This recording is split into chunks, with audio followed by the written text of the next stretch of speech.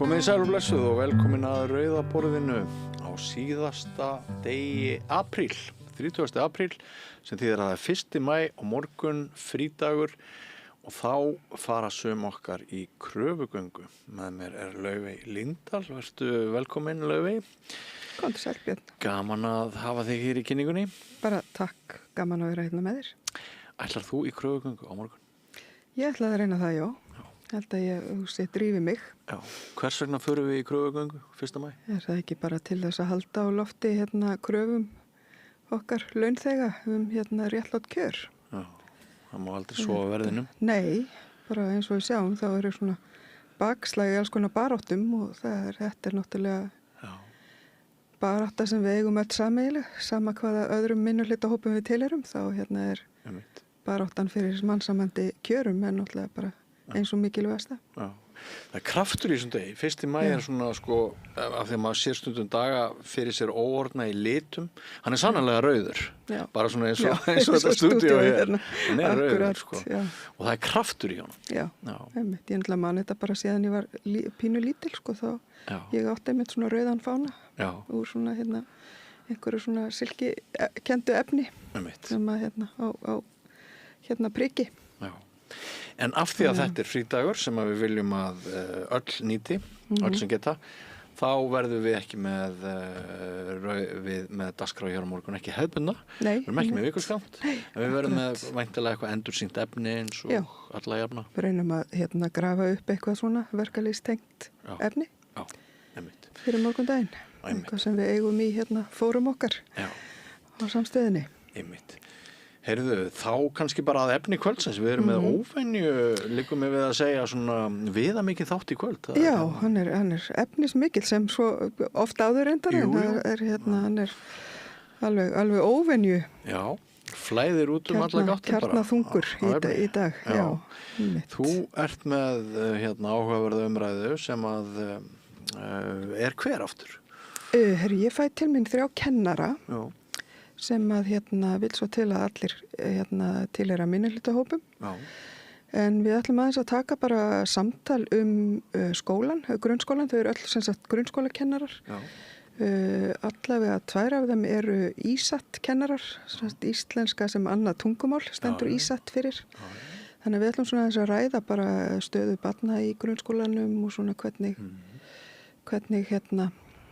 bara hvernig er haldið utan börnin okkar. Þetta er náttúrulega málefni sem að, hefur kannski ekki svo mikið farið fyrir í kosningabaráttunni núna. Nei, ætti að vera kannski ofar. Ætti auðvitað að vera einn af okkar fremstu málum, en mér þykir bara, það er náttúrulega líka þessi regnboga umræða og allt þetta, ég náttúrulega tek hana við fólkið á eftir. Já. En og bara mikilvægi þess að þessi komið til móts við alla nemendur og svo framvegis. Já.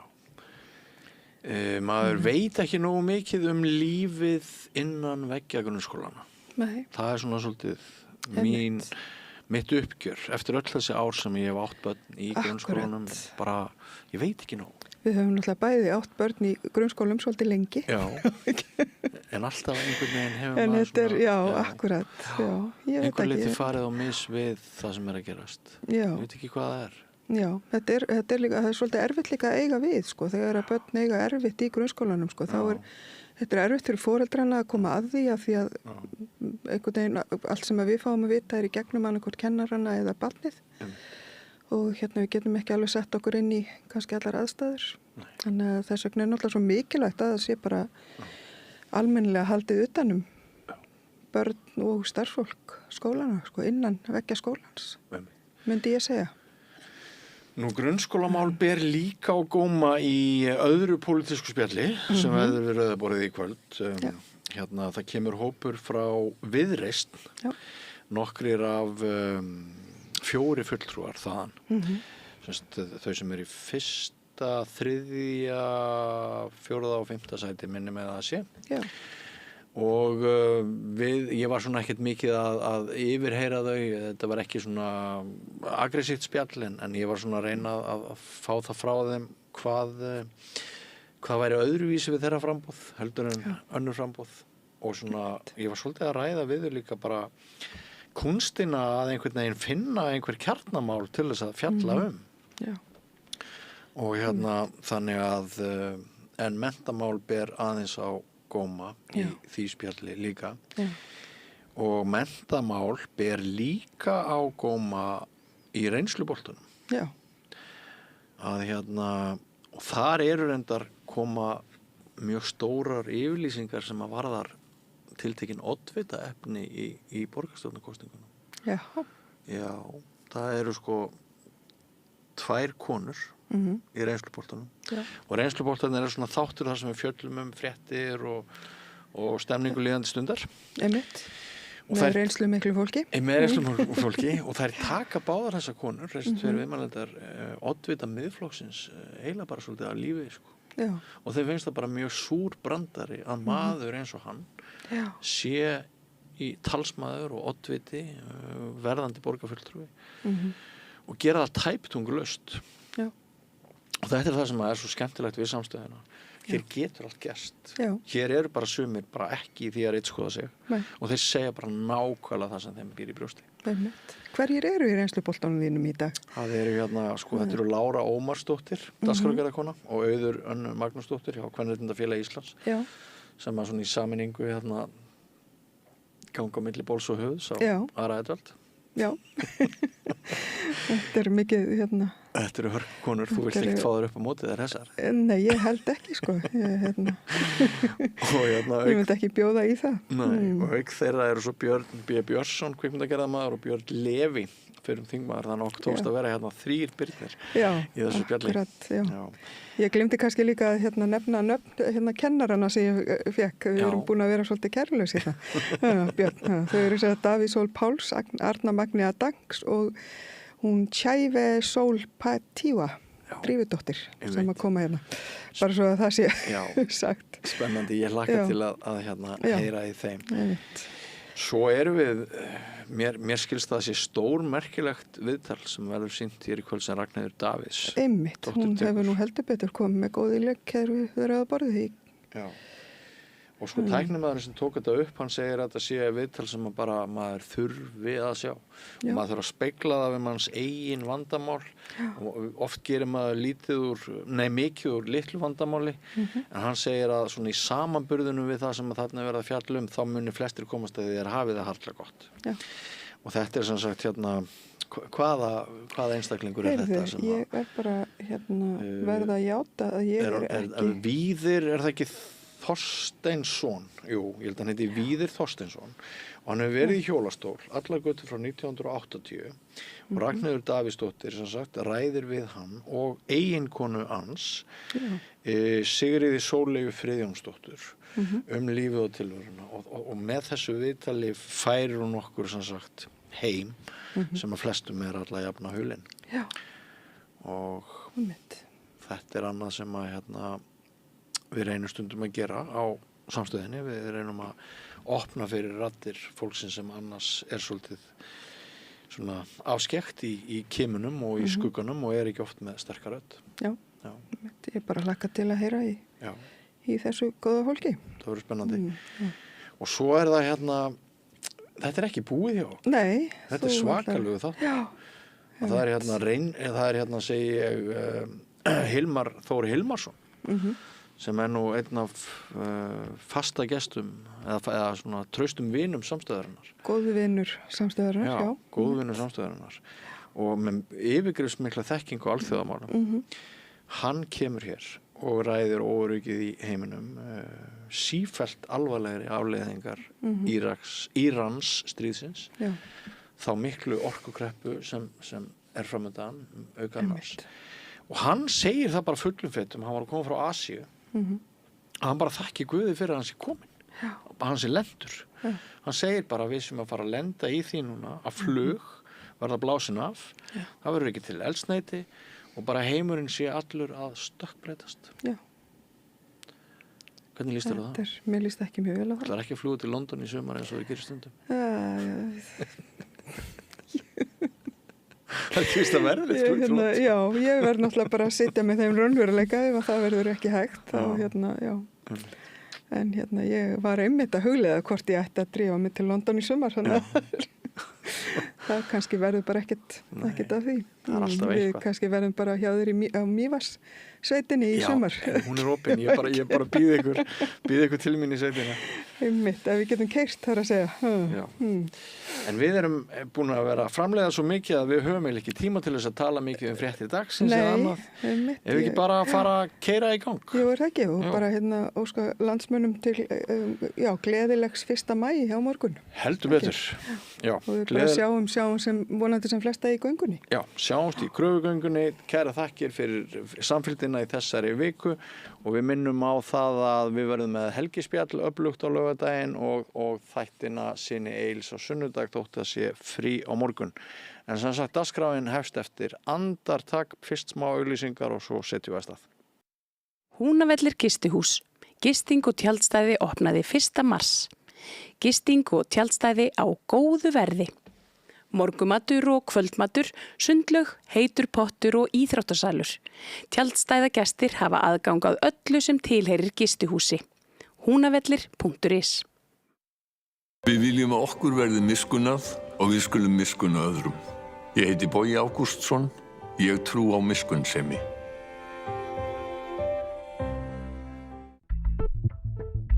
Langar þig að byggja hús?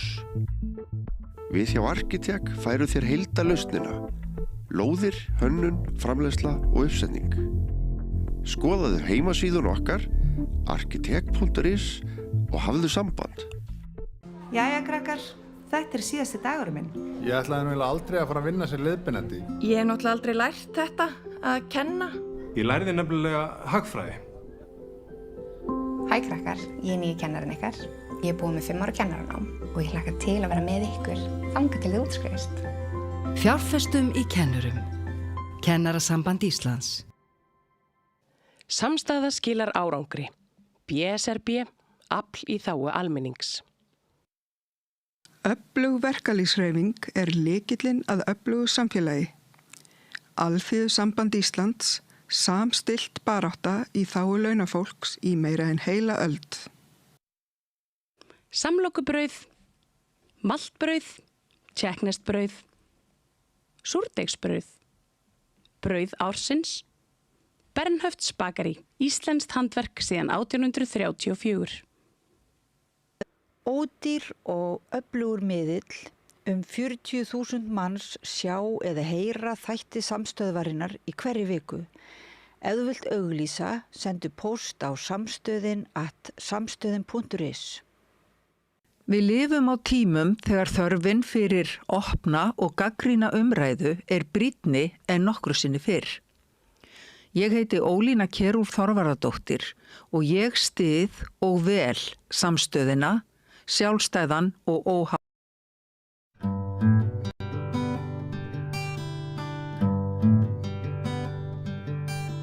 Við ætlum að halda áfram að ræða heimshagkerfið sem rambar á brún hengiflugsins, sagði Hilmar Örn Hilmarsson, prófessor við Háskólann á Akureyri hér í síðasta spjalli við mig. Nú er hann ekki á Zoom, nú er hann komin allavega leið inn í myndverið til okkar. Vertu velkomin, Hilmar Örn. Takk fyrir, ég heiti Hilmar Þóravísu. Já, fyrirgeðu, ég ætlaði að segja það. Búið að vera langur dagur. Hann er líka langur hjá þér. Þú ert að koma bara beint úr löngu flugi frá Asíu, ekki satt? Jó. Já.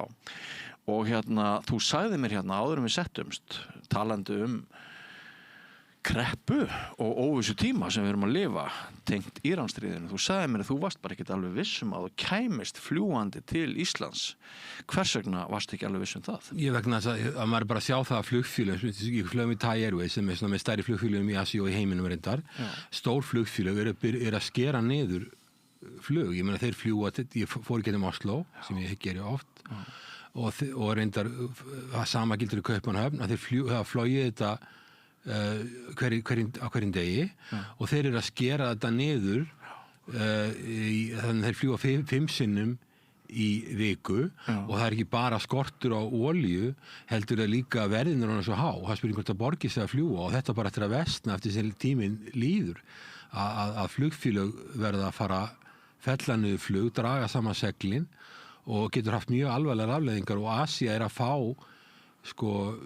mjög mikið af olíu úr Persaflóanum Þannig að högg Asíu meira núna heldur til dæmis okkar í Evrópu. Já, ég meina, til þess að tökur svo Japan og Suður Kórea að taka megniða sinni olíu úr ferðaflónum og þetta eru bæði hátækniríki sem þurfa olíu og innríki og eru hefðbundin bandalagsríki Bandaríkjanna og Bandaríkjanna fóru í þetta stríð í Íran á nokkuð samráðs við þessu lönd og það gefur mikið högg á þessu lönd.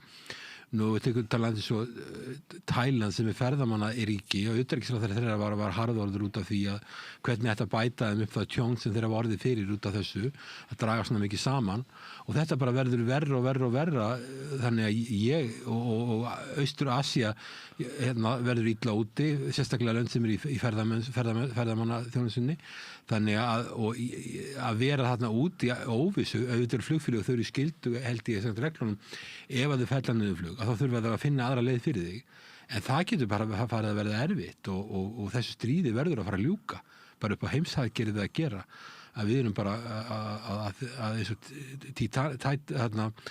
við erum eins og skip sem að sigla á ísjaka og þessu stríði verður að fara að ljúka. Þannig ef Írans stríðinu líkur ekki, bara núna á næstu dögum eða vikum, þá stefnir í enn alvarlegra ástand, samgöngu kreppu. Maður hugsa strax Ísland, íslensku ferðaþjónustuna. Er þetta mál sem að íslenski stjórnmálamenn ætti að vera að ræða því að ég tek eiginlega ekki eftir neinni umræðu inn á Alþingi á meðal okkar íslensku stjórnmálamanna þessa viðsjá? Já, sko, þetta eru við þeirri stöðu að orkuverð til okkar hækkar og það hefur hlýtur að hafa áhrif á flugfélögum eins og Æslandi og þetta hefur áhrif á útgerðina hjá okkur og við munum verða fyrir höggi. Hins vegar eru við skársett heldur en mörg önnur lönd að því leyti við erum með hitaveitu. Þannig við erum ekki að kynda hús með gasi, við erum ekki að framleiða rafmagn með olíu, við erum að betur sett, þegar Úkraínustríðið skall á sínum tíma, þá var líka fór olíuverð mjög hátt og þá hækkaði verðbólga á Íslandi mun minna heldur en annars staðar út af því að við erum með húshitun á Íslandi náttúrulega eingöngu jarðhiti og svo erum við að framleiða rafmagn. En við verðum fyrir áhrifum, allur heimurinn verður fyrir áhrifum. Það sem togast á hjá mann það. Annars vegar það að þetta svo alvarlegt sem hann hefur gerst að þessu verður að fara að ljúka en á hina kemur að maður sér ekki hvernig á að ná samningum og það sem mér finnst vera með Íran að hafa hagsmuni af því að halda þessu áfram og kúa Bandaríkin. Og þeim gengur vel. Já, Bandaríkin eru náttúrulega auðvitað miklu ríkara land, miklu öflugra land, hernaðarlega og efnahagslega. En þeir eru í mikilli fjarlægð frá þessu, þeir eru 6.000 kilometrar fjarlægð eða eitthvað langt í burtu. Þeir eru með eitthvað skip þarna sem eru búin að loka sundinu alveg, þannig að áður gátu Íranir verið að flytja út olíu og en nú er búið að loka því og þá að kúa á til hlýðinni en ég held að þeir eru búin að vera undir viðskiptaþingum síðan 1979, þeir munu ekkert, ég held að þeir eru hagsmunum að halda þessu áfram og þrýstingurinn á Trump mun bara verða meiri og meiri. Bandaríkin hafa raunverulega enga góða kosti og svo það annað að ég var nú að tala við Norðmenn þegar ég var út í Asíu sko að þú eyðileggur þessar innviði í gasi og olíu það tekur mörg, þeir eru í stóru í orkumálum það tekur mörg ára að byggja upp þetta aftur, þannig að þó að þessu stríði muni ljúka á morgun sem það eða næstu viku eða hvernig það verður sem ekki að fara að gerast, þá tjónið orðið alveg gríðarlega mikið og þetta bara dæmi það, þegar svona stróunar eins og Íran það hefur yfirhöndina í þessu stríði og Trump hefur enga góða lausnir, það getur vel verið að hann mun á einhverju tímapunkti reyna að finna samningslausn, það alveg ljóst að Ísraelar munu vera á móti því, þeir munu ekki setja sig við það, en hvað Trump gerir og svo mun hann reyna að spinna einhverja sögu það að þetta sé góð lausn fyrir Bandaríkin, en mér finnst mjög ólíklegt að svo niðurstaða sem verði góð, það að segja að það verði hægt að taka allt úran sem að Íran hefur, allt sem hefur auðga að taka það í burtu, ég held að það sé ekki að fara að gerast, ég held að Íranir muni ekki sleppa stjórninni á Hormúzsundi Þeir muni ekki sleppa því. Þeir hafa orðið fyrir gríðarlega eignatjóni. Þeir muni vilja taka toll á öllum skipum sem fari gegnum sundi sem mér finnst alveg skiljanlegt. Og svo þetta að því að ég var í Asíu að hafa víðtækar áhrif. Það þetta ekki eina sundi. Það eitthvað sem heitir Malacca Strait. Það sem er á milli Indónesíu og Malasíu. Það ennþá mikilvægra sund. Og þar fara í gegn langmesta skipaflutningum frá Asíu til Evrópu og Norður-Ameríku fyrir þar í gegn. Og Indónesía sem 300 milljóna land, tíðanbil, þeir eru farnir að tala að þeir vilja taka toll þar. Þannig að þessi árás Íran og Ísrael á Bandaríkin getur breytt algjörlega til stöðu í heiminum varðandi sund, varðandi hvernig réttindi til skipaflutninga og það myndi vera mjög alvarlegt. Ég vissi það að Malasía og Singapúr algjörlega háð flutningum, það bara hafnaborg, gríðarlega ábúðslega ríkt land og þetta líka mikilvægt fyrir Malasíu. Þau voru á móti þessu en Indónesía sem að verða stórveldi, þetta eins og maður getur þetta köttur sem að breytast í tígristýr, þetta að vera mjög öflugt land hernaðlega, þetta ekki bara Kína. Þetta 300 milljónir manna og þeir eru að vera ríkari og ríkari. Þeir vilja fara að taka toll. Hvað verður svo með sundið á milli Tævan og Kína? Muni Kínverjar að fara að taka gjöld þar? Þannig að þetta getur haft verulegar afleiðingar og ég sé ekki fyrir mér hvernig Íranir meðan þeir eru búin að verða fyrir svona miklu eignatjóni vegna loftarása að þeir muni sleppa tökunum á Hormúsundi. Þeir geta lokað Hormúsundi bara með því að hóta því að setja tundurduflarna inn.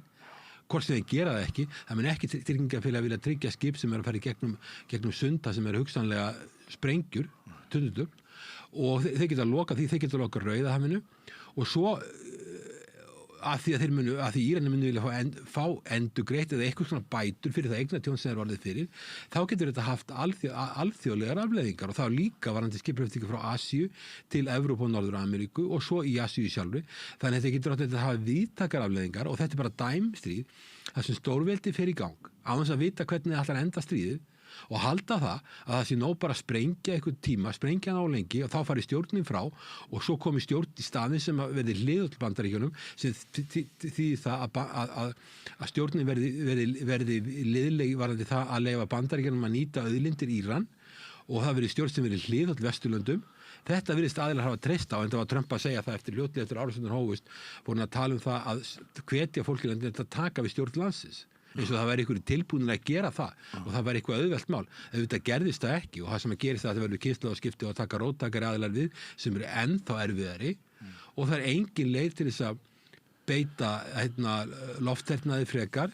Bandaríkin sjálf eru búin að ganga mjög á sínar byrðir, mér sagt, mjög mikið, þannig þeir eru í vandræðum eða myndi brjótast úr stríð í Austur-Asíu. Nú Trump að fara til Kína. Eða myndi brjótast úr stríð í Austur-Asíu, væri Bandaríkin komin í verulega mikla vandræðir að bara hreinlega þeir eru búin að ganga á sína vopnabyrðir. Þannig þetta fyrir þá þetta mjög slæmt mál fyrir utan þessar alþjóðlegu afleiðingar að það getur orðið strúktúrbreytingar þannig að svona sund það sem að skipaflutningur að fara í gegn að löndin sem eru þarna liggja að þessu geta farið að þrengja að heimsarkinu nýta sér þetta og ég veit ekki ef að Íran getur farið að taka $2 milljónir á hvert skip af hverju mun ekki önnur lönd sem hafa svipað aðstöðu fara að gera það sama og þetta líka dæmi það þegar að aðilar meta það þannig það séu til hernaðarlausnir á svona flóknum pólitískum málum og það ekki til. Þannig að heimurinn það var svona ákveðin röð og regla og hefðir og viðmið og kannski var það ekkert endilega þannig að einhverju væri að spyrja sig af hverju þetta svona, af hverju eru fríir flutningar á þessu svæði, af hverju erum við ekki að heimta tolla þeim sem fara gegn. En núna þegar þessu jafnvægi raskað og þegar Trump gjörsamlega búin að missa andlitið, hann í kreppu, hann í úlfakreppu, aðrir þjóðarleiðtogar eru farnir að ræða það í ræður sínum að það sé engin góð lausn fyrir hann sjálfan og það sem gæti verið hættulegast fyrir okkur það ef við förum að gera grín á honum, ef við förum svona, ef við förum að missa virðinguna sem náttúrulega mismikil.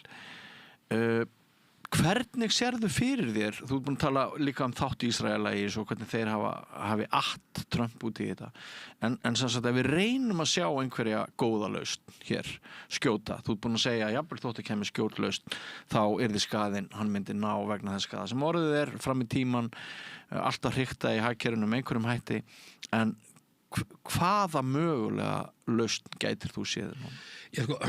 Þú nefndir Trump. Hann náttúrulega óvinnilegu forseti.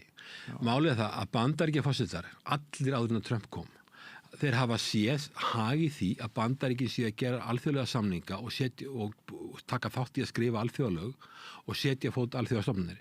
Og ástæðan fyrir því að Bandaríkja forsetar voru alltaf hlynntir þessu var svo að þeir vissu það að Bandaríkin myndu hafa mest áhrif á það hvernig reglurnar eru skrifaðar, hvaða reglur myndu gilda og þau voru alltaf hlynntir stofnunum af því þeir gátu haft svo mikið það að segja, þú sem til dæmis í lokseinni heimsstyrjaldarinnar alþjóðamangin setur á fót, alþjóðagjaldeyrissjóðurinn og síðan eftir það GATT sem var alþjóðaviðskiptastofnunin, að þeir sjáu sér hag í því að setja slíka stofnunar á fót vegna þess að þetta var í lokseinni heimsstyrjaldarinnar og Bandaríkin reglurnar voru skrifaðar í Washington. Þannig þetta var alltaf skrifað þannig að þess vegna sáu Bandaríkjafstar áður en Trump alltaf fyrir sér að þetta væri hagstætt fyrir Bandaríkin. Náttúrulega NATO-sáttmálinn, hann var bara skrifaður í Washington. Hann sem kallaði Washington Treaty. Hann var skrifaður í Washington. Og með þess að ESB, svona Evrópusamrunin var að sumu leyti byrjaði í Bandaríkjunum með Marshall-aðstoðinni. Þannig að Bandaríkin hafa séð sér hag í þessu. Nú ertu komið forseta og ef við tökum alþjóðaviðskiptastofnunina, hún snerist aðallega það að lækka tolla. Að lækka tolla, fella algjörlega niður kvóta og lækka tolla. Þetta börðust Bandaríkin fyrir þessu. Nú ertu komið forseta sem hún er illa við alþjóðalög vegna þess að þau þvælast fyrir honum. Hann er líka illa við innanlandsstofnanir því þær þvælast fyrir honum, hvort sem það er þingið eða dómstólarnir, þetta þvælist fyrir honum. Fjölmiðlarnir? Ég tala ekki um fjölmiðlana, það er bara fake news, hann vill losna við fjölmiðlana. Þannig að hann er á móti öllu svona sem þvælist fyrir honum, bæði alþjóðlega og innanlands. Og varðandi NATO, þá vill hann nota NATO til þess að fara í stríð, hefja árás á annar land, sem náttúrulega er algjörlega á skjön við NATO því NATO er varnarbandalag og kemur Íran raunverulega ekkert við. Íran var ekki að gera árás á neitt og var ekki ógn hvorki við Evrópu niður Bandaríkin og svo er það og hann er illa við þessar alþjóðastofnanir, það þvælast fyrir honum, hann vil losna við þær, hann hatar þær allar, að mér sýnist mér, hann er á móti alþjóðlegum, það þvælist fyrir honum og hann er illa við bandamenn og sérstaklega hann fer með bandamenn heldur en með einræðisherra. Þú sér það alveg að hvernig hann kemur fram til dæmis við Putin, við Xi Jinping eða leiðtoga Norður Kóreu, slíka aðila, eða prinsinn í Sádi-Arabíu, krónprinsinn, hann ber virðingu fyrir sem hann þetta eru sterkir aðilar sem ráða öllu og þurfi ekki að þælist ekki fyrir þeim. Manninu líkar ekki við lýðræði, getur við sagt það? Hún líkar ekki við aðilega sem þvælast fyrir hún. Lýðræðislega stofnanir eins og þingið er ákveðin bremsa getur verið ákveðin bremsa á forsetann og framkvæmdarvaldið. Hún líkar það ekki og dómstólakerfið á líka að hafa ákveðið sjálfstæði og hún líkar það ekki heldur. Þannig að við erum með mjög óvenjulega stöðu. Hvernig, og svo líkar annað sem hefur gerst að stórveldi, Bandaríkin, Rússland og Kína eru farin að líta á sín áhrifasvæði og Bandaríkin er að senda skilaboð við ráðum Ameríku, ekki bara Norður-Ameríku, ekki bara Bandaríkjunum og Kanada, heldur líka Mið- og Suður-Ameríku. Bara Ameríka er okkar svæði og síðan varðandi Úkraínu, þá hefur Donald Trump bara verið að semja við þá að þeir gefi ákveðið eftir sem er eitur í beinum Evrópu og hann lítur svona á NATO-ríkin hotnauga, þetta séu sníkjudýr og jafnvel talar hann er að hóta að draga herlið frá Þýskalandi, gera alls konar hluti og nú er Evrópa búin að viðurkenna það að hún þurfi að auka framleitt til varnarmála og allar ekki, en bara tekur tíma. Það tekur bara nokkur ára að gera þetta. Mörg lönd eru sérstaklega löndin sem eru nálagt Rússlandi eru að auka við sig. Þetta bara tekur þó nokkur ár. Á sama tíma er hann að tala að draga sig tilbaka og og er með hótanir. Kanslari Þýskalands var eitthvað setja út á Íransstríðið og þá kemur tilbaka, ég bara tek hermennina sem í Þýskalandi tilbaka. Þetta náttúrulega, og svo líka þetta skilaboð að því að þið hjálpu okkur ekki árásastríði sem vonlaust að vinna og öll Evrópuríkin vissu að þetta var vonlaust mál. Þú getur ekkert farið með herskipin í Persaland og þau verða skotin, verða að fara á bólakaf og þeir vil ekki koma nálægt þessu. Og þá verður hann reiður og hann skilur held ég ekki þetta stríð. Og talar hann talar að ég vil að beita landherna, hann er eitthvað 7.000 hermið þarna, hann hefur það ekki. Hann getur bara verið með árásir á lofti. Það að sjá það virkar ekki. Og það ekkert að beita skipum þarna, þannig að hann hefur engin spil á hendi og Íranir vita þetta, tíminn vinnur með þeim og þeir þvinga málið til að halda áfram og það verður meira og meiri pressa á Donald Trump til að gefa eftir. Hann endar með einhverjum samningum, en hvernig þetta getur orðið góðir samningar? Sko, ég var að segja við því að Rússlandi fara að líta áhrifasvæði, þeir líta á Úkraínu, það vaxandi pressa á Eystrasaltsríkin. Nú Finnland og Svíþjóð komin í NATO. Það meiri pressa á þau á sama tíma og Trump gefur í skyn að hann ætti nú kannski ekki að fara eftir NATO og artikul 5. greininni að þessi lönd hafi ekki hjálpað sér í árásastríði. Og svo Kína, spurningin með Kína, nú hann að fara til Kína. Hvað segir hann við Xi Jinping? Hvað segir hann við Xi Jinping Taiwan?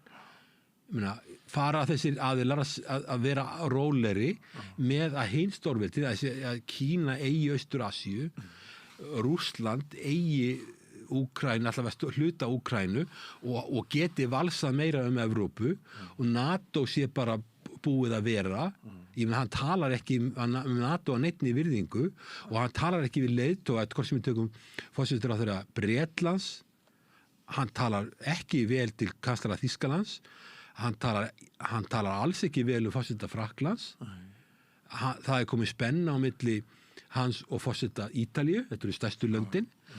Honum er mjög illa við forsetaráðherra Spánar og vill alltaf reka Spán og NATO. Þannig að þú segir, hvernig endar þetta vel? Ég sé það ekki. Bara þetta kerfi svo að lýsa í byrjun. Alþjóðakerfið, alþjóðastofnanir, alþjóðalögin og þessi regla, alþjóðaviðskiptastofnunin að lækka tollanir bara snúa svolítið við. Að það er verið að brjóta þetta niður og þá verður úr fjölpóla heimur og það heimur átaka. Þannig að ég sé ekki alveg fyrir mér hvernig þetta mun teflast, en þetta og þetta eitthvað sem að manni finnst ekki að það sé búið að hugsa neitt til enda þarna, en auðvitað svona ringulreið skapar ákveðum völd fyrir Donald Trump og það það sem hann vill. En ég held að hann hafi ekki gert sér neina grein fyrir því þegar hann fór með Írastríðið í gang að þetta myndi verða svona. Nei. Heldur það að samtalans í Kína geti hrundið á stað einhverju hvað var það Íran? Kínverjar hafa dálítið sérstaklega stöðuvarandi Íran. Íran bandalagsríki Kína. Mjög sterkt bandalagsríki Kína. Og Kínverjar hjálpa þeim örugglega mikið að þeirri tækni sem þeir eru að nota til að verjast og gera árásir. Fá þeir tækni og aðstoð. Rússar ástæðu líka varðandi skotmörk. Og eins og Bandaríkin hafa gert fyrir Úkraínu. En fyrir Kínverjana að þá oft sagt í alþjóðasamskiptum ef þú ert stórveldi og annað stórveldi að gera mistök þá truflar aldrei stórveldi. Þú lætur að leyfa þeim að halda áfram að gera mistök. Þess vegna hefur Kína ákveðin hvata til þess að leyfa vitleysunni í Kína að halda áfram. Í Íran? Í Íran, alltaf að segja. Íran. Að láta þetta bara halda áfram og leyfa þeim að djöflast, leyfa þeim að tæma sína vopnabirgðir og halda stríðin áfram og þetta land upp á 1,6 milljónir ferkilometra, risastórt land og ég hef ekki get ekki fengið að telja inn í vopnageymslum Bandaríkjanna en allir sem ég þekki og ég tek marka og ég held að hafi vitað þessu þar á meðal bara J.D. Vance varaforseti áður en það var varaforseti hafði mikla áhyggjur að þeir vera að ganga á vopnabirgðir sínar varðandi Úkraínu og það sama að gerast þar þannig að fyrir að því leyti stríðið í Íran gott fyrir Kína. Það styrkir Kína. Og hina það að Kína mjög háð Persaflóanum með olíu. og það var á tímabili þannig að Trump leyfði Kína að taka að Írani gátu verið að flytja út olíu til Indlands og Kína geta það ekki lengur því nú er búið að loka því alveg og það mun orka á Kína sem eitthvað neikvætt og þannig að þeir munu sennilega eru fattin að setja pressu á Íran að reyna að ná einhverju samningum. Ég veist það mjög trúlegt að það sé í gangi núna en allavega framan að var það þannig að Kína var sama um þetta stríð. Þannig að ég held að það geti breyst en ég bara sé ekki alveg hvernig hvers konar samningar eiga nást sem er algjör niðurlæging fyrir Bandaríkin. Íranir munu segja við viljum fá bætur, stríðskapabætur og ef við fáum þær ekki peningum sem ég hef ekki trú að Bandaríkin munu nokkuð tíðan bara Bandaríkin hafa ekki efna á því að eins og staðan í þeirra ríkisfjármálum að þá munu þeir vilja taka toll eða gjöld í Hormúsundi og þeir munu örugglega ekki sleppa tökunum á Hormúsundi og ég veit ekki, þeir munu vilja halda áfram með að auðga úran sem Ísraelar sætti sig alls ekki við og þeir muni vilja stjórna þessu sundi. Ég get ekki séð hvernig Bandaríkin ætla að vera á móti því og þá er spurningi með hvað Ísrael gerir ef að Ísrael sér að það er ekki hægt að taka kjarnorkuprógram Íran í burtu, þekkingin er til staðar. Þetta er mjög hálendla, það geta farið mjög langt neða í þannig vissið prógram. Það væri varla hægt að eyðileggja það með kjarnorkusprengjum. Trump var búinn að segja í júní að allt kjarnorkuprógram verið ónýtt. Í júní, sagði það. En það er ekki ónýttar en það að stríðið fór aftur í gang. Og þannig að hvað gera Ísraelar, skilur, ef að þeir sjá fram á það er ekki hægt að gera þetta með samningum, ekki með loftárásum, hvað gera þeir þá? Og það er eitthvað sem að þú getur ekki kannski gert þér í hugan en hvað kemur í hugan að þeir getur gert eða vilja grípa til einhverju örþrifar á það. En ég get ekki séð það varðandi Kína heimsóknina þá mun ég meina þetta verður örugglega rætt, ég býst við að Kína seti þrýsting á Bandaríkin að reyna að semja og ég viss það að forsætisráðherra Indlands er í stöðugu sambandi við Hvíta húsið að reyna að semja en ég bara sé ekki fyrir mér að hvernig samningar geta orðin nema að það sé niðurlæging fyrir Trump. Hann á enga góða útleið. Eru það nævistar sem að halda því fram að það sem er að gerast í Íran núna þetta sé tækifæri fyrir veröldina í umhverfislegu tilliti, í loftslagslegu tilliti að nú bara nýtum við það sem er að gerast, hvað varðar jarðeldsneyti og við bara þetta muni flýta orkuskiptum og flýta því að við hættum að nota olíu og skaðvald sem þetta er fyrir umhverfismál og plánutuna og loftslagið og komandi kynslóðir er þetta þeir sem svona tala og þetta eru skrifaða fréttir þetta sé tækifæri, eru þeir á villigötum, er þetta nævistar, er þetta barnalegt eða er þetta raunverulegt tækifæri að þótt það myndi skapast tölver kreppa hjá okkur í einhver tíma, þá gæti eitthvað gott og sjálfbært sprottið út úr því. Allar svona framkvæmdir í orkumálum eru til mjög langs tíma, það kann mörg ár, nýting jarðhita, sólarorku eða hvað það er, ég meina vindorku og allt þetta, ég meina erum við með einhverja þotur sem fljúga fyrir rafmagni, millilanda þotur erum við með það, ætlum við þá að leggja niður ef þetta heldur svona áfram þá mun bara millilanda fljúga miklu leyti leggjast niður skipaflutningar munu stöðvast í heiminum miklu leyti, þetta verður verra og verra með tímanum og hvernig svona orkuskipti taka mörg ár og áratugi þannig að allt hagkerfi myndi lamast. Þetta er ekkert betra heldur en heimskreppan á 3. áratugnum 1930. Þú líkir þessu við heimskreppan á 3. áratugnum. Já, þetta gæti farið út í að vera mjög alvarleg kreppa. Ef flutningar í lofti, flutningar í sjó leggjast af, ef við erum bara sem Ísland, ætlum við bara að parkera öllum tógrunum hjá okkur, öllum fiskiskipunum, eða ætlum við að fara að reka það með sólarorku. Ég veit ekki, ég sé ekki það ekki fyrir mér. Landbúnaðin, meira og minna allur afkastamikill landbúnaður í heiminum rekin með skipum sem ganga fyrir olíu, vélum sem ganga fyrir olíu. Það hægt að gera þetta á mörgum áratugum eitthvað en ég held að sé alveg fjarstæð að við verðum að sjá við líta á algjör tröðin heimshafakerfisins. Þetta eitthvað sem tekur alveg gríðarlega langan tíma, þannig að auðvitað getur þetta haft jákvæð áhrif. Ég til dæmis varðandi nýtingu sólarorku, þá eru Kínverjar sennilega að græða á þessu. Það meiri eftirspurn eftir þeirra þekkingu í sólarorku, að nýta sólarorku. Þar hafa orðið rosalega framfærir á skömmum tíma. Já, þar hafa orðið framfærir og þetta getur haft einhver jákvæð áhrif en að sólarorka eða vindorka eða jarðhiti eða eitthvað að þetta kom í staðinn fyrir olíu og gas á næstu árum. Það algjör fjarstæð, þetta tekur mjög langan tíma, þannig að ef við erum tilbúin að horfa á heimskreppi sem stendur áratugum saman og hrun heimshafakerfisins, að þá náttúrulega aðilar eru svo þolinmóðir, en ég nú það ekki sko.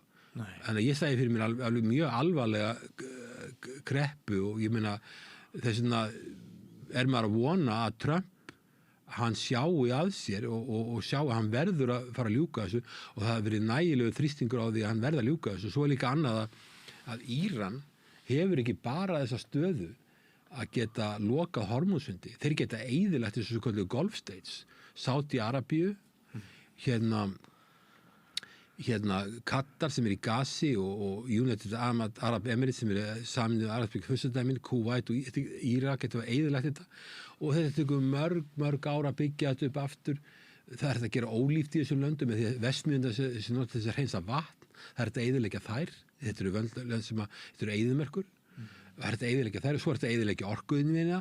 Þetta tekur langan tíma að byggja þetta upp. Ég var í Bangkok og fór á fundi á sendiráði í Pakistan og þar hitti ég fulltrúa frá Sádi-Arabíu og þeir hefðu verið það hygnir í Sádi-Arabíu að þeir hefðu reiknað með þetta gæti gerst og þeir eru að því liti betur settir en hinn Gulf State eða hinn ríkjum Persaflóan að þeir eru búin að leggja leiðslu þvert yfir Sádi-Arabíu yfir í Rauðahafið.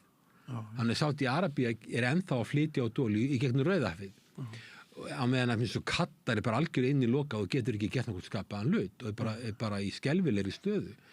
En það sem að Íranir geta gert, ef að Trump og Ísrael halda áfram þessum sinni hegðun, að þá getur hann líka loka Rauðahafi, þannig að þá eru sátarnir líka komnir í vandræði, því að þú veist að Hútís eru í Jemen og það eru bandamenn Bandaríkjanna. Hútís eru Bandaríkjamenn Íran og eina kröfum Bandaríkjanna og Ísraela varðandi Íran er að slíta allir sambandi við Hamas sem er á Gaza-svæðinu og Hútís sem er í Jemen og Hizbollah sem er í Líbanon en það er bara ekkert að fara að gera þannig að kröfur til þess að ná samkomulagi þá verður held ég Trump eiginlega að fallast á allar kröfur í meginatriðum Írana. Ísraelar munu verða mjög óánægðir með það ef hann ætlar að ljúka þessu og þá tekur langan tíma að bjarga þessu. Það var einhver ógurlegur fögnuður núna að Japan var frétt að Japan tókst að koma einu skipi gegnum Persaflóan með 2 milljónir tunna af olíu. Heimurinn held að hann þarf 100 milljónir tonna af olíu, tunna af olíu á dag. En það tókst að koma einu skipi gegn fyrir Japan.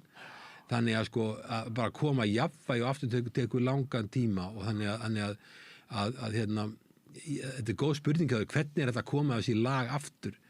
Ég veit það ekki en allavega það sem að Trump búin að setja í gang eitthvað sem að ég sé ekki og það sem þurfa að segja þetta, við erum að tala ríkasta land í heiminum, öflugasta land í heiminum, land sem á mikið að hæfileika fólki, en það virðist ekki vera hlusta mikið á það fólk í þessu. Og svo það fyrir utan það að leyniþjónusta Bandaríkjanna og þeir sem að vinna í leyniþjónustu Bandaríkjanna sem að vera að fylgjast með sögðu fyrir þetta stríð í Íran að Íran væri ekki að búa til kjarnorkuvopn og það væri engin ógn sem stafaði af Íran. Og það eins og þú varst að benda, það Ísrael sem á bakvið þetta og það sem vekur athygli því að nú var Karl Bertaprins í heimsókn í í Bandaríkjunum, það talað um special relationship milli Bretlands og Bandaríkjana sem ég held að sé ekki, sko, ég held að Bandaríkin, það er samband á milli þeirra en það er frekar styrt samband núna hefur verið undanfarið, en það er sérstakt samband milli Ísraela og Bandaríkjana og það sem við sjáum er það að þegar að vera hagsmunaárekstrar, í þetta stríð í Íran þjónar ekki hagsmunir Bandaríkjana, það er algjörlega klárt. Þegar að vera hagsmunaárekstrar milli Bandaríkjana og Ísrael, að þá eru hagsmunir Ísraela sem ráða. Já. Það var þó hressandi sko þegar svona það sem maður hefur séð af heimsókn Karls kongs Breta að hann hefur ekki seint Trump neina undirgefni, hann hefur rætt mál sem að Trump og þeim þarna fyrir vestan finnst óþægilegt að hlusta á.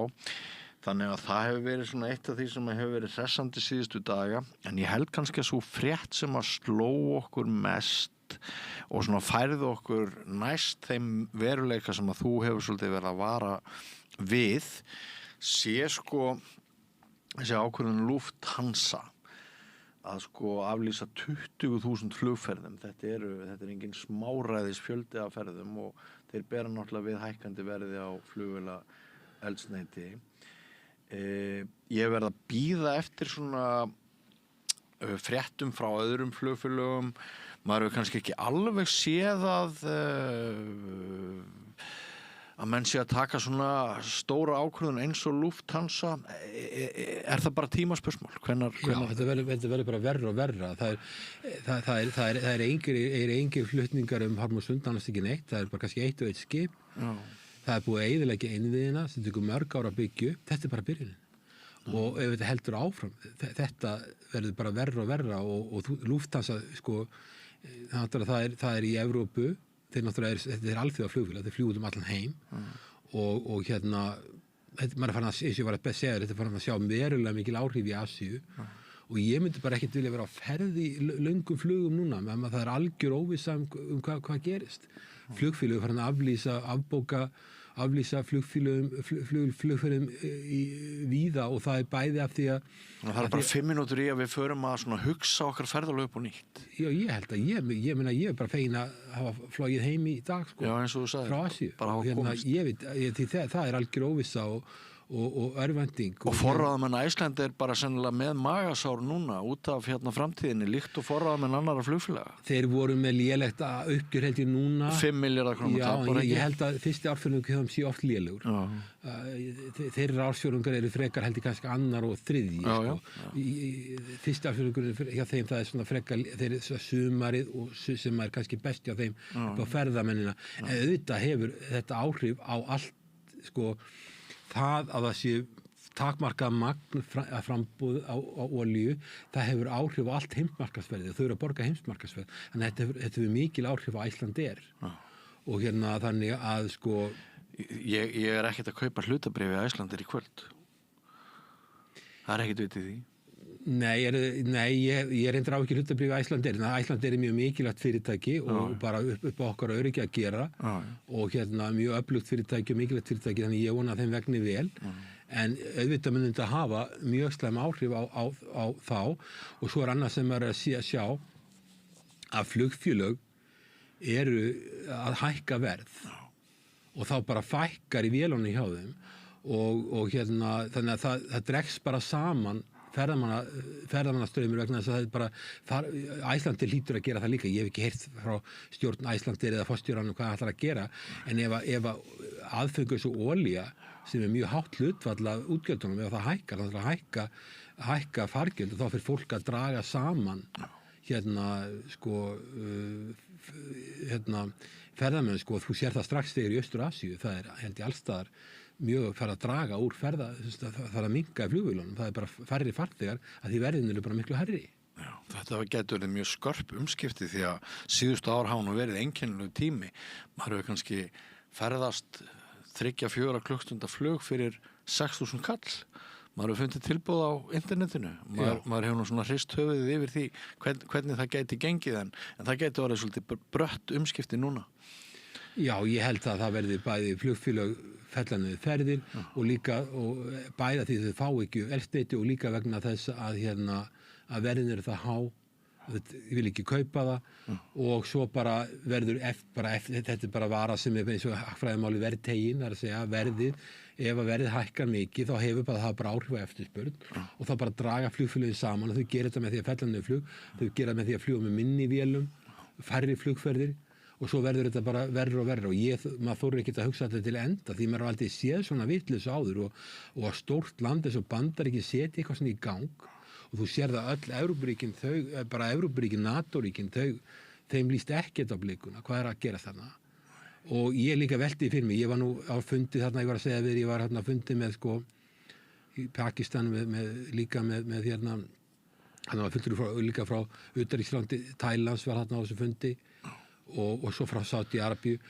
að maður velti hvað ætli þessi lönd í Austur-Asíu sé að hugsa Bandaríkin að meina að því tekna svona ákvarðanir sem setur alltaf hlinni á þeim það veit engin hvernig á að klára þetta og þetta getur bara versnað og landið sem verið að eyðileggja eða verið að ráðast á sem Íran það hefur alla hagsmuni af því að gera þetta lengra og lengra og pína Vesturlönd meira og meira eða ég get ekki séð annað ef ég væri utanríkisráðherra í Íran eins og hann talar og hann var nú bara nýli í Moskva að tala við Putin og hann nú aldrei búin að láta Putin hafa velun því að Putin náttúrulega að selja sína olíu, hann getur selt eins mikið eins og hann vill og miklu hærri verðum en áður hann aldrei sem fitta ríkisstjórnar Rússlands við þetta og hann var hann að fundi ég myndi, ef að ég væri í þeirri stöðu ég myndi draga þetta stríð upp á það að fá betri samninga og svo getur við bara ímynda hvað áhrif þetta hefur á hvata Íran til að taka upp kjarnorkuvopn þú bara skoðar þetta út frá reynslunni, ég meina Gaddafi í Líbíu, hann var með efnavopn, hann leti á hendi hann var bara drepinn út á götu og hérna Úkraína leti á hendi sín kjarnorkuvopn 1994 að frumkvæði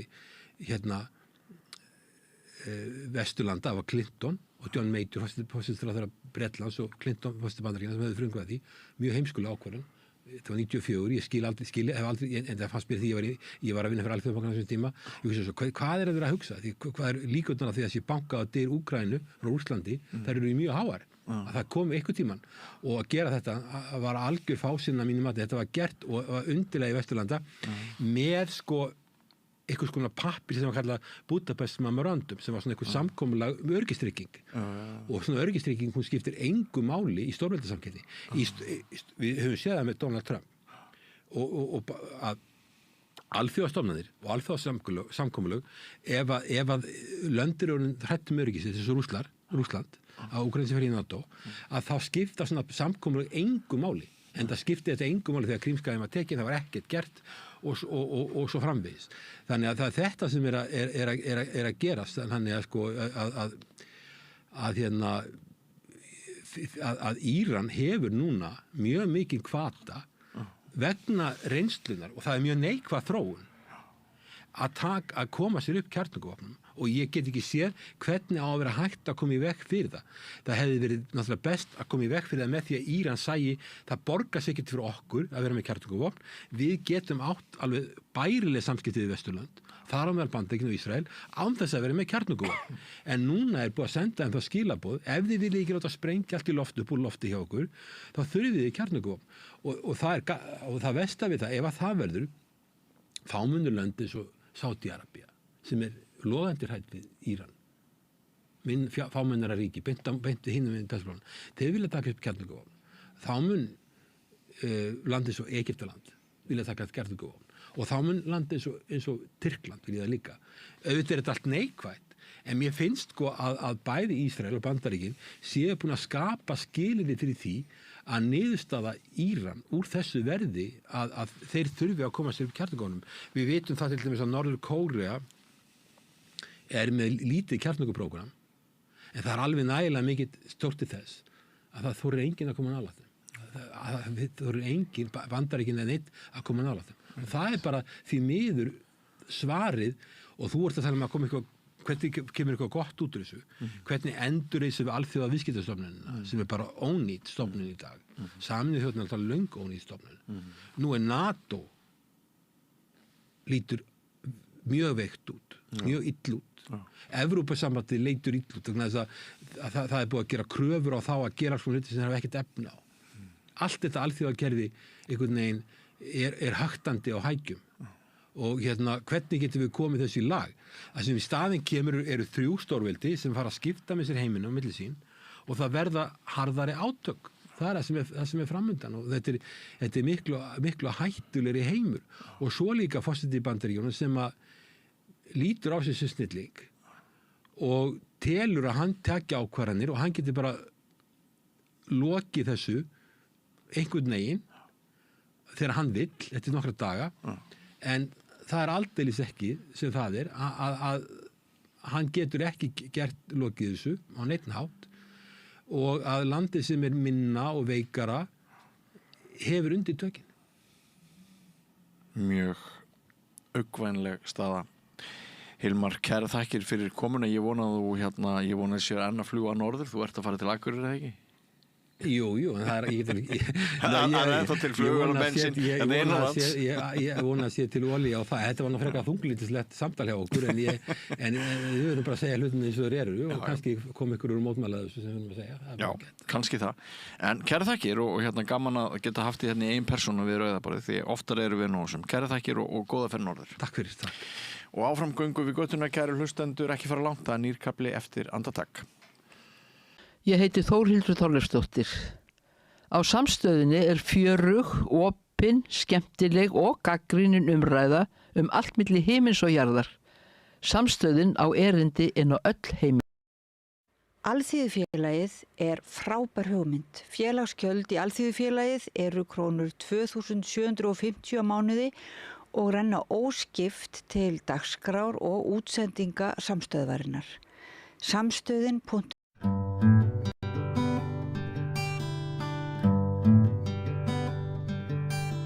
Komið bless og sæl. Í dag eru komnir til mér 2 góðir gestir sem ég reynda búin að þekkja í fjöldamörg ár. Við ætlum að velta í fyrir okkur hvernig lífið er í hjólastól. Við erum ekki öll svo lánsöm að hafa alla útlimi í lagi. En hingaði komið til mín Víðir Þorsteinsson, góður vinur minn, og Sigríður Sóley Friðjónsdóttir, konan hans. Þau hafa deilt lífinu saman í hvað mörg ár, Sigga? Rúm 30 ár, nálgast 40. Já, en ég man að ég kynntist þér þegar þú varst eitthvað bara rúmlega 20 held ég. Já, ég var 18 ára þegar ég slasaðist. Já, varst 18 ára. Hvernig slasaðist þið?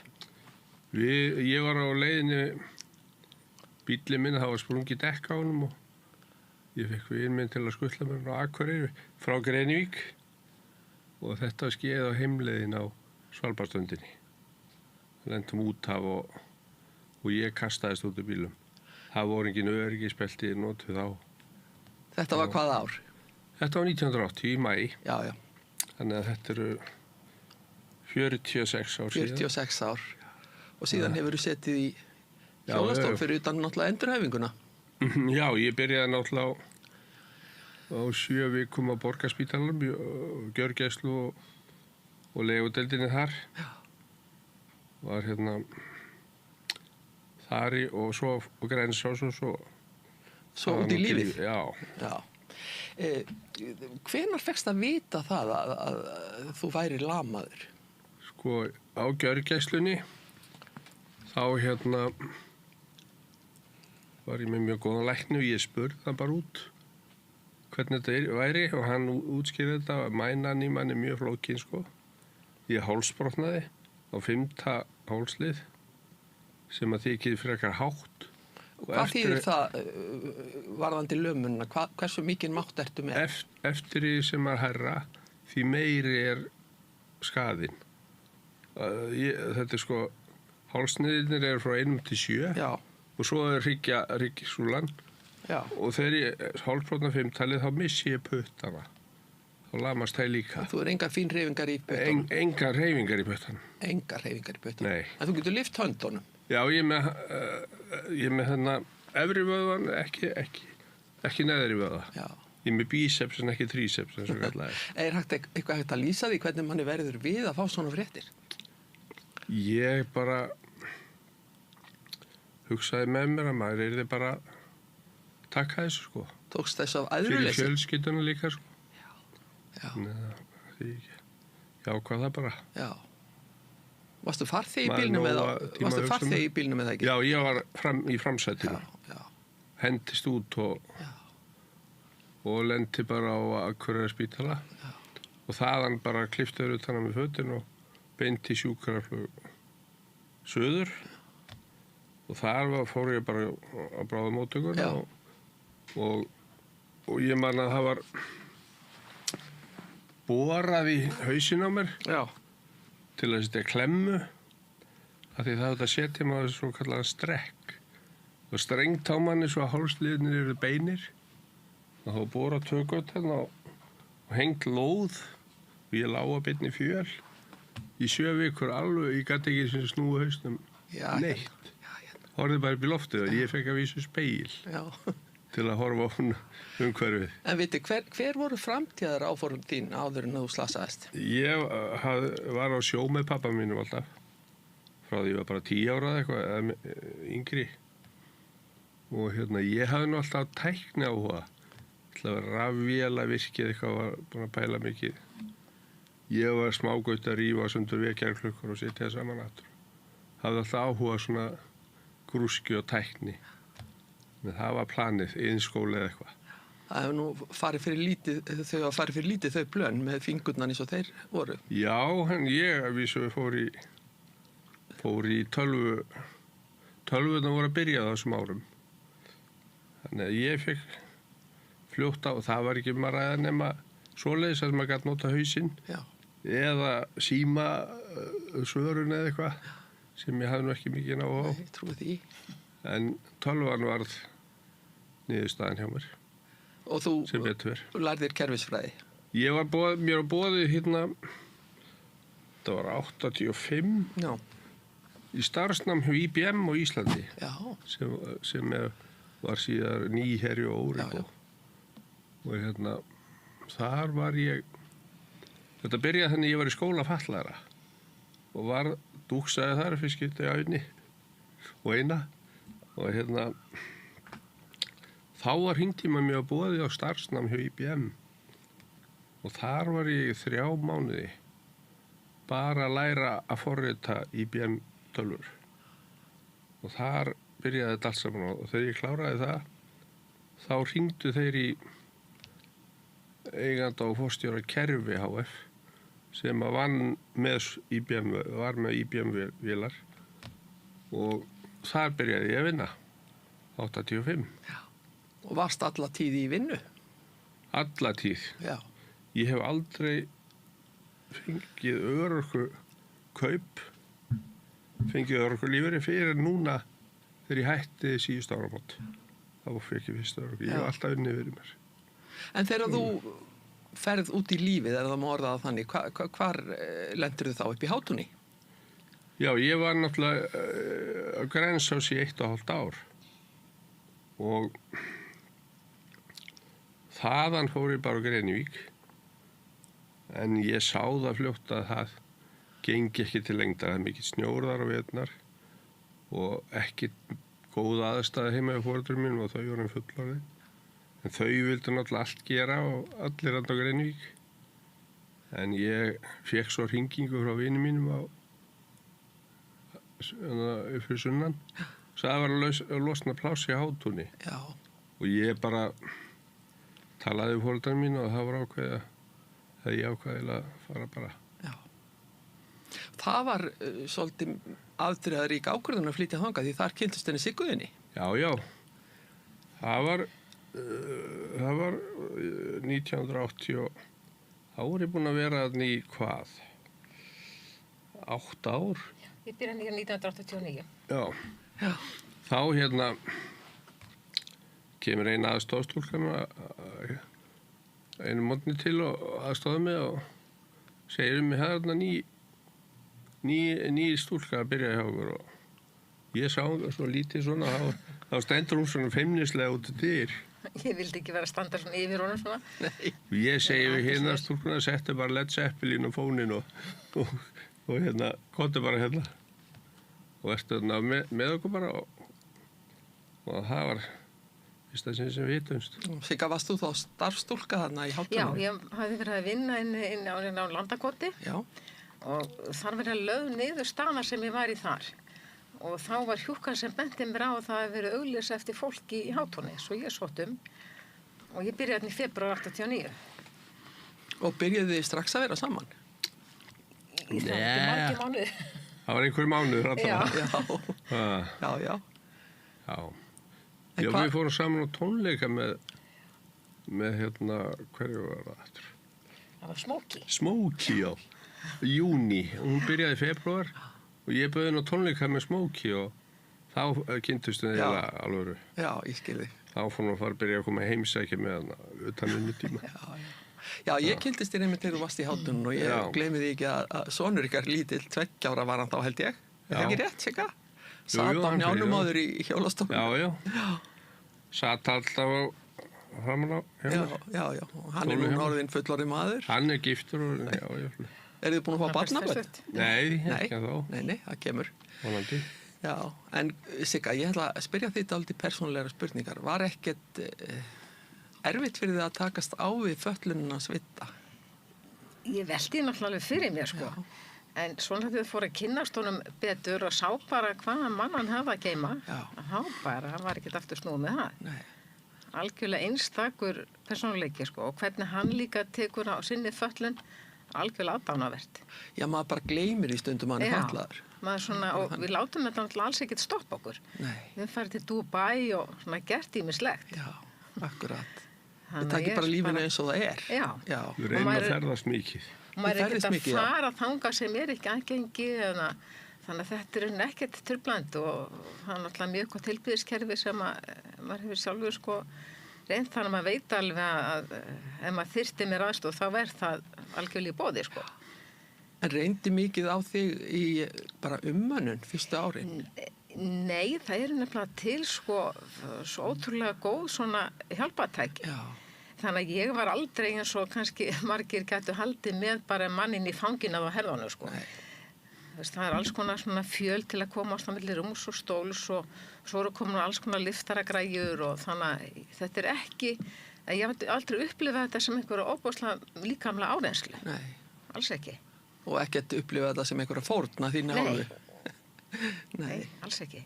Það er frábært. Þetta er algjörlega mitt val. En hefur orðið vörfið einhvers konar forvitni eða líka við að segja fordóma? Nei, ekki fordóma, nei, get ekki sagt það. Nei. Við höfum verið beðin að sína á spítalum hvernig hún hjálpaði mér í stólinn. Ég man einhver tíma þá mitt var á einn deildina, það fannst fólki svo merkilegt, þá var að vísu, við nota svona fjöl til að fara á milli rúms og stóls. Já. Og þeim fannst þetta svo merkilegt að ég gerði þetta einn, að það bara deildin komið til að fylgjast með. Fannst þetta svo merkilegt. En vitið, þú ert náttúrulega sjálfbjarga. Já, ég er náttúrulega í góðum stól. Já. Og til dæmis ég var hjá tannlækni í gær, þá bara halla í bakinu stólum og hækka stólinn. Og það var bara tannlæknastóll? Það var bara tannlæknastóll. Já. Og eins þegar ég fyrir hársnettistofu, þá bara hækka í stólinn í hans Já, auðvitað. Já.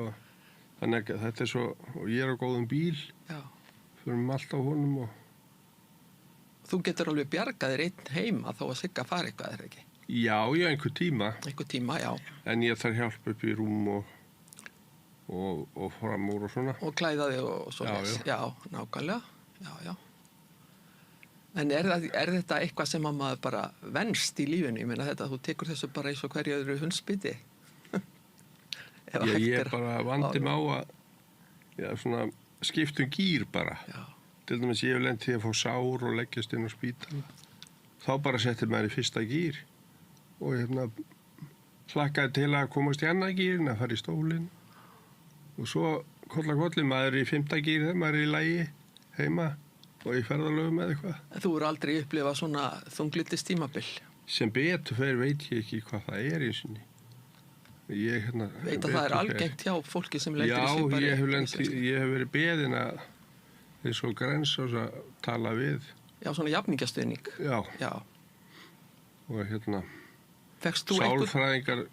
Fékkst þú eitthvað til þín? Fékkst þú eitthvað til þín? Já, ég var beðin að fara inn á herbyggi til þeirra sem liði illa, sko. Já, og kom eitthvað til þín og spjallaði við þig? Já, hjúkundabánu báðu mig bara já, Akkurat. að gera hjúkrunarfræðingarnir. Já, akkurat. Og sálfræðinema 2 báðum að, þeim fannst þetta svo sérstætt eitthvað, báðum að fá að gera ritgerð í háskólanum, sko.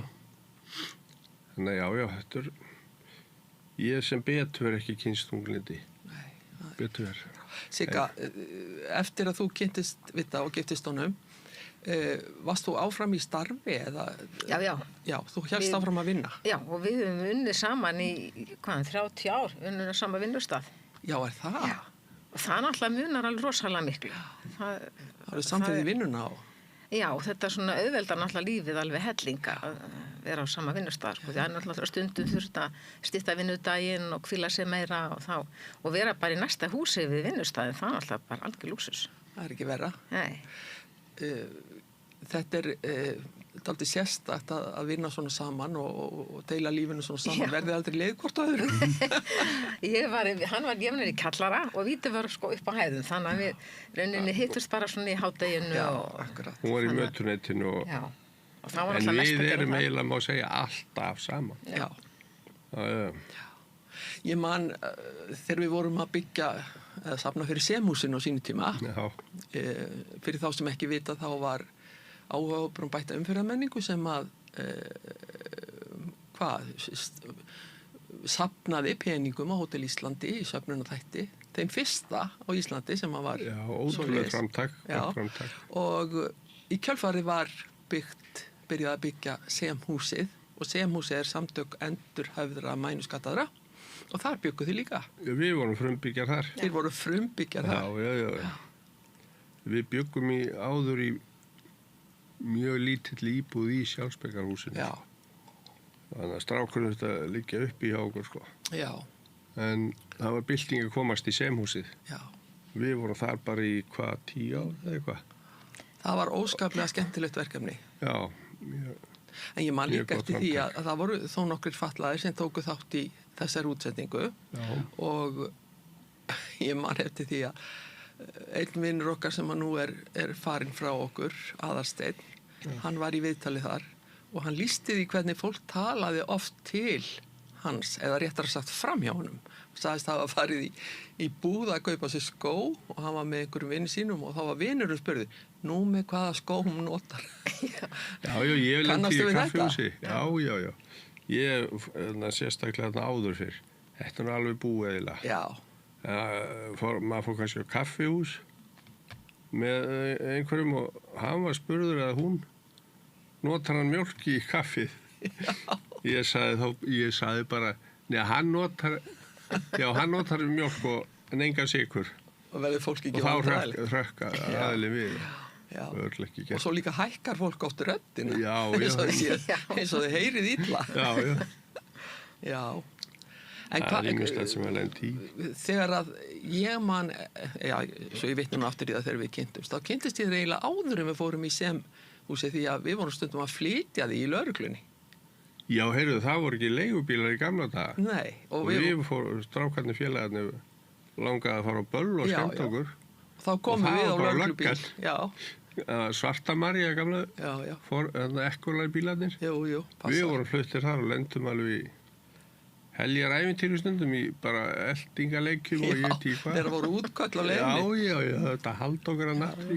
Ég man líka eftir því, svo ég skjóti því nú að það þegar við vorum að flytja fatlað fólk í hjólastólnum, að þá svona lituðu mig hotnega svona spurning hvort ég myndi geta lyft stólnum upp í bílinn. Já, einmitt.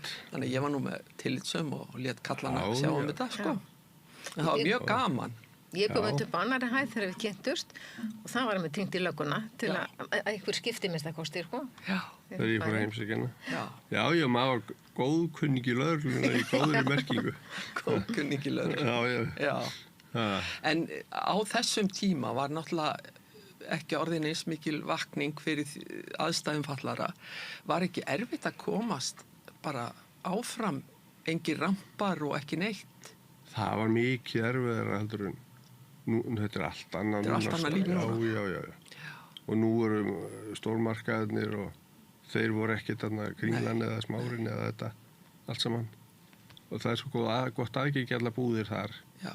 Og líka orðið mörgum stöðum, sko. Já. En Laugavegurinn svolítið erfiður en þá. Já. Með búðir þar. En nú hann, vinur okkar, hann, hvað hann heitir, sem að lét byggja alla rampana. Hann nú búinn að rampa upp eitthvað. Haraldur, já. Hann breytti miklu því. Og hvernig, Sigga, ert þú ennþá að vinna?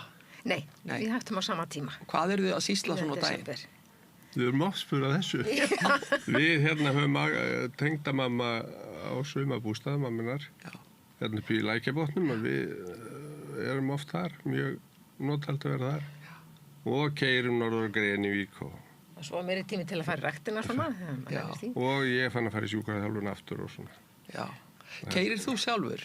Ég gerði það alltaf áður en ég kynnti Siggu, en það er bara þægilegast að það er öruggara að hún gerir. Já. Ég er með hæfnispróf sko á bíl. Já. Ég tók hæfnispróf á sínum tíma. Já. Tók eftir því þú komst hérna áðan að það varst á alveg uppgræjuðum bíl með rennibraut að aftan. Já.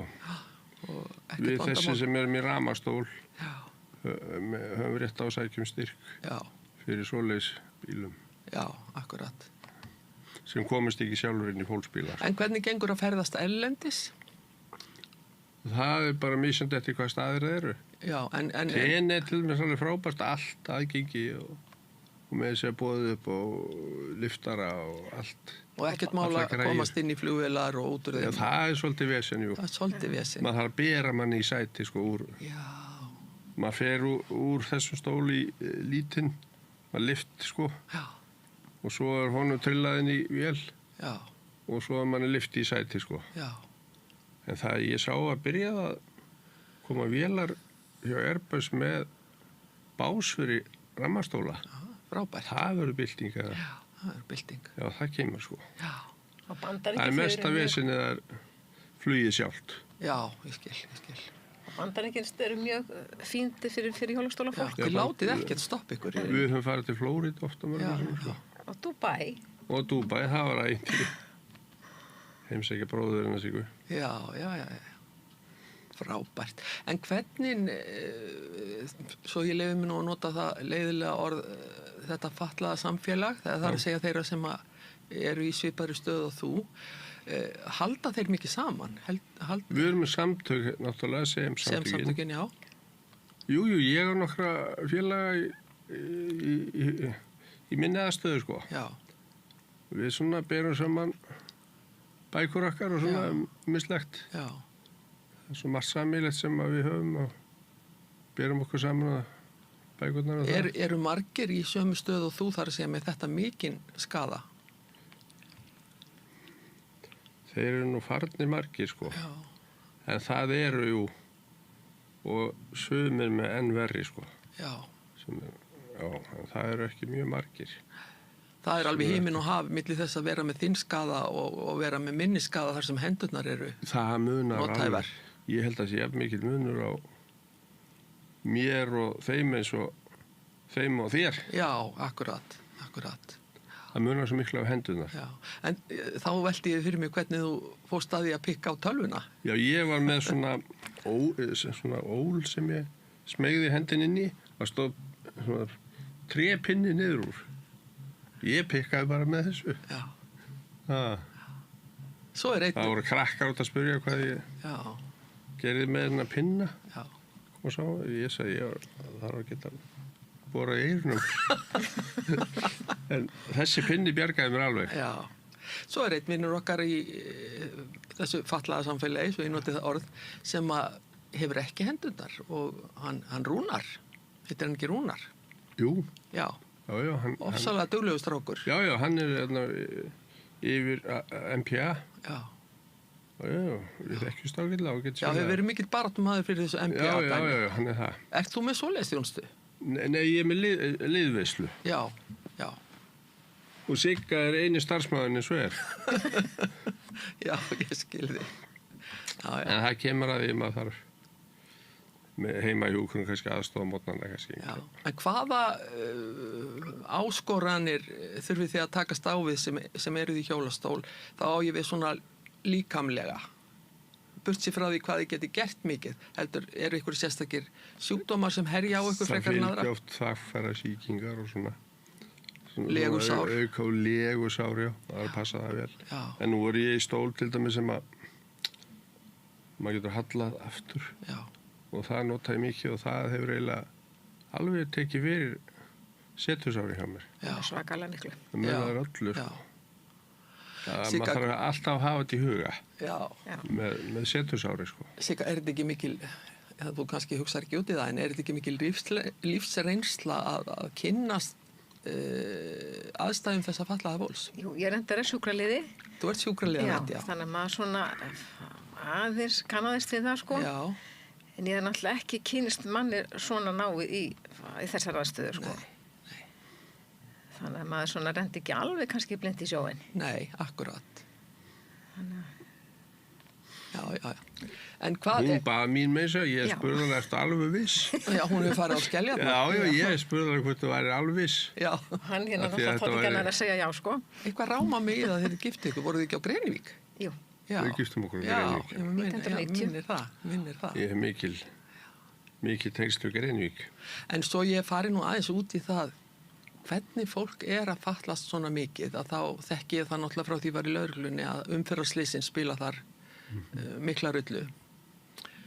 Flestir sem að lamast, það er eftir umferðarslys, ekki satt?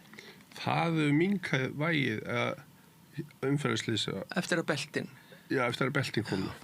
Nú eru svolítið skíða, hesta. Það er nokkur sem ég þekki sem alveg til hestaslysum. Já. Og skíða, það er nokkra líka, nokkrir. Já. Það er allur gangur því, en þetta var eiginlega eingöngu bílslys þegar ég var slasaðist. Já. Og ég man einmitt þegar ég talaði við í fyrsta skipti, þá var það í útvarpsviðtali, ef ég man rétt. Við tókum þetta upp, held ég niður á lögreglustöðum meira. Já. Og þá var mikil umræða einmitt gildi bílbelta í kjölfarið. Já, ég fór einmitt í nokkur viðtök. Já, út af því. Út af því, já. Já. Ég var eini sem hendist út úr bílum, sko. Voru hinnir í bílbelti? Nei, þeir voru ekki í bílbelti að vísu, en þeir fóru ekki út bílum, sko. Nei. Ég var svo eini sem flög, þannig ef að ég hefði, maður veit aldrei, sko, en ef ég hefði ekki flogið út, þá kannski hefði ég sloppið, sko. Já. Ef maður hefði verið í belti. En manstu eftir slysinu? Ég man eftir öllu. Öllu? Já, ég man þegar ég vaknaði út af bílinn og gat bara, ég held ég væri bara yfir, sko. Varstu þá kvalinn eða? Nei, ég bara gat var landa því að náttúrulega allir vöðvar hætt að virka. Og ég man eftir leiðin á sjúkrabílum minn á Akureyri, ég bað sjálfur súrefni og var að spjalla við flutningamenn að þeir sögust aldrei að lendi í því. Það var svona illa farið maður hafði verið að spjalla við þá. Já. En og ég man eftir sjúkrafluginu suður og allt. Og fékkst ekki fleiri áverka heldur en á mænunni? Ég nefbrotnaði og axlabrotnaði og var svolítið krambúleraður í andliti. Já. Ég man þegar að vera heimsækja mig fyrst á leiði við vinkonum mína. Þegar hún kom í heimsókn á gjörgæsluna. Já. Ég var svo krambúleraður í andliti. Já. En það var nú bara smá hlutir með við mænuna, sko. Já. En ég var svo spengdur á hálsinum og tekið bein og mjöð minn á mér og spengt í hálsin. Og hafði það mikið að segja? Já, þá náttúrulega er brotið sterkara, sko. Já. Það er ekki hægt að fara aftur. Já. En þegar að... Þetta er svo mikið líka, maður missir tilfinninguna í líkamann, sko, líka. Já. Það er hægt að klípa þig í lærin og þú finnur ekki fyrir. Ég lagði hendina á opn og ég held að vera kaldur, sko. Svo kom bara lykt og þá var ég allir brunnin. Já, Fyrst eftir þetta, maður kunni ekkert á neitt. En kom ekkert af kraftinum tilbaka með endurhæfingunni? Jú, jafnvægi og svona, maður lærði svo mikið á þetta. Já. Svo maður gæti ekki setið fyrstu mánuðina. Nei. Maður bara svimi og vesen, sko. En þú manst þetta allt í smáatrið? Já. Þetta tímabil? Grensásdeild, já, gjörgæslun og öllu. Og það voru fleiri en þú í sömu stöðu á Grensás, eða ekki? Jú, þeir voru nokkrir þar. Já. Og spítalinu var ég með einum öðrum í sömu aðstáð ég og við höfum haldið sambandi alla tíð. Já, ég man að við fórum allavega nokkuð oft á grensásdeildin á lögreglubílunum að sækja fólk sem vildi fara eitthvað. Já. Þið björguðu okkur alveg á þessum árum. Áðan að leigubílarnir komu, nú eru komin í leigubílar með liftum og römpum. Já. Fyrir mörgum árum. Snúum okkur svolítið að öðru, hérna, Sigga, ég er nú með aðra svolítið persónulega spurningu til þín. Þú segir mér bara þegja ef þú vilt ekki svara. Hvernig tóku vinir og kunningjar og ættingjar því að þú Já, bara mjög vel. Ég man að vísu mamma spurði maður þetta svo hvort að ég væri tilbúin til það, sko. En ég hef aldrei efast það. Nei, ekki þú sjálf. Nei. Og svo sá hún alltaf þegar hún kynntist vita hvað skonar eðal maður þetta var sem ég var búin að ná mér í, sko. Nákvæmlega. Nei, það er alveg elskan allir, sko. Já, það er tilfellið. Ég og tengdamamma erum bestu vinir. Já. Nei, ég var aldrei vör við það að væri neitt að bara smallinn í fjölskyldun bara eins og flýs fyrir ass. Þú er aldrei fengið neinn svona vorkunnar augnar af. Nei, alls ekki. Hún er alveg sérstaklega yndislega fjölskyldur, sko. Já. Hvaðan ert þú, Sigga? Hérna úr Reykjavík. Út úr Reykjavík, já. Og úr stórri fjölskyldu? Ha? Úr stórri fjölskyldu? Já, við erum 4 systkinin. Já. Og mamma og pappi, svo eru svona einhverja frændur og frængur, sko. Já. Og drengurinn þinn er giftur? Já. Er hann ekki bara sonur ykkar beggja? Nei, já, hann er fóstursonur minn. Já, hann var 2 ára. Já, ég óla hann upp alveg. Já, ég segi það, sko. Já. En hérna, hvað ég ætlaði nú að spyrja ykkur meira?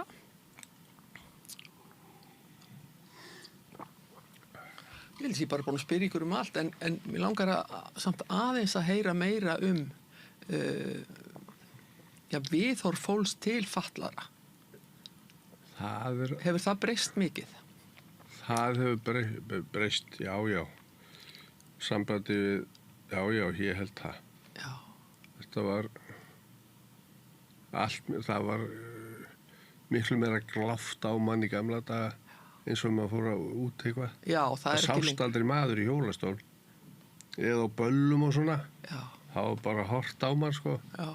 En þetta er alltaf öðruvísi núna. Já. Það er alltaf ekki tekið eftir mann eða þannig. Nema lítil börn. Já, þau. Akkur í kallin í svona kerru og bent á myndu. Og svona, gaman af krökkum. Já, ég man eftir því að hérna, þegar við vorum að flytja ykkur í lögreglubílnum, að ég var svo forvitin alltaf. Ég satt oft aftur í hjá hinum fatlaða og þá var ég að spyrja finnur ekkert fyrir fótunum? Má ég klípa í fótinn á þér? Og ég gerði það. Þú veist, ég var svolítið djörf að spyrja. En stundum þorir fólk ekkert að spyrja. Já. Það er svona lætur sem að er ekki alltaf lægi að spyrja. Já, ég lendi oft þegar börn var að spyrja mig. Já. Og foreldrarnir heyrðu. Sussuð á. Þá byrjaði að sussa á það, sko. Ég sagði bara að það var allt í lagi krakkandi spyrðu. Já. Ég svaraði bara það er mjög gaman að því bara. Já. En nú eru nokkuð margir af vinum okkar farnir sem að tóku þátt í þessu söfnunarátaki til dæmis og félagar í SEM-samtökunum. Eru samtökin ennþá mjög virk? Já, ég var aðalfundi bara núna daginn. Já. Aðalbjörg formaður, þú þekkir hana. Er Aðalbjörg formaður? Já, Rúnar var formaður, hún tók við að Rúnari. Já. Og SEM-húsið alltaf í fullri notkun? SEM-húsið í notkun, já. Það var mikil bylting þegar það kom. Já. Það kom okkur alveg út í lífið, sko. Já. Hvað varstu lengi í SEM-húsinu? Ég var 8 til 10 ár. Já. Svo eru þetta 2 ár í íbúðinni, sko. Það er ekki mjög langur tími. Já. En nú var það hús sér hannað við hæfi fatlaðra. Þegar þið keyptuð ykkar fyrstu íbúð, var hún þá eitthvað sér hönnuð fyrir ykkur? Nei, hún bara hendaði. Flestar íbúður í fjölbýlishúsum núna eru aðgengilegur og henda ágætlega. Það eru miklu opnari. Já, og lyftur orðið. Já. Það var ekki til lyftur í öllum gömlum blokkum í gamla daga. Nei, þröskuldar, þetta er litt farið, sko. Þetta var farið, já. En þetta er misjaflega góðar að vísu en svo blokkið sem við vorum í, sem fluttum í er mjög góð líka þess sem við erum núna, sko. Já. Við fluttum úr Sóltún í byrjið 2009. Já. Já, já. En hvað er framöndan hjá okkur? Hvað ætlið að gera í sumar? Bara njóta lífsins og ferðast. Fara norður og við hefum gert það okkur einast ári núna í allan tíma. Þú ert orðin alveg þölvun að keyra svona sendiferðarbíl? Já, já, já. Grenivík alveg heillaði Siggu strax. Já. En ég var ekki vön að keyra sko í rauninni, ég hafði mjög lítið keyrt þegar við kynntust. Og hann alltaf var hann að sendi bíl og ég list nú kannski ekki meira en svo á það til að byrja með. En svo vandist maður því, sko. Hann sagði, rétti mig bara lykilinn og nú skal þú bara fara fyrir í bíltúr. Já, já. Við vorum Hafránsingin fyrsti blúndurinn okkar. Já, já, já. Heyrðu, svo ert þú heilmikill, sko, rockáhuga maður. Já, ég byrjaði að hlusta á Led Zeppelin og gjörgæðslunni. Já, þú sagði mig það. Þeir hefur aldrei lent í því að vera að hlusta á eitthvað þungar og hvað. Já, ég er allur í þessu gamlu músíki, Deep Purple, Led Zeppelin og Uriah Heep og þessu. Hittið þið mitt á tónleikonu hjá Deep Purple? Já, það var alveg magnað, Vintage Caravan, já. Og ég bæði Siggu þegar nýlega kynst á Whitesnake tónleika og ég sá hún sem byrjaði þetta eyrnatappi í sig. Alveg nú mikill háaði fyrir mig, sko. Henni fannst þetta bara háaði mengun. Komu þeir þá hingað, Whitesnake? Já, Whitesnake, í Rauðhöllanleikana það. Já. Hún er meira í svona Vestmannaeyja lögum, Ragga Bjarna. Ég er svolítið gammal þessi músík. Ég er ekki alveg á þessari. En ég get alveg hlusta á melodist rock, sko. Já. Ég er búin að koma inn á það. Já, einmitt. Jú, ég fílaði þetta bort þetta gamla 70s. Já. Sömuleiðis. Ég fór á Led Zeppelin þegar þeir komið hérna, hvað, 1970? Nú, já. Satt nýr á Laugavegi held ég halva nóttina til að ná mér í miða. Miðasala þar. Já. Og sá Robert Plant og félaga. Já. Það var ógleymanlegt. Þeir sömdu nú sitt eitt frægasta lag þegar kom hingað. Í Íslandi, já. Immigrant Song, já. Já, Immigrant Song, já, nákvæmlega. Voru flotti gaurar. Já. Ég kom ekki, það var, þegar við vorum í Florida eins og það var sýning í Hard Rock og þar á meðal var gítarnas Jimmy Page sem að spilaði á Stairway to Heaven í plötunni. Þannig að tvöfaldi gítar? Já, stóð á sýningunni. Wow. Og það stóð Do Not Touch. Ég sit náttúrulega svo miklu lærinættir að sást ekki dými, þannig að verðirni sem voru hana. Ég gat ekki annað en snert alla strengina. Varst aðeins að koma við þetta. En veitu, áhugamálið þín, náttúrulega hljóta takmarka svolítið af þinni fötlun. Þið ferðist mikið og þú ert í ræktinni. Ég er í ræktinni, já. Eitthvað fleira sem þú ert að dutta við, svona? Ég er svolítið í bara googla á netinu og skoða á netinu og tala við bara vinni og félaga og svona, það er svo margt. Já, og svo kaffihús, mér er stróslega notalt að fara á kaffihús. Þannig að þegar hún fer að versla í Kringluna einhverstaðar, þá fæ ég bara kaffi einhverstaðar með hann. Töluna fyrir fram að sjá. Og ég horfði mikið á enska boltan. United maður. Sorry, Liverpool menn. Já. Ég spyr nú eins og fávís kona því að ég bara kemst aldrei að neinu umræðuefni sem eða einhverju sem erfitt hjá okkur vegna þess að þið takist á við allt. Það er eins og ég sé að bara tala við ófallaða mann. Upplifa það, sko. Við erum bara, já, og líði bara vel. Og reynum bara að sinna okkar áhugamálum. Mikið frelsi að hætta að vinna. Já, hvað er langt síðan þið hættið að vinna? Það var desember í fyrra. Já. Miðjan desember. Ég var 40 ár og hún 30. Já. Advanja, það byrjaði þessi kerfi. Já. Áfið hjá okkur. Já. Hún byrjaði í skúringunum. Já. Svo fór hún að segja matinn í ásand annari þegar við vorum í hjá Guðræðstíg. Já, Guðræðstíg. Og svo var hún í eldhúsinu í Advanja og ég alltaf í forritunni. Já, einmitt. Það er svo gott að fara saman í vinnuna bara og saman heim. Já, það er náttúrulega mikill lúksus. Hérna, hvað ætlaði að fara að gera á eftir? Já, það er nú svo sem ekkert planað. Nei. En mann er aldrei leiðist, þetta er bara búið að ræðislegt. Jú, við ætlum að kíkja upp bústað, já. Það er svona að vera undirbúa. Hvar er bústaðurinn? Hann er upp í Lækjarbotnum. Bara hérna rétt hjá? Já. Það hefur nú verið dálítið langt að fara þangað hér í eina tíð. Já, ég meina þegar hann var byggður þá var þetta verið bara langt upp í sveit. Já. Mamma og pappi sko keyptu þetta stóð hús þarna á lóðinni og þau keyptu þetta 1967. Já. Þannig að þetta ansi langur tími. Já, býttu, þetta þarna í litla sumarhúsahverfinu sem hana? Já, þetta rétt áður ferðu upp brekkunum á Sandskeiði. Já, á vinstri hönd, eða ekki? Jú, þú beigir til hægri hér. Þú beigir til hægri áður kemur á fyrstu brekkuna Sandskeiði. Já, aðeins aður. Það búið að breyta veginmanna núna. Já, þú þarft að fara... Það stendur Lækjarbotnar og... En þetta í sumarhúsahverfinu sem þar. Já, til hægri. Já, tengdaforeldrar mín keyptu bústaðana fyrir mörgum árum, en seldu hann fljótlega. Skátaskálinn þarna frá líka. Já, akkurat. Og hægt gott aðgengi þar fyrir þig? Í bústaðnum? Já, tengdapappi bara... Og þau útbjökuða þannig að það er skáinn. Já, akkurat. Það er mjög... Og verund og svona. Já, akkurat. Nótalda verunda, fallegu staður. Já, nákvæmlega. Ætlaði að fara eitthvað til útlanda í sumar? Við ætlum að sleppa því í sumar. Já. Það er að fara norður og eitthvað. Já. Kannski næsta ár. Já. Eigið þið hús fyrir norðan? Nei, ég er gisti venlega hjá bróði minn á sumarhús í Vaðlaheiðinni. Já. Hann hefur alltaf lánað okkur og svo hefur ég gist hjá öðrum bróði mínum á Greinvík og þeim bóðum. Já. Svo eru semsamtökin að byggja hús þarna í Já, þeir eru að fara að byggja Hrafnagili. Nú? Já, félagasamtökin.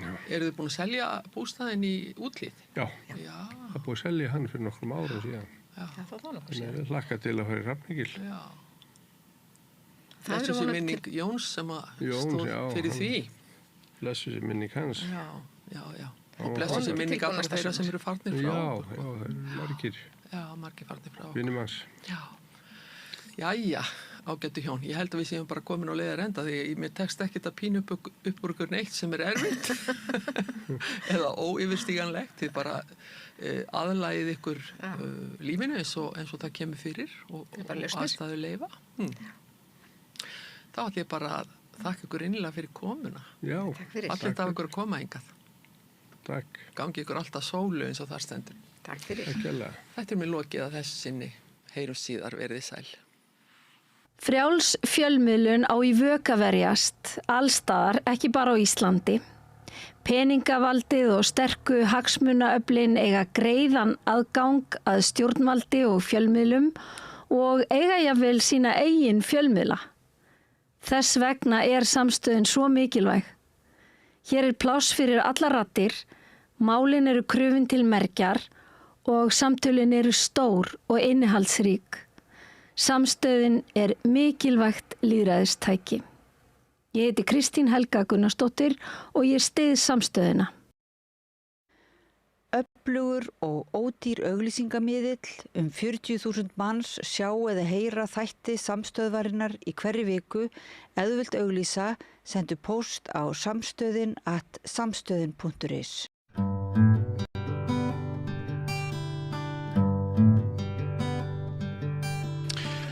Já, við ætlum að halda áfram að reyna að kryfja samfélagið hér með góðum gestum eins og við gerum jafnan á 50 dögum. Hér er að hefjast þáttur sem ég kalla stundum reynsluboltar. Ég held að það hafi verið Sigurjón Magnús sem kom með það góða heiti. Það er alltaf svona matsatriði hvort gestirnir eru nógu gamlir til þess að þykja reynsluboltar. En í dag eru sem sagt 4 góðir gestir. Við byrja á þér, Lára Ómarsdóttir. Vertu velkomin. Takk hérlega fyrir. Þetta er mikill heiður að fá að vera hluti af reynsluboltanum. Er þetta í fyrsta skipti? Já, það líka segir mér samt að ég sé orðin gömul. Er það ekki bara gott? Jú, það er mjög gott að vera gömul. Að fá að eldast. Já. Öll reynslan sem við öðlumst, hvernig við leysum vandamál í dag, sem við í aðstæðum sem við hefðum klikkað á að leysa þau fyrir 20 árum. Allan daginn, maður vitkar sko með árunum. Það er ótrúlegt og verið sáttari sjálfur sér. Bara situr betur í eigin líkama. Já, ég tek undir það. Velkomin. Takk. Gott að sjá þig. Svolítið síðan nú hefur verið síðast á samstöðuna, ekki? Jú, það er bara verið svolítið síðan, sko. Já, þú er nú búin að vera svona eina af, getur maður sagt, vinum samstöðunar, bara svona... Já, ég er náttúrulega hrifinn af samstöðunni og hef oft sagt það og styð bara alla fjölmiðla að sjálfsögðu, komandi þaðan. Oft lagt samstöðunni lið með því að koma hérna sem gestur og greina samfélagið. Frábært. Bara velkomin. Takk. Heyrðu, og þá nú komið einu nafna mínum. Þú heitir Björn B. Björnsson. og ég heiti Björn Þorláksson og við hliðin á þér Björn Leví. Birnirnir þrír. Hvað í gangi? Hvað var ég að hugsa það þú stendur fyrir þessu, það þýr ekki að horfa mig góð minn. Ringdi þetta svona saman. En ég hef ekki áður verið með þig í þetta nafni, held ég. Ég held að það ekki verið í spjalli við mig. Kannski verið Gunnar Smára. Þú ert kvikmyndagerðarmaður og þú ert með skoðanur öllu, þú sagði mér það áðan. Já, ég held ég hafi það, já. Þannig að það er að þvæla þér í gegnum fréttir líðandi stundar og maður kemur aldrei að tóma kóðanum. Nei, ég von ekki, ég hef allavega þekktu fyrir það held ég að finnast eitthvað flest. Já, draumagestur, draumaviðmælandi, við viljum fólk með skoðanir. Og Björn Leví, nörd, það þinn uppáhaldstitill. Já. Ég verið það síðan í símaskráni. Já, og svo hefur verið notaður í viðgerðum meðal hans varst að teipa mikrofón. Sjáum hvernig það heldur, þegar maður fekk halva mínútu í þetta. Já, þú hefur nú verið áður í reynsluboltunum og gott að hafa þig sem fyrrum þingmann og starffræðing og ég veit ekki hvað og hvað. Ég er ekki starffræðingur, ég er tölvunarfræðingur. Tölvunarfræðingur. Svo við lentum ekki í sama smára greið. Já, nú manni, ég er að rugla saman ég hitti þig einu sinni þegar synir okkar voru einhverjir starffræði keppni. Mikið. Já, mér fannst að þú væri þá líka starffræðingur. Nei, bara að hafa strákurinn. Já, ok. En velkomin og takk fyrir að koma á samstöðuna. Og þá ekki eftir að kynna aðra heldur en Auði Önnu Magnúsdóttur hjá Kvenréttindafélagi Íslands. Vertu velkomin. Takk fyrir. Og þú hefur komið hérna áður. Já. Og þú hefur náðið að vera metin reynslubolti. Frábært. En hvor okkar gullbrá? Já, Birnirnir þrír og gullbrá. Hver mamma Björn og pappa Björn? Það góð spurning. Já, sennilega svo sem elstur. En ég fæddur 56. Þú ert elstur. Ég elstur, já. Já, og höfðinginn í hópnum. Þannig að það passar alveg. En þú heitir ekki Björn Björnsson, er það? Jú, veist þið það skytið það? Stendur það fyrir Brynjúlfur, já. Brynjúlfur. Það er mér hétt það. Já, einmitt. Akkurat. Þá að tíðindum dagsins kannski og vikunar. Mér langar að byrja á svolítið skemmtilegri frétt að 51 þingmaður var sammála þingmál í gær. Það var það að vera hægt að flagga að nóttu sem degi og íslenski fáninn gæti verið uppi fram á haust, bara yfir miðjanótt á meðan við syngjum María María og erum með gítar og sumir drekka bjór og aðri Pepsi. Er þetta ekki bara alveg frábært? Þetta er frábært. Ég hef verið í sumarbústaðan stundum þar sem er flaggstöng og fáni. Ég er ekki með heima hjá mér samt. Nei. En það að vera klukkan eitthvað 7:30 bara, ó nei, ég þarf að hlaupa út og ná í fánan og allt þetta. Þetta er bara frábært. Ég finnst það bara geggjað. Og bara ef það er bjart úti og svona, ég sé enga óvirðingu fólkna í þessu, bara enga. Og þarna var þó eitt mál sem allir liðstættir í salnum voru sammála Það er ótrúlegt, sko. Já, er það ekki ótrúlegt? Já, svolítið. En þetta nú sjálfsagt mál. Já. Þetta nú ekki, það var alltaf hægt að gera ágreiningu þetta held ég. Já, það er alveg hægt. Maður átti alveg von á því. Já, ég meina, þetta gæti verið talin einhvers konar óvirðing við þjóðfánan og það var gilt mjög stranga reglur þjóðfánan, það má ekki búið til nærbuxur úr honum og það má ekki nota hann í hvað sem er og það má bara flagga á ákveðum dögum. Þú ert einmitt að hugsa eins og ég er núna ótal fréttamál sem hafa komið upp. Óteljandi fréttir hvernig fáninn hefur verið vannvirtur. Ég er ekki að mæla því bót en mér sjálfsagt að hafa hann upp á kvöldin. Já, ég er saman við, sko. En er þetta ekki Björn Leví, það er ekkert á hverjum degi sem að þótt að þessi sjálfsagt mál, þá er ekkert á hverjum degi sem að allir þingmenn eru sammála og enginn situr hjá eða neitt. Í atkvæðagreiðslum, jú, það gerist alveg bara þokkalega oft. Er það? Það bara tekur enginn eftir því þegar það tekur enginn eftir því. Nei, það er ekkert spennandi að horfa á málin sem allir eru sammála Það þarf að draga upp málin sem allir eru ósammála sem er að einhverju leyti skiljanlegt. Það er búið að leiða þá umræðin einhvern veginn til lykta á þess að það sé einhver standið út úr. Þannig að það er svo sem að einhverju leyti leiðilegt að maður hunsi þetta en það er held ég alveg heilbrigt að gefa þig gaum. Hvað þetta mál var að alveg sama. Þetta er ekkert merkilegt. Bara hálfgeir tíma í staðið eitthvað sko. En það var engin sátt ummæli eins þingmanns í vikunni sem skrifaði færslu á X og hún fjallar hluti sem settu á stað mikla atburðarás. Þú hjá Kvenréttindafélagi Íslands, Auður, þér hefur sennilega ekki verið skemmt þegar... Jú, mér var reynda skemmt. Var það skemmt? Allan tíman? Já, eiginlega. Það sem ég að vísa til sem sagt þegar hann Jón Pétur Simsen, JPZ, sem að ég bauð að koma í þennan þátt til þess að ræða þetta mál. Og hann ætlaði að koma, en svo hætti hann við, af því að annir kom í veg fyrir það. En hann sem sagt skrifar þarna færslu á X það að það sem gefið í skyn að vond geðheilsa ungra kvenna, 15-25 ára gamalla, sé einhverju leyti afurð þeirra breytinga sem hafi orðið og þær sé út á atvinnumarkaði, stjórnunarstöðum, bla bla bla. Þú segir að þér hafi verið skemmt, en er málið svo einfalt?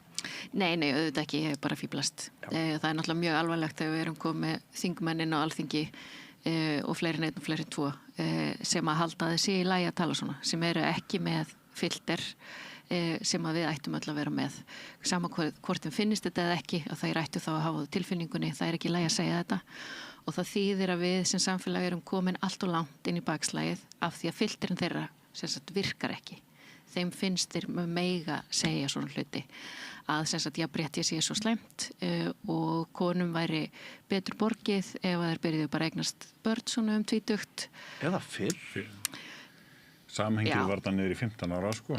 Já, ég ætlaði samt ekki að gera honum það upp að hann hafi verið að mæla fyrir því að stelpur séu að eignast börn svo ungar. En allavega þær forgangsraði því. Og þetta er bara mjög alvarlegt og sýnir hvað bakslagið er orðið rosalegt og hvað samfélagið hefur breyst rosalega hratt á mjög stuttum tíma. En svo líka bara, að vera byrt eitthvað á X. Hver byrtir eitthvað á X? Þetta er bara, þetta er drast. Donald Trump, hann er hættur. Já, hann er með svona reikning. Já, þannig að, þetta er auðvitað ekkit grín og maður ekki að vera að hlæja að þessu. En þetta er náttúrulega mjög vandræðilegt og mjög augljóslega skín í gegn hvað þetta er úr takti við bara íslenskt samfélag þar sem við vitum að við erum með konum í fullt af flottum stöðum, gera flotta hluti.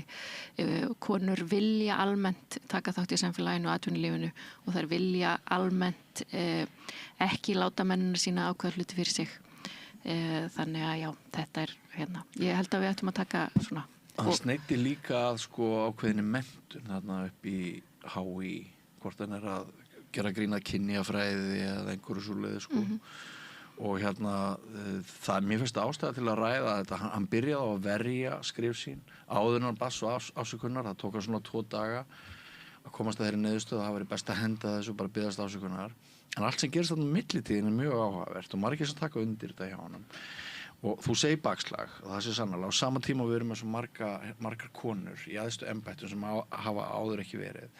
Og það er eitt af því sem margir kallar benda á að sanna þessi ekki bakslag. Þú verður rangt fyrir þér. En hvernig, sem sagt, hvernig passar þetta saman að við erum með allar þessar konur í öllum þessum valdastöðum og við erum líka með þetta bakslag sem veldur því að þingmenn leyfa sér að skrifa með þeim hætti sem að hann gerir og þetta er töluvert vinsæl orðræða inn í tilteknum stjórnmálaflokkum, sérstaklega inn í miðflokki, aðeins inn í sjálfstæðisflokknum, held ég að sé óhætt að fullyrða. Hvernig fer þetta saman? Ég held þetta fari þannig einmitt nákvæmlega saman að þú hefur gerst áður í sögunni hér á landi og annar staðar að leið og ákveðin hópur karlmanna finnur fyrir því að þeirra svona valdi sér ógnað, það er að segja að því að það er konur í stjórnunarstöður eða konur að ná eitthvað lengra eitthvað, þá fer þessi hópur fram í það að reyna að draga úr völdunum kvenna til þess að fá sín tilbaka aftur. Og þetta er sem betur fyrir lítill, þetta er ekki meirihluti karla sem betur fyrir langt í frá. Og ég tók einmitt eftir í þessari umræðu og það var það sem gladdi mitt hjarta svo svakalega var hversu ótrúlega margir karlmenn loksins stigu fram og sögðu bara hei, þetta svona viljum við ekki hafa þetta land. Fattaru? Þeir hafa verið stundum svona finnst mér dreigir til þess að tjá sig. Dreigið lappirnar? Já, ekkert vera mótmann of og eitthvað svona. En þarna fannst meirihlutum kallmanna að það hefur verið gengið á langt. Talað náttúruval. Eins og það sé bara eitthvað val náttúrunnar að kona í dag sé bara að fæða börn, ala börn og vera heima allt sitt líf, þú veist, og kúð af kalli eða eitthvað. Þú veist, sem betur fer erum við ennþá þar. En þetta hefur gerst áður, eins og ég segi, ég man í kringum bæði MeToo-byltingarna, druslu-smánunarbyltinguna, bara fríðan nippulbylting, allar þessar hreyfingar sem hafa komið alltaf svona fram reglulega, að það kemur alltaf síðan þá hópur sem að vill ná aftur sínum völdum, skilurðu, og þeir fari í að rakka niður og ræja, öfga feminista, öfga klikkuðu kettlingarnar, veist, og kalla okkur allar konur það allt í einu, fattarðu? Og það bara því þeir vilja ná völdunum sínum aftur, vopnunum sínum aftur. Og ég skil það svo sem að þeir vilji það, en ég fagna því líka leið núna að loksins, segi ég bara, stóðu íslenski kallmenn, meirihluti þeirra, upp og segi bara, hei, hingað ekki lengra. Nú fóruð þið yfir strikið. Ég mátt gera það fyrr, en ég rosalega ánægð með að gerist þó núna. Já, ég deili því alveg. Ég held að þetta sé langt frá því að vera einhver meirihluta skoðun kallmanna og þetta sé algjör svona öfgahópur í raun og veru sem að heldur þessu fram, sem kannski stígur fram eins og Lára segir, þegar þeim finnst að sér þrengt. En við höfum auðvitað séð þetta líka bara öfgahægri hefur verið að eflast ekki bara hér, heldur allstaðar í Evrópu og víðar heim og ég held þetta sé svolítið partur af því, þá svona harnar þessi umræða og við heyrum þessa skoðanir koma upp og það kannski hluti af þessu bakslægi sem hér talað þessi pólitíska þróun sem verið hefur og eru þetta ekki góð, en ég held að þetta sé alls ekki þannig að meiri hluti Íslendinga, kallmann eða kvenmanna sé að breytast frá því að styðja jafnrétti kall og kvenna, ég held að það sé langt frá því, þetta sé öfga skoðun sem þarna lýst.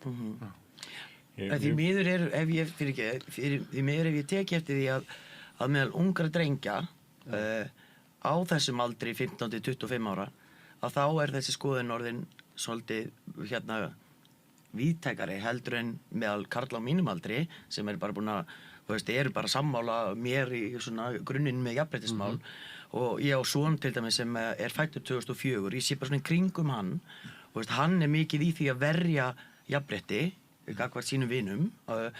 Þeir eru að taka mark á því sem verið að segja í Bandaríkjunum og það eru pólitíkusar hér á Íslandi sem að gera nákvæmlega sama og mér var einmitt bent á viðtal sem var á Fox News núna, eða Fox stöðinni núna bara fyrir vikunni, bara 1 eða 2 dögum fyrir þennan pistil á X, þar sem var einmitt verið að tala það að barneignum hefði fækkað, það var tengt við það að þeim hafi sérstaklega fækkað á aldursóknum 15-25 ára, þar var sagt 15-25 ára og það var talað að það væri út af þessu náttúruvali og konur þyrftu að fara aftur að eiga börn.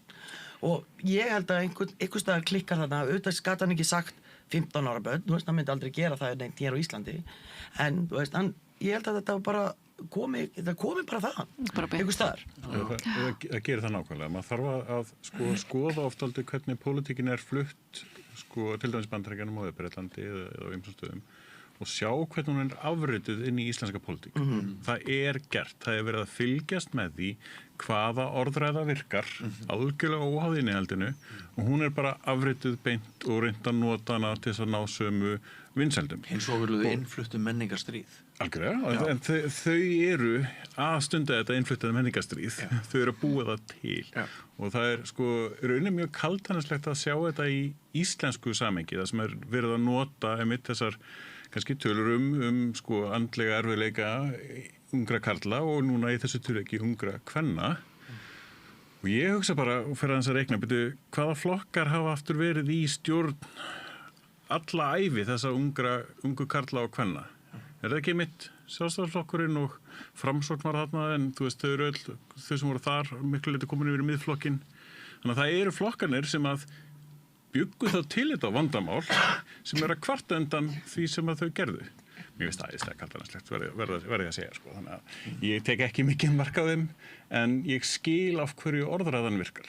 Það búið að sníða hana til, það búið að hanna hana, það búið að ná upp punktunum, sko, þetta svo mikið tilfinningamál og það það sem grípur fólk þrátt fyrir að það ætti að sjá hversu falskt þetta En ég held sér rétt sem að þið báðar bendið á að ég fann bara í mínu brjósti svona rosalega sterka tilfinningu þegar ég lasa þetta, sko. Sumt lætur maður bara í friði, maður ekki viss allt, maður svona, ekki alveg viss ég sammála þessu, en þetta var svona, nei, hingað ekki lengra. Og hérna, það alveg ljóst að hérna, hann meinti hvert einasta orð sem hann skrifaði og hún fannst góð hugmynd í atkvæðaveiðum eða einhverju, bara í þessu furðulega andrúmslofti sem við erum í núna að skrifa þetta á þeim tíma sem hann skrifaði þetta. Og hann, eins og ég segi, hann, sko, Jón Pétur, hann færði rök fyrir þessu þanga til hann. Þurfti að bakka með það. Já, þurfti að bakka. Og þótt þessi stundu sagt, já, hann búin að beðast afsökunar, þurfum ekki að ræða þetta frekar. Þá held ég samt að við þurfum að ræða þetta frekar. En ég meina, sko, hann náttúrulega gat ekkert annað. Formaður flokksins kona. Hann í rauninni bara bauna á hana bara beint á sín eigin forma. Hún með þess að mannfræði mentuð sem Já, búin að vera eitthvað fyrirtæki, ég meina, halló, hann bara óskiljulegt að hann skildi að hafa látið út í sér í rauninni miðað við það. Og bara fleiri konur í hans flokki sem eru mjög faglegar, bara eins og Bryndís Haralds, þú veist, hvernig ætlar hann að vinna með þeim ef þetta hans skoðun? Það svolítið erfitt. Já, þær hafa örugglega ekki það. Það ekki nóg, sko, við verðum aðeins að ná, sko, því að stjórnmálamenn fylgi sannfæringu sinni og loki sig ekki bara bak við einhver tjöldi eða hörðar þegar að samflokksmenn kúka svona upp á bak. Bara, þú veist, við verðum að fá smá heiðarleika og opinska og umræðu án þess að sem sagt, þessi svona samtrygging sé alltaf einhvern veginn að þvælast fyrir.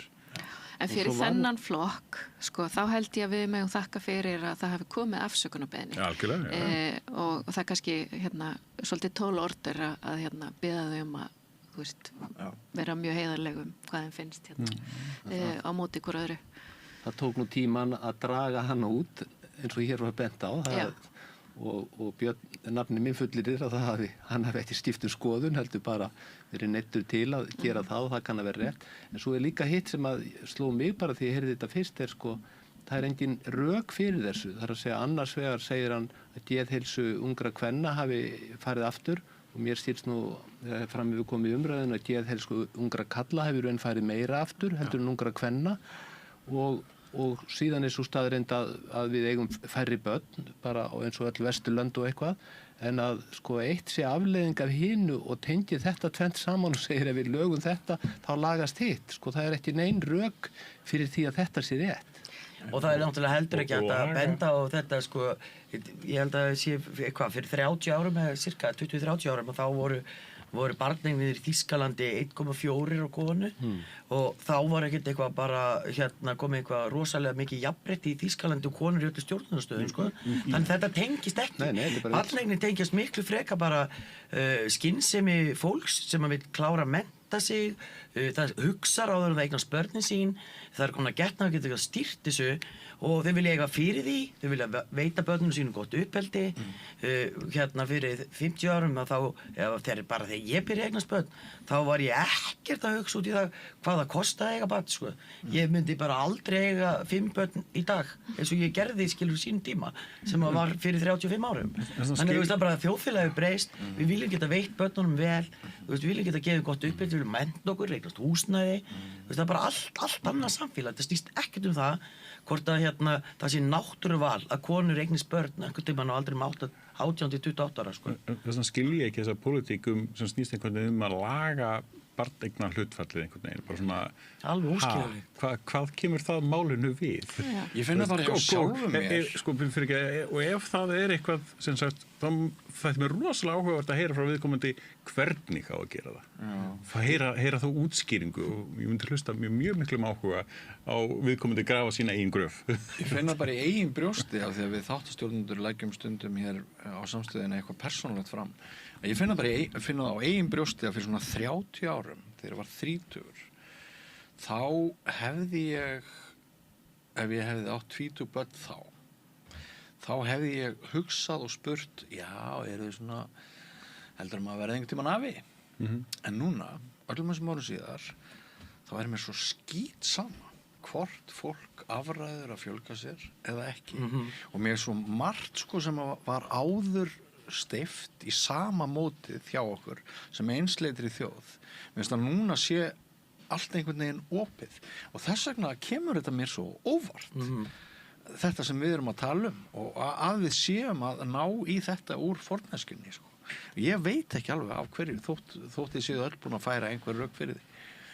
Nei, en sko með hérna málflutning sumra þingmanna að þá ástæðan svo að þau vilja fjölga auka við barneignir svo að þeir telja að íslenskri þjóð, hver sem hún sé bara í útrýmingahættu, þetta sé eitthvað álíka. Þetta einhver svona þjóðrembings, þjóðverðnis, já nákvæmlega, en það það sem verið að ala á, það verið að búa til Íslendinga versus einhverjar aðrir, fattaru, það verið að búa til andúð gagnvart útlendingum, það augljóst, þú veist, og meira gagnvart sumum útlendingum en öðrum. Það rasískur tónn í þessari færslu Jóns Péturs líka, ekki bara kynjajafnréttis? Já, þetta snýst það sama, sko. Ef þú ert á þeirri skoðun að íslenskar konur verði að eignast fleiri börn og með íslenskum mönnum, þá þetta orðið þjóðernis, skilur.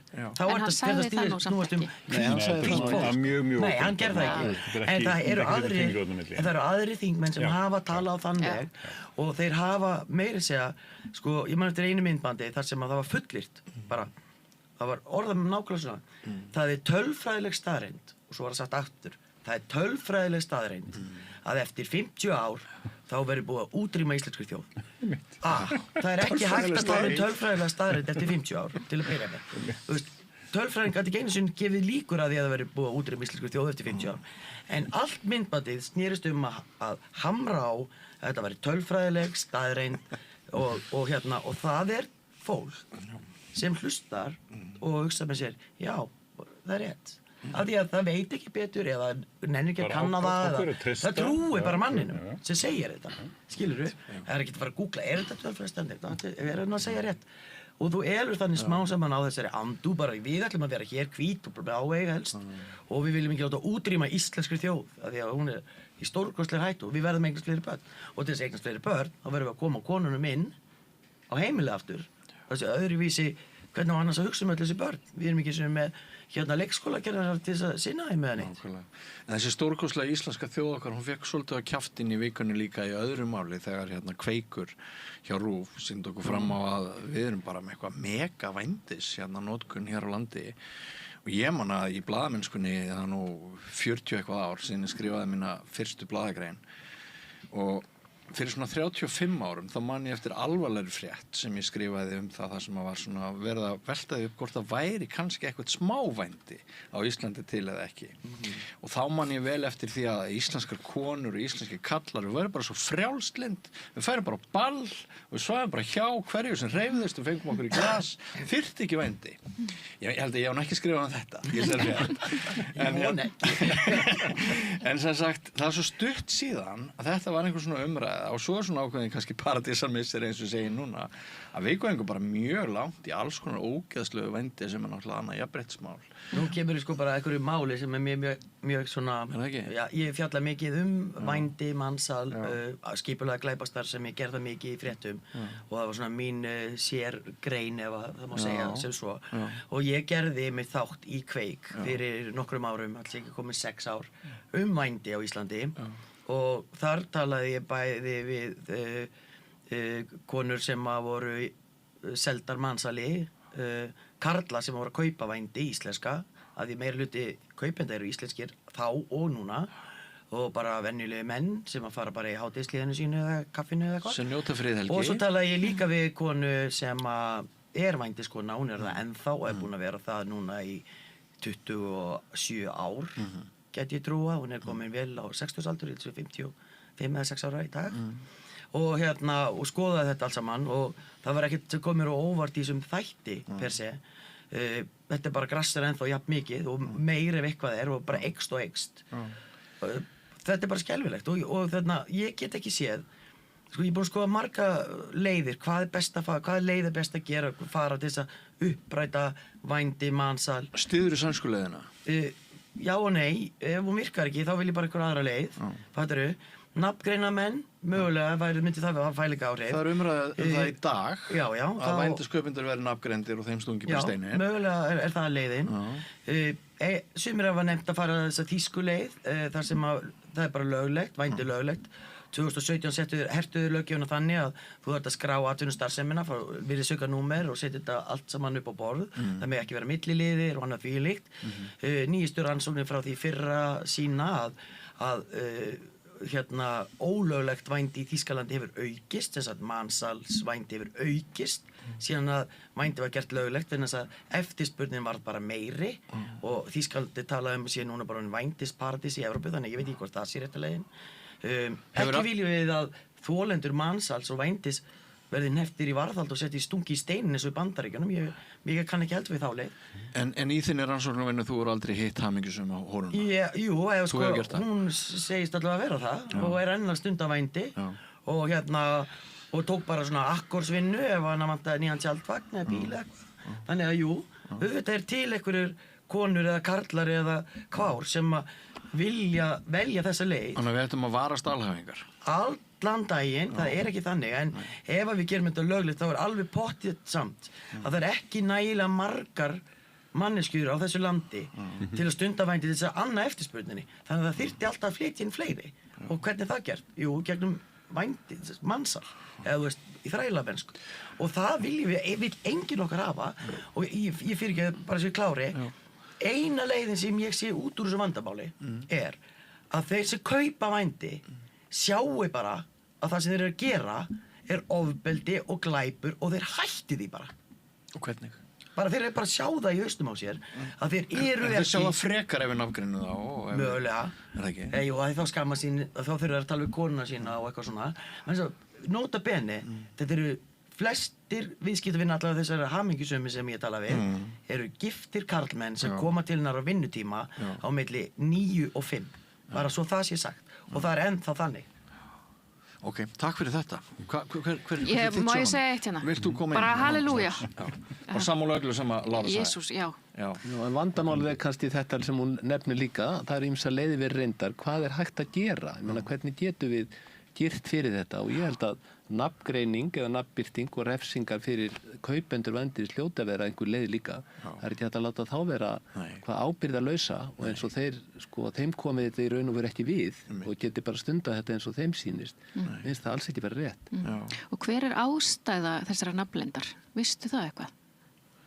Nei, yfirleitt er talað að þetta sé ekki það stór glæpur, veist, að kaupa en þetta er risa eins og við sáum í þættunum. Já, en með því að, hafa sektagreiðslu upp á 200 skall sem er nú bara 4 skipti hjá hóru, fattarðu, eða vænskonu. Er það prísinn, 50 skall? Cirka 30 til 50 og 60.000, það var eftir hversu lengi. Fyrir hálftíma, klukkutíma. Hvort þú færi hálftíma, klukkutíma, eða hvort færi leikið ekki.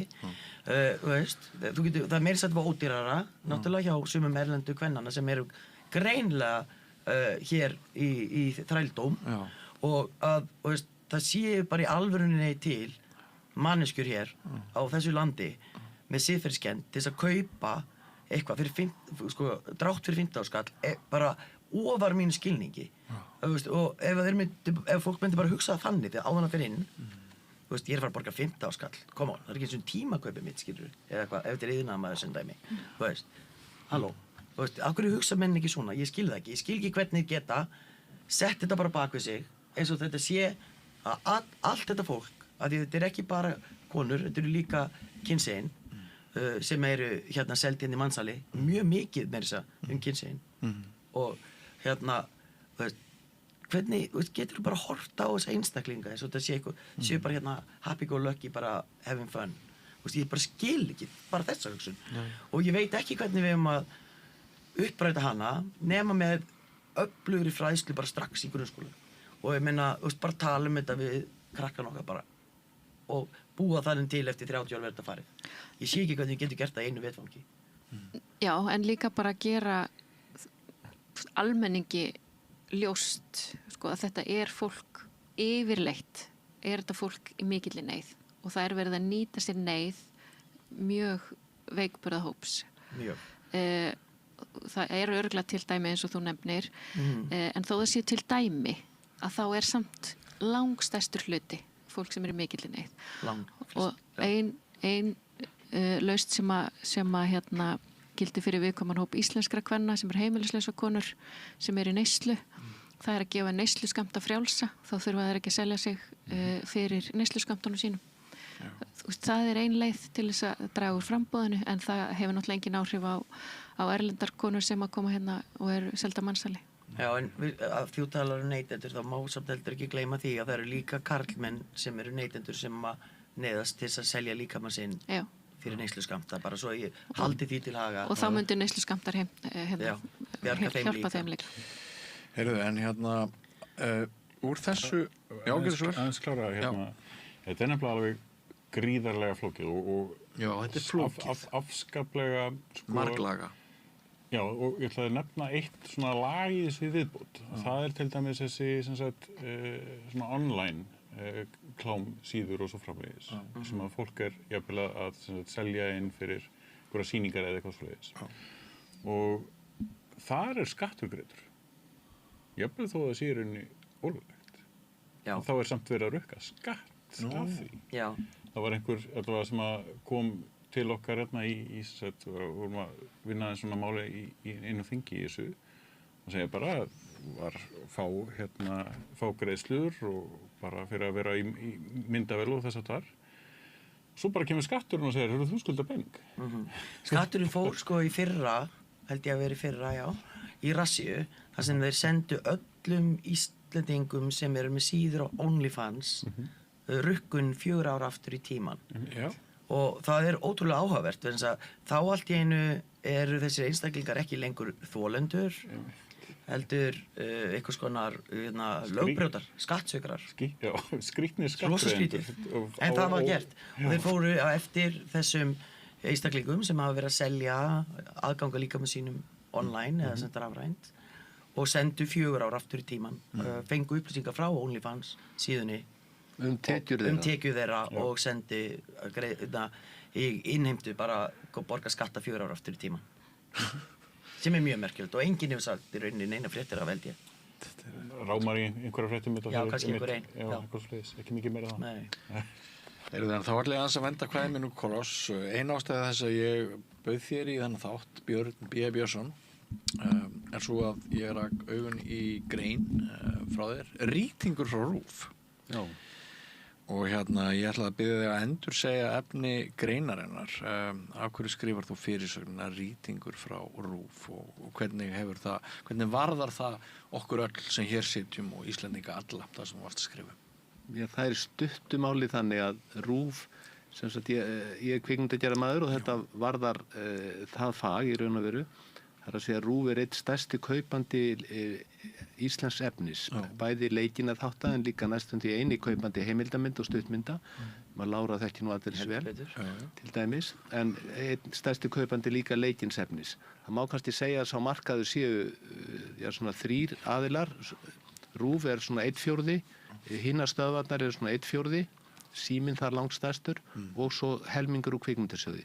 Þetta eru þar sem peningar koma til að framleiða íslenska kvikmyndir.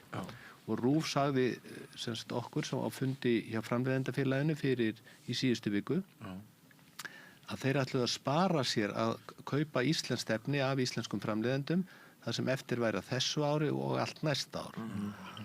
Og sem þýðir 1/4 af mögulegum framleiðslu kostnað íslenska kvikmynda gufar allt í einu og þeir allir í staðinn að sína efni sem þeir eiga nú þegar á lager. Það er nú svona varla hægt að fara alveg út í þetta því að RÚV er sko með 2 konar bókhald, annars vegar borgaðir fyrir efnið þegar við skilum því inn en hins vegar er það ekki gjaldfært í bókhaldinu fyrir þeir sína það. Þannig að þeir eru búnir að kaupa töluverta efni og hafa alltaf átt töluverta birgðir af efni en sem þeir búið að borga en það kemur ekki inn í bókhaldi fyrir þeir sína það. Og nú ætla þeir bara að sína en ekki að kaupa neitt sem þýðir að það verður efni á dagskráni áfram og þetta er hægt í raun og veru núna vegna þess að það var gerði nýr þjónustusamningu við RÚV 2024 sem Lilja gerði og í samningum fram að því hafði alltaf verið kveðið á hlutfall eða upphæð þeirra hvað þeir þyrftu að kaupa mikið að sjálfstæðum framleiðendum af því budgeti sem þeir hafa til að kaupa dagskrárefni, erlent og svo framvegis, allt sem þeir þurfa að kaupa. En í þessum samningi var því breytt í hlutfall prósentutölu af efni sem sýnt á kjörtíma, sem milli 7 og 10 á kvöldin, og sem hlutfall af kjörtíma. Og núna geta þeir sem sagt tekið efni sem búið að kaupa og gjaldfært það jafnóðum og fyllt þannig upp í. En þeir hefði ekki getað það áður þegar þetta var upphæð.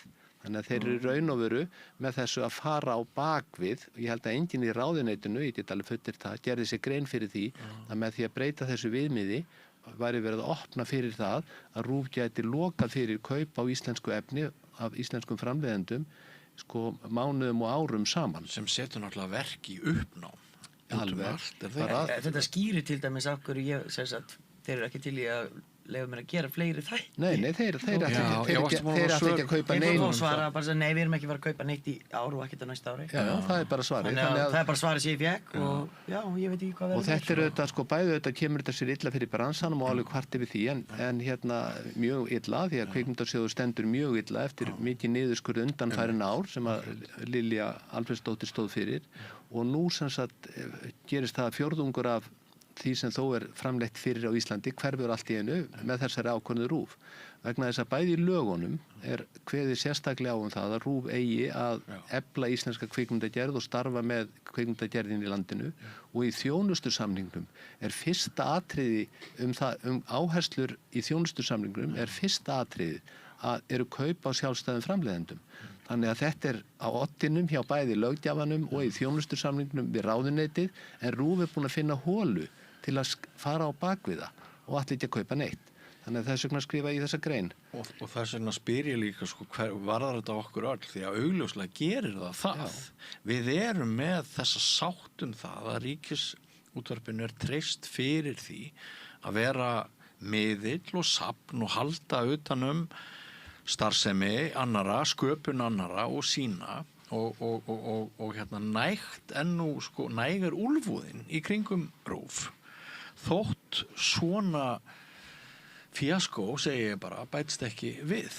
En þetta ekki bara sko fyrir okkur hér, bara til innanlandsbrúks, heldur líka bara ef þú tekur sér dæmi leikiðefni eins og bara Danska konan eða eitthvað annað leikiðefni sem að fer síðan í útrás og kynnir íslenska kvikmyndagerð út allan heim og íslenska þjóð og menningu, trekkir að ferðamenn og allt þetta.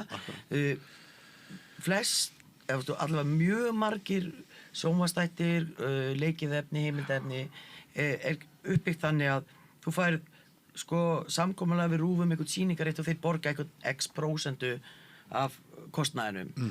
Með það í höndunum getur farið og fengið annar staðar fjármagn inn í kvikmyndagerðina eina.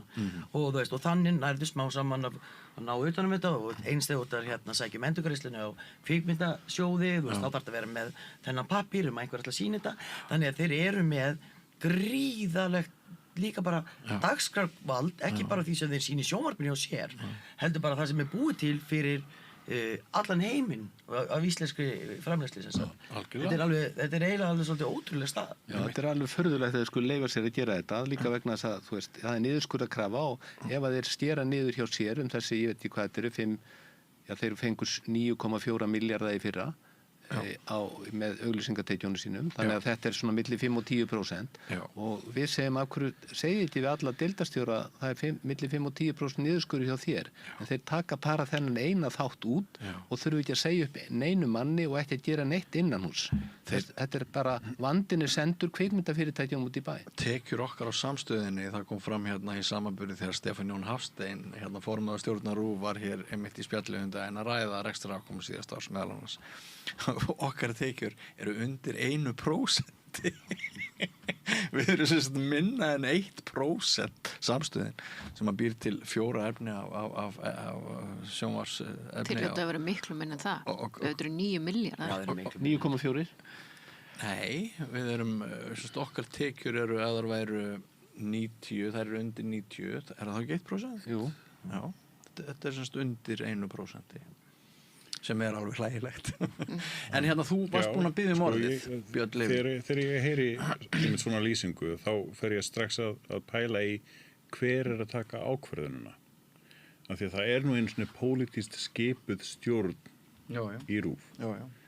Sem að ef að það á að túlka samninga sem eru gerðir við ráðuneytin og svoleiðis og það er ákveðin meining þar á bakvið, að þá þarf það í rauninni að fara í gegnum þessa pólitísk skipuðu stjórn að hvort það sé rétt túlkað. En ég veldi samt þetta fór ekki gegnum það, þetta bara ákvörðun stjórnenda. En ég veldi samt fyrir mér einu. En þarna sko pólitísk skipaða stjórn sem getur samt sagt, þið tók þessa ákvörðun, samningurum við ráðuneytið, það þarf útúrsnúninga til þess að komast í þessa ákvörðun út frá því hvað að gerast. Við erum að vona að þeir geri það. Hefur þið fengið mikið viðbröðu í greininni? Já, mjög mikil úr bransanum. Ég meina það eru þetta allir sem að, ég meina bransin þetta okkur krossbrá að heyra þetta frá útvarpsstjóra þarna fyrir viku síðan og ég veit að bæði framleiðendafélagið og leikstjórafélagið hafa verið með mótmæli yfir þessu og það er búið að vera að fara og hafa samband við bæði ráðuneytið og stjórn RÚV og svo framvegis því að þetta er auðvitað ekki hægt að þetta gangi fram svona, það væri bara það væri katastrófa fyrir kvikmyndagerð á Íslandi og hefur víðtæk áhrif eins og Lára listi hér á. Það er menningarlegu tilliti fyrir okkur sem þjóð, þá bara gengur þetta ekki. En ef ég má koma með bara svona að því að bara ef ég ætla að leyfa þeim að njóta ykkur svafa bara, ég þetta bara pæling sem átt allt í hug. Nú tekin við nýr dagskrárstjóri sjónvarps. Getur verið, þetta bara pæling, getur verið að hún hafi tekið við ykkur í búi með einhverju svona margra ára gömlu efni sem að hún horfir bara á bara svona ok, ég get ekki eins og byrjað mína dagskrárstefnu fyrir ég búin að losa mig allt þetta dót og þess vegna sé hún að taka eitthvað svona millibilsástand ég veit ekki. Sko RÚV ádáldi að byrðum og það er alveg eðlilegt og allar sjónvarpsstöðvar þurfa að eiga það og svo gerist þetta með þessi COVID þegar all framleiðsla datt niður og þá nutuðu þess að eiga byrðirnar. En ein ástæðan fyrir því að þeir eiga þessa byrðir eru líka þetta tvöfalda bókhald sem ég nefndi á það. Það er að segja að RÚV er búið að borga fyrir þetta efni en þeir gjaldfært. Og þess vegna hafa byrðirnar safnast upp því að sko dagskrárstjórinn, það er sagt við hann, mátt kaupa fyrir 700 milljónur á ári en við ætlum ekki að sýna nema fyrir 300 og þá verða til byrðir upp á 400. Þannig hafa byrðirnar eru bara gamalt svindl. Sko. Við eigum bara eftir 4 eða 5 mínútur og það mjög stutt í kosningar hjá okkur, sveitarstjórnarkosningar og mér langar að biðja ykkur að fara aðeins með mér á trúnaðarskeiðið. Ég veit ekkert hvað ég ætla að kjósa. Ég veit ekki eins og hvort ég ætla að kjósa. Og ég eins og gamall kall, tuðandi kall, öskrandi upp í skíin og heiminin. Þetta algjörlega inntakslaust og þetta hefur aldrei verið leiðilegri barátta. En mér líður þannig. Er það ekki alltaf sagt? Já, fyrir 4 árum þá kusum við Framsóknarflokkina því hann sagði ég ekki bara skást eða best að kjósa Framsókn, þannig að hún var kannski ekkert mjög málefnileg þá heldur barátta. En mér langar samt ef við myndum nýta kannski síðustu 4-5 mínúturnar, bara mínútu á mann, að svona lýsa fyrir mér ykkar upplifun af, tökum bara borgarstjórnarkosningunum í Reykjavík eða sveitarstjórnarkosningunum í nágrannabyggðum. Hvernig þið upplifið þessa kosningabaráttu núna, hvað kosið og hvort fleiri deila því að vera án lögheimilis? Gjörðu svo vel. Já, ég búin að ákveða hvað ég ætla að kjósa og ég alveg sammála þetta svona freka dauft og einhver rifrildum bílastæði, þetta bara svo fáránlegt einhvern veginn. Það sem ég hef mest áhyggjur af það að Ari Edwald oddviti Miðflokksins sem hefur sýnt hræðilega kvenfyrirlitningu og þessi flokkur kemur aftur og aftur með kvenfyrirlitningu og ég bara áhyggjur af því að það er verið að tromma upp svona fólk sem á ekkert að vera í pólitík en já, þetta leiðilegt, ég alveg sammála ég nenni ekkert að fylgjast með þessu, ég ætla ekki að horfa kosningavöku því ég var svo svakalega lengi að jafna mig eftir ekki best að kjósa Framsókn, það bara sló í gegn síðast, ég bara þurfti næstu að leggja mig inn, ég var svo eftir mig, ég fyrir svo miklum vonbrigðum með Reykjavíkinga. Það var náttúrulega í alþingiskosningunum. Snýst ekki beint það. Já, þetta er alveg það. Já, en ég alveg sammála, þetta alveg ótrúlegt, En takk fyrir hreinskilin. En þú veist hvernig þú ætlar að kjósa? Já. En þú ætlar ekki að segja okkur það? Ég ætla að kjósa Sönnu, bara geta alveg sagt það. Já. Björn Leví? Já, ég bara sé endurtekningar á svona því sama og gamla einhvern veginn. Þetta allt í svona upprópunum. Maður sér þarna inn á milli fólk að reyna að vera sko spennt og málefnalegt og koma með góðar hugmyndir, en það ekki pláss fyrir sanngjarna, heiðarlega umræðu málefnin sem að skipta máli. Nei. Það bara pláss fyrir TikTok-myndböndin og athyglis hagkerfið. Ég held nefnilega að þetta skipti mjög miklu máli að hliðvarsla fjölmiðla sem var ákveðið gæðakerfi, þrátt fyrir allt og faglegt kerfi, það alveg hrunnið og hver og einn frambjóðandi getur bara búið til sína eigin mynd af sjálfum sér og við erum bara, jafnvel blaðamenn eru að verða hauguruglaðar í því hvað eru staðreyndir, hvað eru góðar upplýsingar og hvað bara eitthvað drasl. Ég kom nær því að vilja einfallega bara, ekki bara persónugjör, heldur bara handahófsvarið. Já. Takk. Þakka þér fyrir. Já, ég alveg sammála því að þetta búið að vera daufleg kosningabarata, en það ekkert málefni sem hægt að horfa á. Og einhverju núna séu núna á móti borgarlínu, en ég meina hún komin nú langt og verður vonandi gerð og það engin svona ágreiningur raun og veru eitt eða neitt. Þetta meira einhver svona vitleysa eins og keyrum og nagladekkjum í göngugötum og láta taka við sér viðtal og einhver svona þvæla, en bara svona generalt segi ég, mér finnst Reykjavík hafa batnað gríðarlega á síðustu 20-30 árum, bara það hefur orðið gjörbreyting á þessari borg, þessi hjólaborg og græna borg sem þetta og svo framvegis, og ekkert allt heppnast vel eins og þétting á einhverjum reitum og svona, en ég get ekki séð að við séum á svo vitlausri leið að nú þurfum við endilega að venda kursunum í einhverja allt aðra átt. Það nú svona mín stóra tilfinning sko, en það engin að bjóða neina nýja leið, finnst mér. Það nú svona niðurstaðan þegar ég horfi yfir svið 11 frambóða í Reykjavík. En finnst þér hún óvinnu lágkúruleg kosningabaráttan eins og það sem viðmælandi mín í gæri Atli Þór Fandal hélt fram, óvinnu inntakslaus, bara ég ekki verið að kjósa neitt? Já, það engin svona málefni verið sett á oddin eða sem að tekist þér það allir auðvitað að kynna sig og tala svona hlutina almennt. Ég mér finnst líka gaman bara að sjá, við erum að sjá auðvitað dálítið nýju fólki í öllum flokkum og mér held að það sé bara jákvætt og gott og hún ungi sósíalistinn sem að einhver bentin á nú sennilega stjarnakosningabaráttannar og ég get alveg tekið undir þá, mjög gaman að sjá svona kraftmikla unga konu koma fram og vera svona rögg og klár og bara röggsum og klár, mér finnst það bara frábært. Það líka svo áhugavert að á sama tíma margir tala hana sem stjörnu, þá ekkert gefið að hún verði á nái inn, að hún fái nægilegt fylgi. Og það segir mann líka sko hvað þekkta fólki hér verður að tala Ara Edvald, akkur hann hérna í oddvitasætinu fyrir Miðflokkinn, en bara þekkt fólk hafið það nokksinni verið sko mikilvægt þá verðist að vera núna fyrir.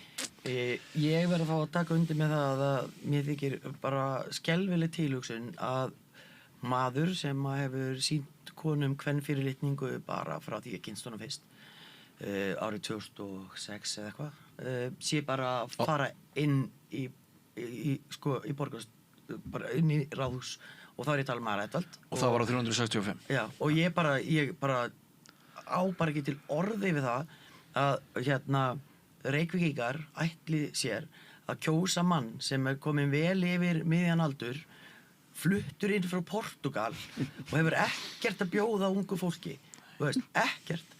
Og af því að við erum nú reynsluboltaðir hérna, við megum alveg vera eitthvað ráðgjafandi og reyna að leiðbeina fólkinu okkar allt það, en eigum ekki bara svolítið líka að leyfa unga og yngra fólki núna bara aðeins að fá að taka hérna sviðið, þú veist, í alvörunni, hvernig dettur fólki það í hug að það sé sniðug hugmynd að flytja mann frá Portúgal sem fór þangað því hann vildi bara borga 10% skatt inn til Reykjavíkur og hann fær hérna niður í bæ og hefur ekki verið niður í miðbæ frá því 1700 og Súrkál eins og myndböndin hans já, þú veist, ég bý niður í miðbæ þegar hann bara bullar þú veist, hann á bara heita bullari skilur, eða skattsvíkari eða svíkari, eitthvað, þú veist ég vona að, halló, ekki kjósa miðflokkinn Reykjavík. Að öðru leyti ég ekki búin að ákveða mig. Nei, þetta snúið. Þú veist, já, þetta snúið. Mér finnst ekki verið neinn þannig sem málefni. Jú, ég náttúrulega, eins og allir á að tekja eftir sem að vera hlusta greinilega, þú veist, jafnréttissinni og og vil að við gerum vel við fólki okkur og ég vil vera með neyslurými fyrir fíklan okkar og ég vil að við tökum utan okkar minnstu bræður og systur og hugsum fólki okkar Þetta sem þú sagði með aldurinn, útilokar það líka að þú kjósi Brynjar Níelsson? Já, ég skil það ekki heldur og ok, Hildur, ég bara minnst Hildur fín en ég næ ekki til hverju verið að ná með Brynjari og ég er búin að vera að segja svo já, þó nokkuð marga vini sem eru svona 10-15 árum eldri en ég og samt ég nú orðin svona gömul sá til en ég verið að reyna að segja svona við þau sko líka í sambandi við Evrópusambandi, ég veit öllum ekki að ræða það núna en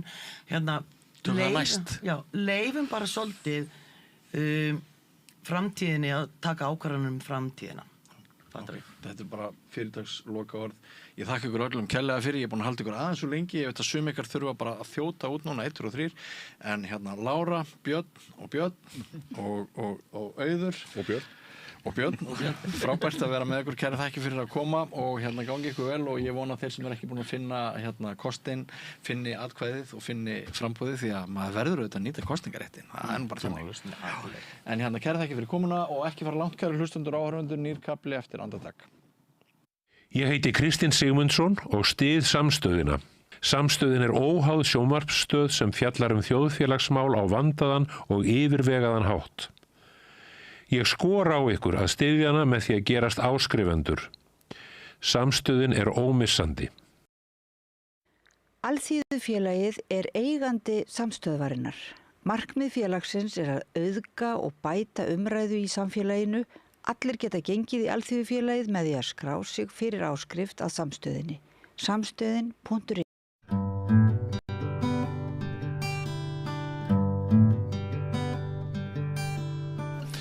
Það styttist í sveitarstjórnarkosningar og við höfum verið að fjalla þær í einn eða annarri mynd alla daga hér á Samstöðinni.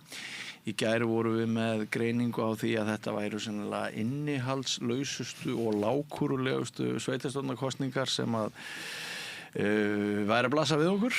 Það er reyndar skoðun margra að það sé erfitt að finna kjarnamála í upptakti þessara kosninga en í dag er röðin komin að því að þið fáið að kynnast framvarðasveit Viðreisnar í Reykjavík. Það eru komin hingað 4 fulltrúar og verið þið velkomin öll sömul svo maður byrji bara á því að kynna ykkur í þeirri röð sem þið sitjið þá þú ert Eyþór Máni Steinarsson vissulega og þú ert yngstur er það ekki? Ykkar 4 í herbygginu.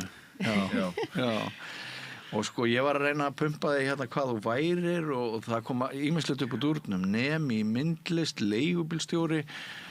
Áttu hopp líka? Einn af, já. Ég er meðstofnandi og framkvæmdastjóri hopp. Það er kannski það sem ég þekktastu fyrir. Já, þannig að þú ert allur fjandinn. Já. Hvað sem þú vilt. Og nú langar þig að verða borgarfulltrúi líka. Já, að minnsta kosti varaborgarfulltrúi. Já, maður skildi nú ætla að það væri bara nóg fyrir sem þú værir að djópa. Já, ég trúi því að maður getur alltaf látið gott að sér leiða á fleiri stöðum. Já, þannig að ég... Einmitt. Og þú ert bara 27 ára gamall. Já, einmitt. Og þá... Ég stærðar hellingur. Sem þér er stellingur? Já, ég man þegar mörg ár sem liða, þetta er ekki... Ég man þegar ég var 30, það var einhver myrkasta stund í lífið mínu, mér varst allt vera búið, þannig ég skil hvað. Ég er hefst þetta hverju ári, sko, ég skil þig. Heyrðu, en næst á dagskrá er Margrét Rós Sigurjónsdóttir. Já, hæ. Vertu velkomin, hæ. Takk. Þú ert athafnakona og umhverfisfræðingur. Já. Í kringum fertugt. Já. Og ert þú með pólitíska reynslu? Já og nei. Ég starfaði fyrir stærstu náttúruverndarsamtök Svíþjóðar þegar ég bjó í Svíþjóði mörg ár og þá var ég að vinna sem svona að kenna fólki að vera lobbyistar í umhverfismálum.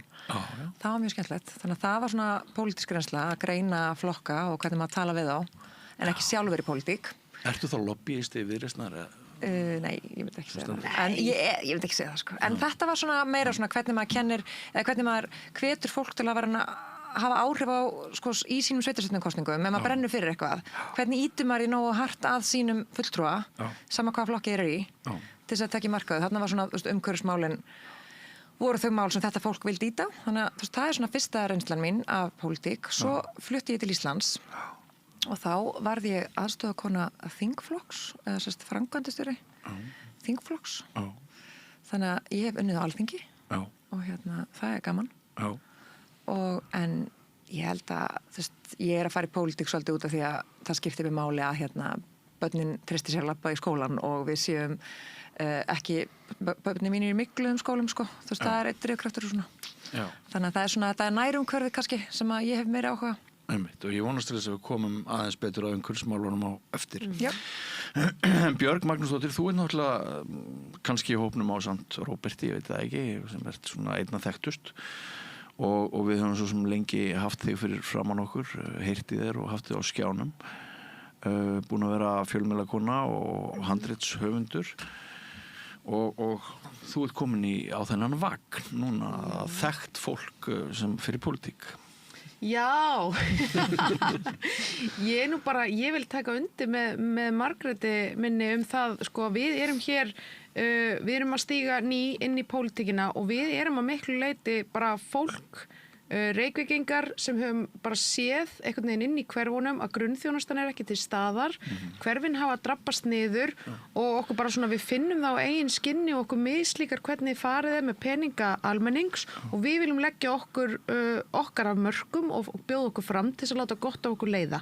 Það nú svona dræfið mitt, sko. Það snýst ekkert mína fortíð í sjónvarpi eða annað. Nei, þetta nú samt staðreind, sko, að oddvitarnir í þessu borgarstjórnarkosningu náttúrulega þekkt fólk og það náttúrulega orðið mjög snúið að ætla sér framgang í oddasæti í stjórnmálum á þess að þú sért þekkt. En má ég þá benda á eitt, Björn, þú ert nú reynslumikill fjölmiðlamaður, það margt líkt með fjölmiðlum og svo stjórnmálum og ekki bara, ef maður bara ætlar að taka þá breiðu mynd þá það þetta bara áhuga á samfélaginu og það bara margt líkt með því að vera að spyrja spurninga og velta fyrir sér samfélagsmálum sem fréttamaður og síðan sem stjórnmálmaður þó að séu þetta gjör ólík hlutverk og ég skal alveg viðurkenna það að það stundum auðveldara að vera í þínu hlutverki að spyrja spurningana heldur en að vita nákvæmlega svörin við þeim öllum en þetta allavega svona minn ásetningur. Ég hef líka verið í frambúði og það miklu verra að vera í ykkar sæti núna heldur en mín vegna þess að stundum koma alveg ógeðslegar spurningar sem svo erfitt að svara. Þannig að, já. En ég var ekki með neitt neikvætt gildi það að þú ert þekkt og þú ert oddviti Viðreisnar. Þetta bara staðreind. Og þannig að ég ekki að gagnrýna það að þú ert þekkt og þú ákveður að gefa kostaður í þennan slag. Þetta bara svona fungerar Ísland og sennilega bara allur heimurinn í dag að til að geta leitt einhvern hóp þá þarftu að hafa gert hluti sem að gera þig þekkta.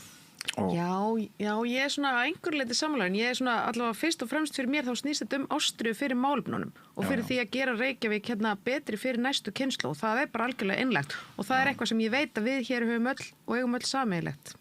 En ef þú væri svona óþekkt Björg með sömu hugmyndir þá hefur sennilega ekki orðið ágengt í Já, segð þú mér ekki sé ég þennan hliðarveruleika, sko? Nei.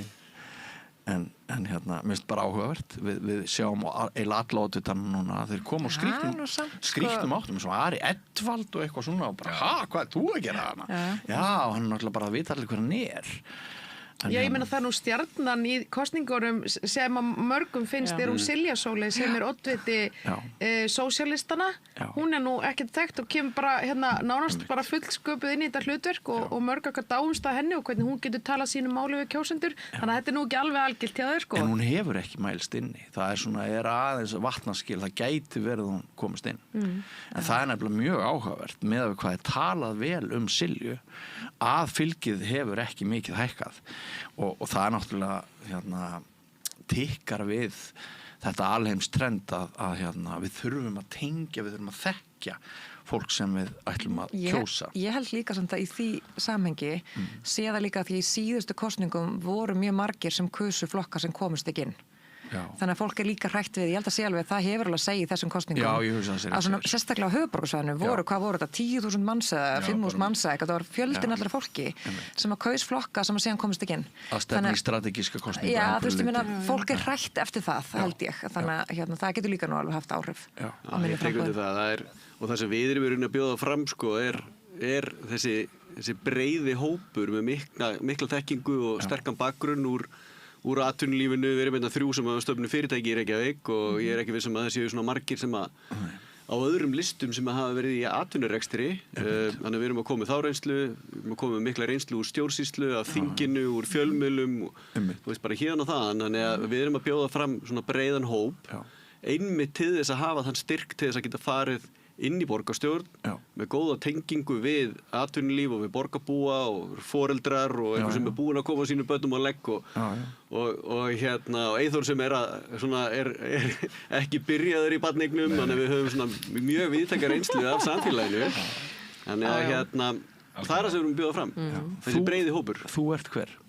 Ég heiti Róbert og er Ragnarsson. Og þú hefur verið að gera hvað? Ég hef verið í þessu sveitarstjórnarmálum alla minn starfsferil. Ég hef verið bæjarstjóri í 2 sveitarfélögum, fyrst í Vogum og svo í Grindavík. Síðan var ég í minni eigin ráðgjöf sem var bara sérhæfð ráðgjöf við sveitarfélög og rekstur og stjórnsýslu sveitarfélaga. Og svo var ég á KPMG, þau keyptu félagið mitt og ég var hluthafi þar og stjórnandi á KPMG, þannig að ég bara verið í þessu að hjálpa sveitarfélögum með að bæta sinn rekstur og taka góðar ákvarðanir. Já, og þú ert í öðru sæti? Ég er í öðru sæti, já. Og ertu nýr í Viðreisn? Nei, ég er búinn að vera bara frá upphafi. Já. En sum ykkar eru nýr í Viðreisn eða hvað? Já. Tiltölulega. Þú líka? Já, ég er búinn að vera í Viðreisn síðan í sumar, síðasta sumar, já. Ok, og hér hefur komið fram að 3 ykkar hafi stofnað fyrirtæki.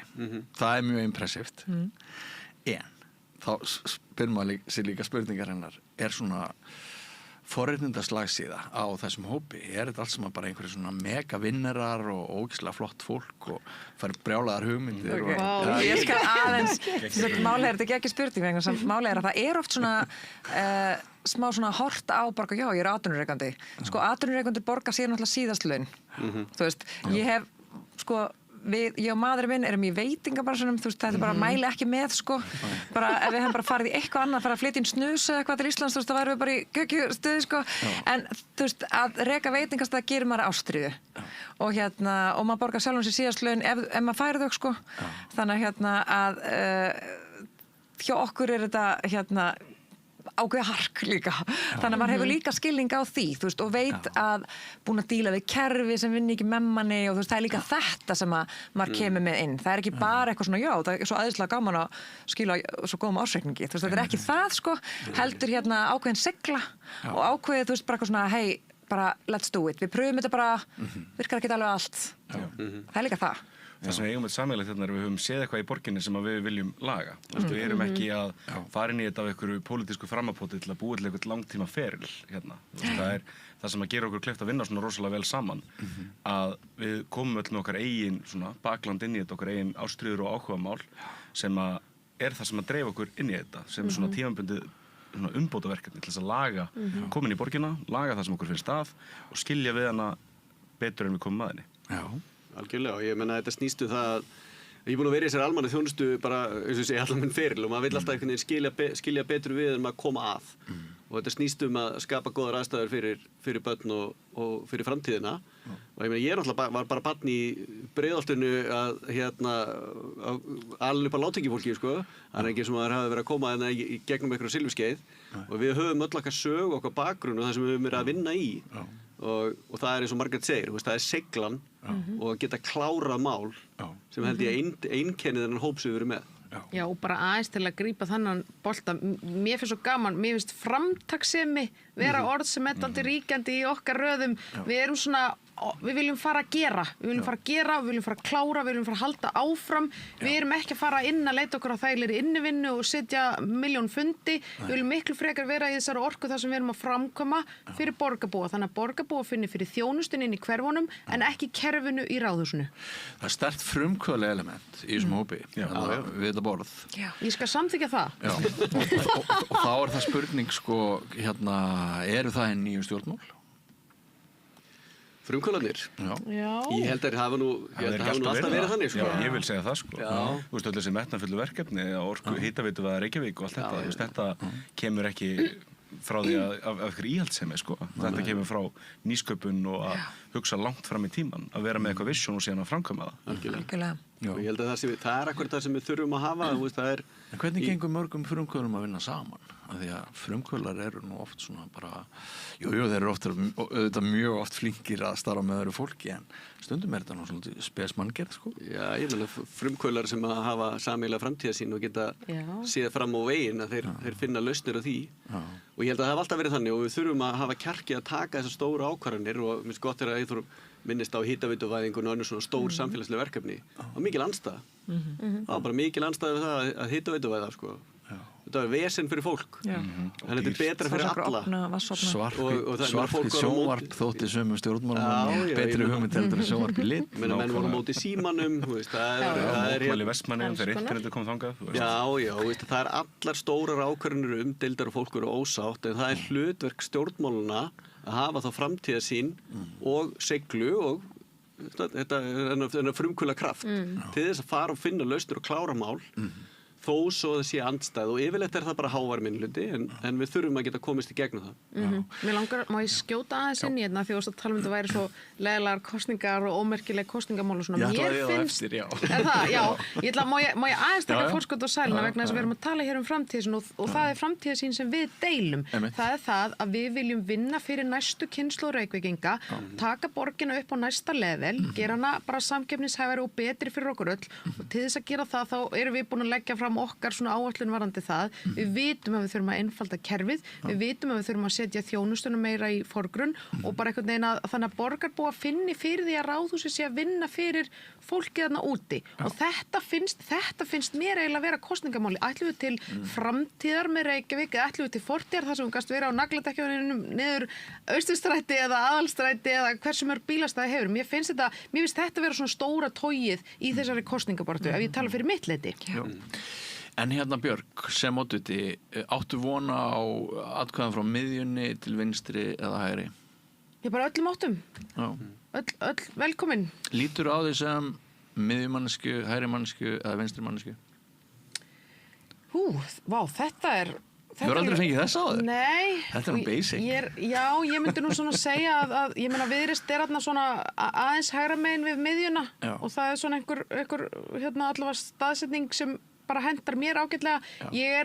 Mér finnst við vera að tala bara nákvæmlega á þessum nótum eins og við erum að gera hér. Við erum framfara sinnar, við viljum fara að gera hluti, við viljum hætta þessum töfum og biðleikjum og vesinni í skýslum og ráðum og nefndum og þessu þvaðri og blaðri, við viljum fara að gera. Ég veit ekki hvað þú vilt staðsetja það, hvað er framtakssemi á hægri og vinstri ásnum, sko.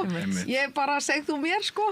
Viðreisn hefur svolítið skilgreint sig sem svona vinstri velferðar flokk og hægri hagstjórnar sko, og verið að spila svona á þessa ása og ég meina þessum hópi hér er fólk sem getur gert hvoru tveggja og það sem ég er svo áhugavert í þessari kosningabaráttu sem kannski snýst ekkit rosa mikið um hægri vinstri heldur kannski um einhverja lausnir og margir vilja bara quick fix lausnir, við erum ekki þar er að umræða til dæmis umhverfismál er ótrúlega lítil og ég held að þekking og reynsla umhverfismálum í toppsætum á lista fyrir borgarstjórnina sé mest hjá okkur. Margrét er að koma til Íslands með mikla reynslu og þekkingur umhverfismálum í Svíþjóð og þannig erum við með manneskju sem að þekkir og getur verið að vinna raunverulega lausnir í umhverfismálum sem aðrir eru bara ekkert að byggja.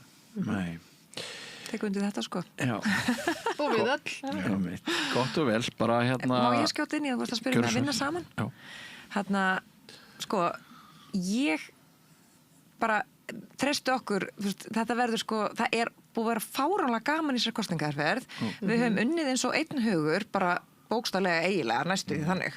Kannski ekki alveg, það er ekki hægt að segja það alveg, en svona eiginlega og það sem ég finnst að vera svo ótrúlega huggulegt þegar maður er að stíga sín fyrstu skref hérna sem pólitíkus er hvað það er búið að ríkja mikið traust gagnvart að við erum búin að skipta með okkur verkum. Þú veist, það er alveg áhugavert að mæta í pallborð. Þú veist, ég er búin að horfa mikið af fundum og mæta í þá sjálf með annarkvort mínum kollegum eða sem frumalandi.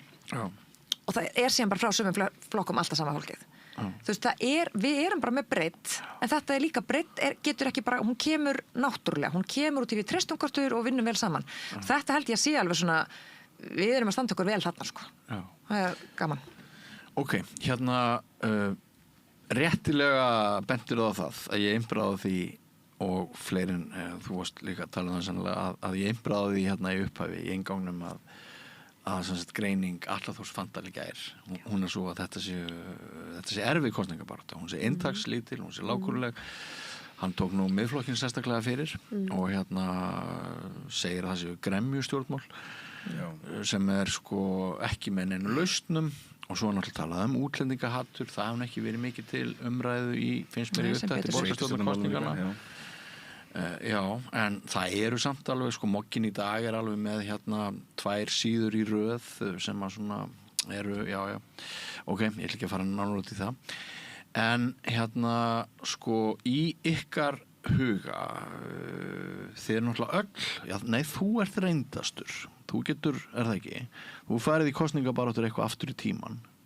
Ég hef aldrei verið í framboði sjálfur. Nú hefur ekki verið í framboði sjálfur. Ég hef verið bara starfsmaður. Þannig að ekkert ykkar getur borið þessa kosningabaráttu með að við fyrri Ég get borið þarna saman við síðustu kosningabaráttu til Alþingis, Til Alþingis. Já, í stúdentpólitíkinni. Já, við vorum líka í Það voru stúdentpólitík. annars konar kosningabaráttur þar. Þá var ekki neitt talað útlendinga. Nei, það var talað bílastæði. Bílastæðin hafa ekki farið neitt. Það eru 20 ár síðan við vorum saman í Rösku við Margrét, þar var einmitt, vel að merkja og þar var Hildur Björnsdóttir á móti okkur í Vöku. Já. Og þar voru bílastæðin ofarlega á Baugi. Við unnum. Já, við reyndar gerum það.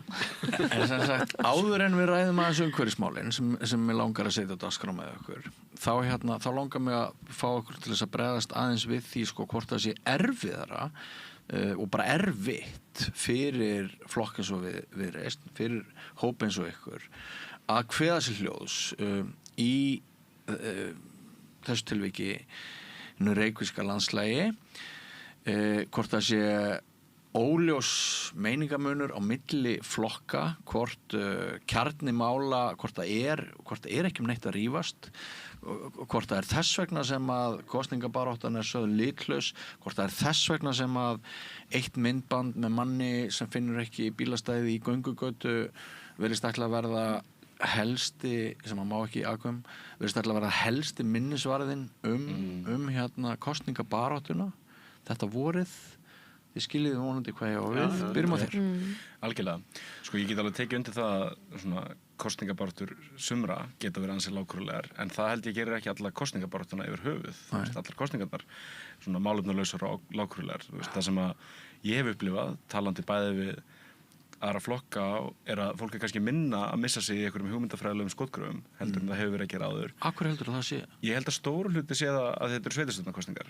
Það er miklu meira sem að raunverulega blasir við, sem að þarf bara að leysa og adressera, sem að er erfiðara að skera í sundur bara með hugmyndafræðilegum línum. Ég held að þessi auðveldari landspólitíkinni, þau ert miklu meira að setja lög og reglur og ekki bara fylgja þeim. En það hefur stundum verið meiri hiti og meiri polarisering í borgarstjórnarkosningum í Reykjavík. Ég get ímyndað með það.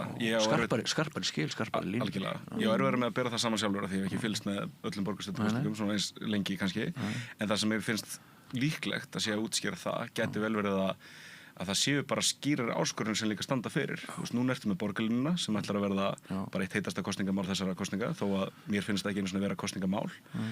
Og síðan ertu með rekstur borgarinnar og þetta eru svona ekkert eitthvað æsi spennandi málefni sem að margir kjósendur eru ekkert sérstaklega svona, hvað maður segja, heitt í hamsi en eru samt svona mjög raunverulegar og áþreifanlegar áskorunir sem liggja fyrir borginni og þá er erfiðar að komast í eitthvað svona mikla draumsýn og framtíðaróra. En trúir þú einhverju hugmyndafræði sem að hinn öflin er ekki talað fyrir? Trúi ég á einhverju hugmyndafræði sem að... Ertu með eitthvað sem að greinir þig frá hinn valkostunum? Ég persónulega, eða flokkurinn. Já, þú persónulega. Ég trúi mjög mikið á hugmyndunum realpolitik. Þú veist að hlutir eru eins og þeir eru og þú þarft að adressera þá í nú ástandi. Og hvort sem umræðir skammtímalausnir eða framtíðalausnir, þá þarftu að svona ekki selja einhvern pólitískan raunveruleika sem að mun aldrei verða til og ég upplifa að mörg gerir það, þú veist, miðflokkurinn að selja einhverju hugmyndum það að þau getur bara slaufa borgarlínunni, þú veist, meira sem ég verið haldin þeirri skoðun, þá myndi ég ekki einu svona reyna að selja hana, af því ég veit í hjarta minni að það er ekki hægt, þú veist, ekki nema að þú fáir hreinan meirihluta og líka greiðir verktökum 100 milljarða í skaðabætur, sko. Okay. Bara takk fyrir þetta. Sama bara sömu spurningar til þín. Já. Fyrir hvað, sko, er erfitt að standa út úr og er einhver svona raunveruleg kjarna ágreiningur? Sko, minna það er náttúrulega að þú veist það eru greinar á Vísi frá öllum alla daga, stanslaust, þú getur framleitt þitt efni sjálfur, þú veist það getur alveg enda svolítið bara inn í þinni búblu, en mér finnst sko út af því að ég skil mjög vel að það er alveg erfitt að vera fjölmiðl þegar eru svona margir í framboði og þú vilt veit einhverju svona vera jafn góður við alla, skilur. Það sem verra að fjölmiðlar hafa mist hlutverk sitt. Nei, mér Þeir finnst bara- ekki lengur hliðverðirnir. Nei, það skiptir jafnvel meira máli fyrir framgang ykkar sem frambjóðanda hver góð tök þið hafið á ykkar eigin kontenti með samfélagsmiðlum og öllum því. Það er líka það sem er rosalega stór breyta í þessu. Sem einkennir með þennan Narra Edvald minnisvarða líka. Já, akkurat sko. Og mér finnst bara, þú veist, það er alveg erfitt að vera sko blaðamaður í fjölmiðlum og vera hérna með 9 eða 11 viðmælendur eða hvað þetta eru margir, skilur og svo ætla að vera með einhverja follow-up spurningu þegar tímaraminn er 30 mínútur. Þannig að mér finnst maður ekkert ná að fara á dýpi. Þú veist, það eru kannski svona þættir, ef fólk nennir að horfa á þetta þá getur þau kynst okkur aðeins betur. En það sem ég finnst kannski aðgreina Viðreisn frá hinum er kannski svolítið það sem að Róbert var að segja á hann með, þú veist, hægri hagstjórn og vinstri velferð. Þú veist, við erum með bland þessu betur fyrst mér heldur en margir. En ég held líka að það sé, þú veist, þetta með svolítið, þú veist, að við erum raunverulega að meina okkur finnst að fólki að hafa frelsi. Þú veist, frelsi til að velja hvernig þú kennst til að fara að vinnu. Þú veist, það er alls konar hlutir þegar kemur að frelsismálum sem ég veist aðrir svona dygðaskreita sem með pínu eða bara ekki tala eða alveg samum sko en við svona raunverulega vera að meina það en það er mjög erfitt að koma því í gegnum lætin en lætin finnst mér svolítið vera já, tími búinn það eru lætin, að það er alltaf verið að stoppa manna og ég skil það mæta vel ég meina ég er búin að sitja nokkuð pallborð sem ég er að sopna sko, þau eru svo löng Já, en bæði löng og grunn oft Já, og það er eiginlega versta þannig að þú veist, Björg var í pallborð í gær það sem var skipt eftir fylgiflokka og það sem var meiri sætt gott í það pallborð þau tóku sko sumar spurningar á fyrir hlutan og ekki sömu spurningar á seinni hlutan en skiptu fólki upp.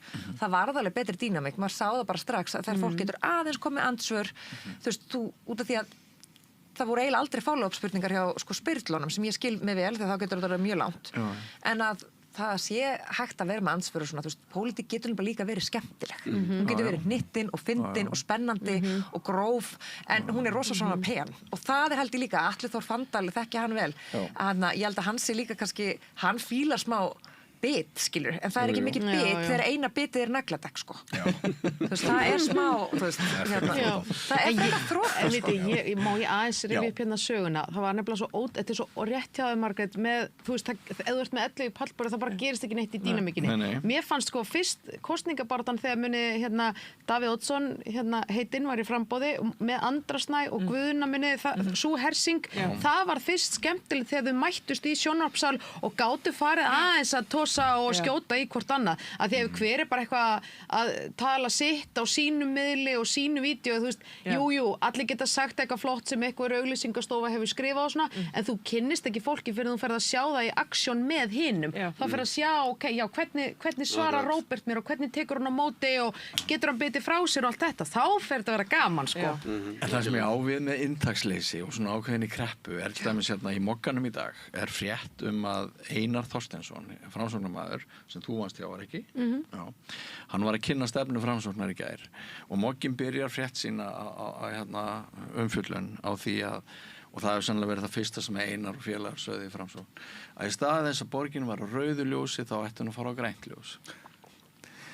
og þetta er Framsóknargrænn en þetta er svo dæmigert hvað þýðir þessi frasi, hann þýðir ekki neitt hvað er undir honum, ekki neitt og við erum alltaf að lesa einhverja svona frasa Má ég koma aðeins inn í þetta? Já, býta aðeins að við komumst ekkert nær því hvað Einar átti við með þessu vegna þess að það byrjunin á fréttinu hún er þú ert að fara djúpt niður sko, til þess að sjá kannski einhvern raunverulega mun en þetta eru svona orðaleppar og ég hef aldrei átt í meiri vandræði með að ráðstafa mínu atkvæði ég veit ekkert hvað ég ætla að kjósa mér langar ekki að kjósa neitt ég man ekki eftir því í sveitarstjórnarkosningum það er svona stutt í sveitarstjórnarkosningar að mér langi ekki til að kjósa neitt yfirleitt hef ég verið svona þetta eru 2 góðu kostir, 3 en núna bara langar mér ekki að kjósa neitt og börnin mín eru algjörlega hneyksluð á mér það var við vorum að borða saman í fyrrakvöld og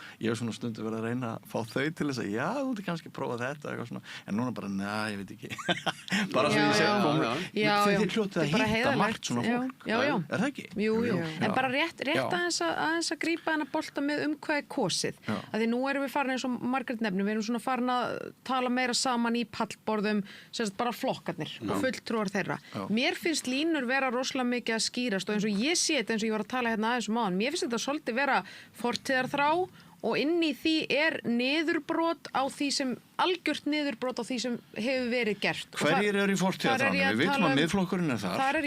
Það kemur mér á óvart hvað Sjálfstæðisflokkurinn er að stíga langt í þá átt varðandi samgöngusáttmálann og varðandi borgarlínuna. Já, að því nú vitum við það, Björn, að það er búið að tala um samgöngusáttmála í áratug eða meira og öll sveitafélögin og höfuðborgarsvæðinu sem eru nú mörg með Sjálfstæðisfólk í forystunni, öll eru að vinna samkvæmt því plani. Þetta er einn kreppa kosningana að það er svo mikil upplýsingaóreiða þessa borgarlínu. Það veit enginn hvort hann á að styðja þessa borgarlínu eða ekki.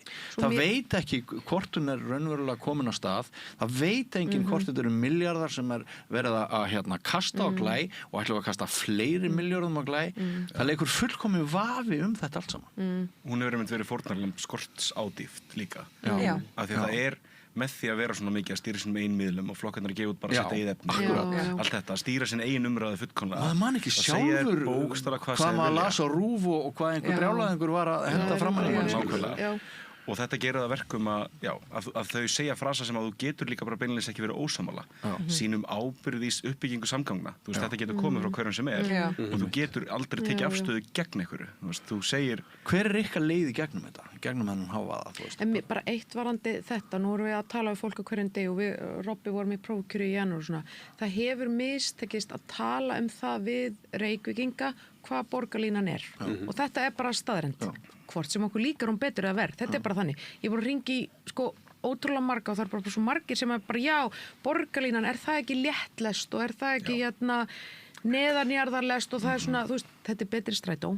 Það er það sem þetta er og þú veist, og jú, eitthvað miklu betri strætó. Já, miklu betri strætó og þú veist, en það er svona grunnhugmyndin. Ég held að þetta sé eitt af stóra veseninu, sko. Þetta er orðið dálítið svona stigmatíst orð og svona, þú veist, þetta er eldfimt orð, en þetta er eitthvað sem og svo fer maður dýpra inn í samtali við fólk og maður svona fer að spyrja, myndur vilja losna undan 2-3 einkabílum í rekstri á þínu heimilu? Allir eru til í það. Það vilja allir fá bættar samgöngur. Skilju, en það bara svona, það er eitthvað rofaðna í samskiptum það hver hugmyndin er. Fyrir aðeins, Róbert, aðeins áður en þú klárar núna, finnst þér ekkert erfitt að finna kjarnan einhvern veginn og finnst þér, þegar þú ert að velta fyrir þér eigin framistuðu á opinberu vettvangi, finnst þér ekki erfitt að finna sérstöðu þína? Mér finnst allavega mjög góður málstaður eins og við erum að tala með þeim hætti, við erum halda áfram að vinna með samgöngusáttmálann. Með því erum við ekki að segja að þetta sé fullkomið plagg, en við teljum það óábyrgt að ætla að brjóta hér allt og bramla með einhverju vélsög og byrja frá grunni eins og Miðflokkurinn er að tala og eins og Sjálfstæðisflokkurinn er farin að tala. En finnst þér kosningabaráttan inntags lítil og lágkúruleg eins og... Nei, ég get nú ekki alveg tekið undir það. Og fyrir okkur er það svona dálítið skýrt hvað við viljum gera og við reynum auðvitað bara að tala tað og beina sjónum á okkar málefnum og því hvað við viljum gera frekar en að böðlast út í hvað allt er ömulegt, sko. Fyrirgeður, Róbert, þú vildir forðið og aðeins inn í þetta bara. Ég er bara að teka undir með Eyþóri, ég menna, það er í pólitík listins mögulega, að við þurfum að klára það sem þarf að klára og hérna er komin einhver. Mér finnst borgarlínan í rauninni ekki verið kosningamál núna, það var kosningamál, það búið að ákveða þetta og nú er þetta bara spurning útfærsluna og hverjum treystur til að klára. Kannski er þetta einhverju leyti kosningur að verja fyrir ákvörðun? Já, ég meina það er, ef við ætlum alltaf að vera þar að þurfum við að endurskoða allar ákvarðanir þegar kemur nýr meirihluti, þá verður engin framgangur og okkur gengur ekki vel. Bara rétt eins og við hitaveitudæmi sem við tekið hérna áðan, rétt eins og með aðra samgönguframkvæmdir sem hefur verið farið í. Einu sinni vorum við í ESB ferli og svo kom bara ný ríkisstjórn og hún klippti bara með einu bréfi og þú veist, þetta er bara saga íslenska stjórn. Og það er ákveðin svona menningarbreyting. Og þá klárast ekki neitt og ég meina Færeyingar bara byggðu sína þjóðarhöll meðan við höfum verið að tala um hana. Þannig að við erum, og það sem aðgreinir okkur kannski frá öðrum, er að við erum vissulega frjálslyndur flokkur. Við viljum leyfa sjálfstætt starfandi aðilum að hjálpa okkur við að leysa verkefni hins opinbera. Það er engin kreddufesta í því. Við viljum bara finna lausnir á því það er realpolitík eins og það komið náðan, bara finna lausnir. Það sem einkennir okkur líka, kannski, og aðgreinir okkur frá öðrum, það eru flest frambúð að tala um að það þurfa nú að gera eitthvað, það þurfa nú að taka til í reksturinn, það þurfa að strömlínulaga og eitthvað slíkt. Og við erum algjörlega þar, við viljum minna ráðhús og meiri þjónustu út í hverfin. Munurinn á okkur og öðrum að við vitum hvað við erum að fara að gera. Við höfum gert þetta áður. Eða Róbert hefur gert það. Þannig að líka mjög tilbúin að tala skýrt um það. Mér finnst það mikilvægt að segja. Við erum mjög tilbúin að tala skýrt um það og alveg tæpið nokkuð laust. Við höfum talað um það þarf að fækka bara stöðugildum í Borgartúninu og við höfum meira sér talað um hversu mikið. Það er engin flokkur sem leggst gegn því. Nei, það talar samt ekki um nákvæmlega hvað á að gera. Nei, og við veitum alveg hvað á að gera. Og ég meina ef ég væri ennþá í ráðgjöf, og nú ég ekki bara að vera hrókaföldur, sko, ef ég væri ennþá í ráðgjöf og það var einhver, ef Edvald væri borgarstjóri, þá myndi að ringi mig til þess að biðja mig að hjálpa sér. Af því hann gæti ekki gert þetta sjálfur. En viljið þið öll fækka borgarfulltrúa? Sko ekkert endilega fækka þeim, ég tala alveg fyrir mig, sko. Þeir eru 23 núna, það er lögbundið lágmark eins og lögin eru núna. Kostnaður við borgarfulltrúin er mikill. Kostar 850 milljónir ári. En þessi stjórnsýslu kostnaður sem að mokkinn hamast á þessi allt og hár, allt og margir millistjórnendur og þeirra borið saman sko stærðarhagkvæmni Reykjavíkur sem ætti að vera með Akurir og þar kemur í ljós að það er bara, þetta eru skelfilega niðurstöður, Reykjavíkur borg í hag. Hver er ykkar hugur til þessa? Það er vel hægt að lækka þennan kostnað og færa þjónustuna út í hverfin. Það er tiltölulega einfalt og ég veit að hljómar kannski einfalt að segja það, sko, en það er tiltölulega einfalt að lækka þennan kostnað miljard og koma því út í þjónustu fólk. Mögulega meira og þar myndum við vilja byrja á okkur sjálfum og segja, það eru 850 milljónir ári sem kostar, sem er launakostnaður borgarfulltrúa og varaborgarfulltrúa. Við myndum vilja breyta því. Það er hvergi annars staðar í Skandinavíu eru allir borgarfulltrúar á fullum launum sem borgarfulltrúar gera ekkert annað. Og þetta segir ekki sem popúlisti til að fá atkvæði, þetta er sannfæring. Þetta er bara mín sannfæring. Það er betra. Við erum að taka undir þetta og við erum ekki að mælast inni, sko. Það er okkar laun sem fara fyrst, sko. Ekki til að vera 70%. Mín sín á þetta er sem sagt að, sko, bara til að sletta, sko, þessi starfsemi er business of better decisions. Okkar hlutverk er að taka góðar ákvarðanir. Ef að allir í stjórn félagsins eru hluti af kerfinu, þá munu þeir ekki taka góðar ákvarðanir út frá samfélaginu að þeir hafa ekki innsýn í samfélagi lengur. Það er kjarnin í þessu. En Björg, sko, Róbert nefnir þarna miljard sem að geti sparað og þessu. Og við erum með veikindi hjá Reykjavíkurborg sem kostar 7 miljardar á ári. Við erum með næstu því 10% veikindarhlutfall. Já, rúmlega 7%. Nei, ég held að sem er 8 og 9. Það er hærra í leikskólunum. En Björn, það á sér líka skýringa þar sem starfsfólk er með yngstu krílunum og allar pestir ganga. Mér finnst ekki alveg sanngjarnt að taka það alltaf út til svega, sko. Hvað sem er sanngjarnt ekki, þá er þetta svakalegu kostnaður. Og hann er meiri heldur en víðast hvar segir Morgunblaðið. Ég veit reyndar ekki alltaf hvenær Morgunblaðið er bara með áráður og er að segja ósatt eða hvenær Morgunblaðið er að segja fréttir. Þannig að við vitum öll að Morgunblaðið hefur stökkbreyst frá því þessi ríkisstjórn tók til valda, en gjör svo vel. Mér langar bara að segja eitt. Mér finnst líka ótrúlegt ábyrgðarhlutverk. Sko, það er eiginlega engin annar vinnustæður en Reykjavíkurborg sem er baktalaður all the time. Hvernig myndi þið líða í vinnunni ef að æðstu stjórnendur þínir væri út átana bát að segja þú stæðir illa í vinnunni? Þú veist, ég held að þurfi aðeins að vanda sig betur. Við erum með rosalega mikið fólk í vinnu og þegar það eru borgarfulltrúar, við erum bara búin að fá það staðfest að það eru borgarfulltrúar sem fara í fjölmiðla og ljúga fjármálin. Það veldur álag á fjármáladeildina. Það er bara eins og öll ESB-umræða. Hún er meirum en að líga. Já, algjörlega, og þarna finnst mér, þarna erum við kannski komin í þetta líka með smá, þú veist, þú veist, að tala um þetta innihaldslaust og allt eitthvað glata, sko, í pólitíkinni.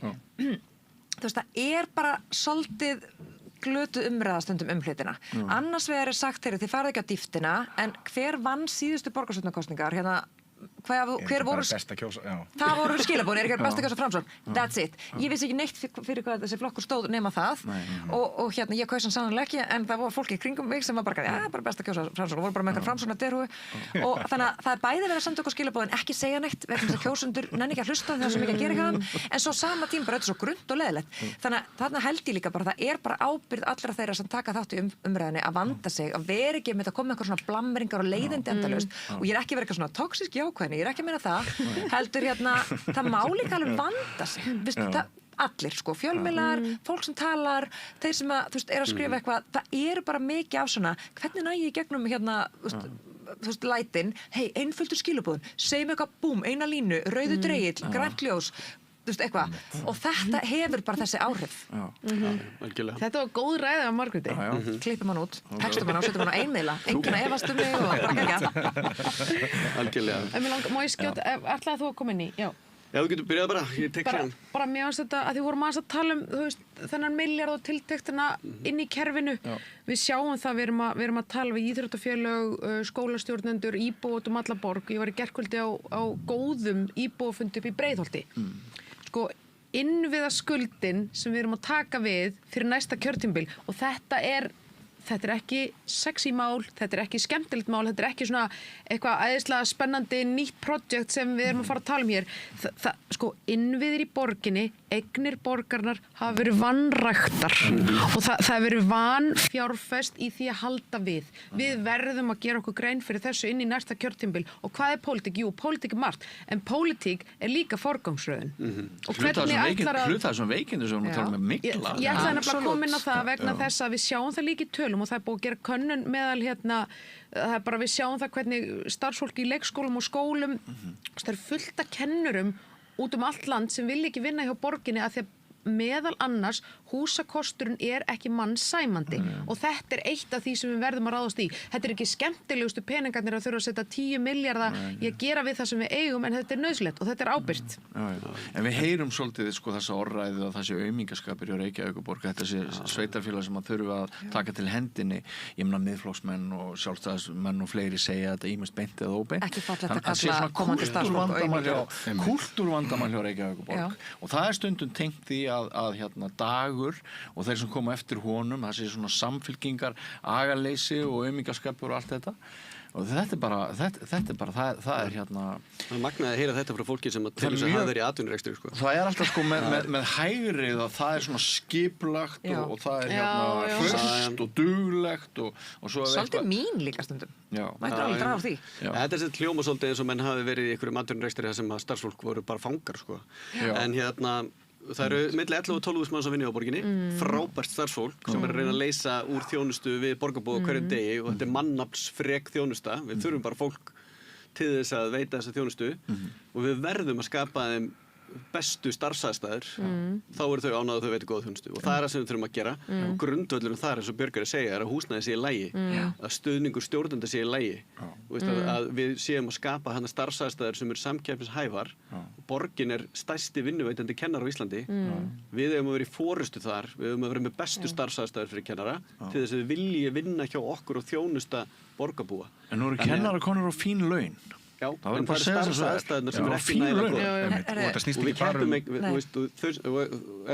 ef fólk hefur verið í atvinnurekstri og vitum við það en við keppum ekki bara í launum við keppum í starfsaðstæðum og fyrir sjónleiki En er þetta að gera meiri kröfur núna á kennara eftir að þeir eru bara konur og fínuleg? Það er verið að gera meiri kröfur þeir eiga eiginlega að vera sálfræðing og félagsþjónusta hérna að þú veist finna út úr það eru börn með greiningar, börn sem tala ekki tungumáli ég meina það er brjálað að gera hjá kennurum og þú veist ef þið væru ekki með þessu laun það væri held ég bara ekki skólar virkir það væri bara farin og mér finnst bara ég er með börn í mjög miklum skólum það er rosa gaman þú veist það er allt því að það sem er svo áhugavert það eru tugir kennarar, síðastri heyrði voru þetta 19, það er svolítið síðan sem eru búin að hætta út af veikinum, þau verða veik börnin mín eru í frábærum skóla þau eru í Laugarnesskóla, það er bara þetta er æðislegur skóli, ég elska þessa kennara hann er fallegur, hann er bara grútmiklaður og það er náttúrulega freka glatað en sko meina skólastjóri Laugarnesskóla núna, sá sem er núna en líka Sigríður Heiða sem var undan þau urðu að verða einhvers konar sérfræðingar í flutningum og myglu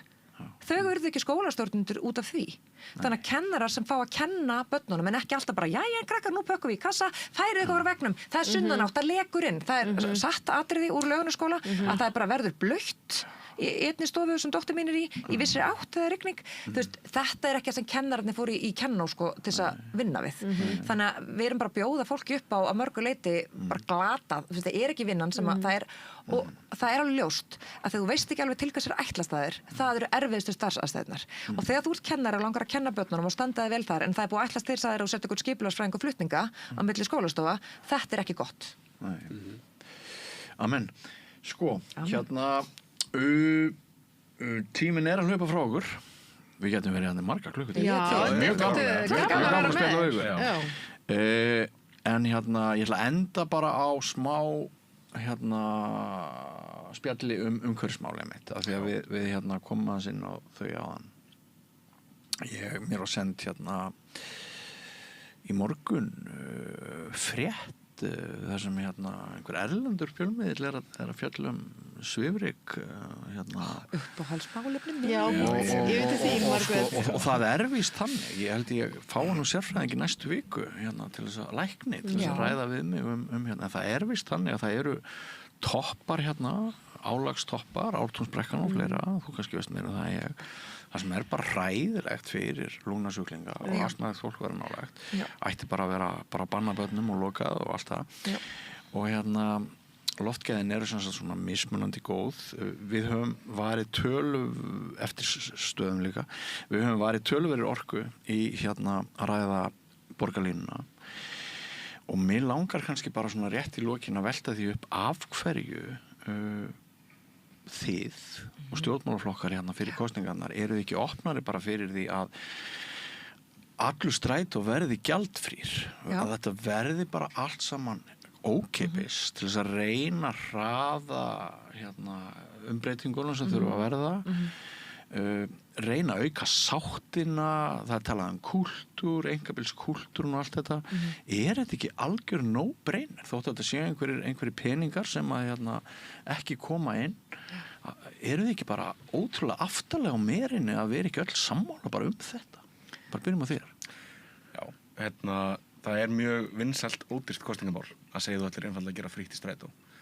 Það er bara... Ég er ekki bara góð rugg. Sko, það eru ákveðin rögg fyrir að gera eitthvað svoleiðis tímabundið átaksverkefni til þess að sannfæra fólk að þjónustan sé orðin góð þegar að það er búið að gera hana góða. En það sem fylgir því er lengri tíma vandamál. Sko, nú er þetta erfiður baggi að standa fyrir því að strætói ekki að verða frýr, en það hefur sýnt sig í nánast í öllum þeim löndum og stöðum þar sem strætó er gerður frýr, þá grotnar niður þjónustan yfir tíma. Þetta er kannski gott til skamms tíma. En hvað með Akureyri? Já, Akureyri er með verstu strætóþjónustu á Norðurlöndunum. Það hata allir Akureyri strætó og notar enginn þó hann sé gefins. Í alvöru? Já, þetta bitnar Ég bjó þarna í 25 ári, ég kannast ekki við. Nei, þetta er sem ég heyri frá Akureyringunum sem ég þekki. Viltu heyri mér? Hún fer ekki einu Mér finnst þetta bara frábært. Hún fer ekki einu svona flugvöllin, þú veist, þetta er... Það er pólitísk ákvörðun, það var til þess að vernda hagsmuni leigubílstjórana. Það var alltaf mál, sko. Sem eru rosalegur þrýstihópur. En nú erum við að tala um umhverfismál. Já, algjörlega. Nei, það er alveg hægt að gera strætó gefins eða ókeypis í eitthvað tíma, en það sem gerist í kjölfar þess er að hann verður fyrir miklu meiru, skulum segja, pólitísku braski. Hann verður miklu meira fórnarlamb pólitíkur af því að þetta er orðið bara, og fyrir utan sko hvernig pólitíkin bregst við því, þá er viðhorfsvandamálið að þetta sé gefins og þetta sé þar af leiðandi eitthvað ómerkilegt eða eitthvað sem að svona þú berð ekki sem virðingu gagnvart hlutum sem eru alveg frýr og hlutum sem þú borgar eitthvað fyrir. Er það ekki bara einhver svona hagfræði sem má deilum? Það má alveg rífast um það. Veltur það ekki svolítið á sko samhenginu og því sem við erum að ræða núna? Það eru raundæmi sem hafa sýnt sig samt, bara víðsvegar í heiminum, að þegar strætó eða almenningssamgöngur eru gerðar fríar eitthvað staðar, það missa þær gæði og þær missa yfir lengri tíma notendur líka. Þannig að þetta er eitthvað sem er hægt að gera til annarkvort pólitísks eða notkunar ávinnings til skamstíma, en leið þú heldur þessu áfram til streitu, þá allavega annars þar í heiminum, það sem þetta hefur verið reynt, missir almenningsvagnarnir gæði og þar af leiðandi þjónustu. Það er notkun fyrir gæði. Ég sé fyrir mig sko, því nú er verið að leyfa börnum að fara ókeypis í strætó. Upp til 11 ára. Upp til 11 ára er ókeypis og það liggur fyrir hérna eitthvað áallum að nú á það verið til 15-16. Þau eru búin að samþykja það er ekki ennþá komið, held ég. Samþykja að skoða það eitthvað svona. Já, eitthvað svona, ok. sko, mér finnst alveg það má alveg velta fyrir sér hvort að það ætti að vera ákeypis upp í 18 ára, þannig að bara öll börn séu ókeypis strætó, því að það sem að gerist nefnilega 17 ára þú fær bílpróf. Þannig að mögulega væri fínt að halda krökkunum bara, þú veist, því að ég finn það því ég á börn sem eru mjög sjálfsagt að taka sjálfstrætó, að þetta alveg smá kostnaður þó svo það sé ekki stóra, ég meina það væri miklu meiri kostnaður að skuttla fyrir mig. En þú veist, þetta samt svona, ég finna hann eitthvað, peningurinn búin eitthvað, þú veist, getur stundum verið smá brölt og við viljum kannski ekki öllu börnin okkar sem er snjallsíma þegar 11 ára en þú þarft eiginlega að borga með snjallsíma í klappinu þannig að það tala ekki alveg saman en sko ég vildi alveg óska þessar kosningar væri í nóvember þannig ég geti bara að tala svifryk og nagladekk allan daginn en nú þú veist maí á morgun þannig að þú veist þetta er kannski ekki snjómokstur og svifryk er ekki alveg heitasta kartaflan akkurat núna en sko við þurfum að fara þegar það kemur af loftgæðamálum það deyja það eru toppar í hjartaáfalli, heilablóðfalli, alls konar astmakostum og bara lúnasjúkdómum í þessum toppum og þú veist, það sem Reykjavíkurborg þarf líka að gera, við þurfum bara að mæla þetta betur. Það eru fáir mælar, þeir eru bilaðir, þannig að fólk svona, já, þetta er bara Grensásvegi, ég bý ekki þar. Það hafa verið settur upp mælar við skóla í Reykjavík og þeir sýna svart, þú veist, það er svona kvarði og svart er bara, skólinn mætti ekki setja starfsfólki út, það myndi bara heilbrigðiseftirlitið geta sko lokað þessum skóla. Þegar ég var upplýsingafulltrúi Umhverfisstofnunar fyrir nokkrum árum, þá talaði 70 til 80 dauðsföll á ári. Já, ég heldur séu konum sem er beint tilfarað svifryksmengun. Já. Þannig að þetta er bara, við erum að sjá það að fólk er að skuttla börnunum sínum meira í skólan. Það er að aukast, samkvæmt könnun sem að gera núna fyrir nokkrum mánuðum. Maður sér alveg marktakan mun á milli ára. Og þetta hefur að gera með að fólk treystir ekki börnunum sínum í umferðin inn í hverfunum þeirra. Þannig að þetta er bara svona risa vandamál. Við þurfum að tryggja börnlappi, fólk þarf að nota bílinn minna, við þurfum ekki öll að vera á nagladekkjum. Við þurfum ekki ókeypis strætó. Nei, sko, á grándögum, ég vil að sé ókeypis á grándögum og mér finnst líka alltaf bara ókeypis menninganótt, ókeypis á einhverjum dögum þar sem við bara viljum að allir sé strætó eða borgarlínunni, en ég held að það er ekki kostnaðurinn sem er ástæðan fyrir að fólk tekur ekki strætó. Ástæðan fyrir að fólk tekur ekki strætó er að þau treysta honum ekki alveg, strætóskilin er ekki nógu góð, þau standa út í einhverju vonsku veðri og svo strætó seinna og svo er hann fastur í umferð. Þannig að við þurfum að laga hvernig strætó virkar og fólk getur stóla á hann eins og maður gerir erlendis og allir borga í stórborgum fyrir almenningssamgöngur á þess að segja múkk. En heldur þú, Björg, að sáttin borgarlínuna, hún gæti ekki falist í einhverjum svona millileikjum? Að hvetja okkur til þess að nýta almenningssamgöngur enn frekar en er núna með því að það kosti ekki neitt að breyta lífstílunum. Mér finnst nú félaga mínir hafa svarað bara ágætlega vel fyrir þetta. Við sáum það var bætt í strætó síðasta sumar. Það voru settir já, það var bætt á skilaða fleiri farþegum. Já, okkur skilst það. Skilaða mælanlega fleiri farþegum. Já, sko, hve mörgum ég hef kert þetta svo voru 10 fleiri. Við spurðum nú framkvæmdastjóra strætó og það voru ekki kannski alveg nákvæmar tölu en þau merkja aukningu en ég er nú bara ganni verið að spyrja svona í kringum mig og bara fólk sem eru tíðir, ég ætla bara að viðurkenna það, ég er bílakona og ég er að æfa mig að taka meiri strætó.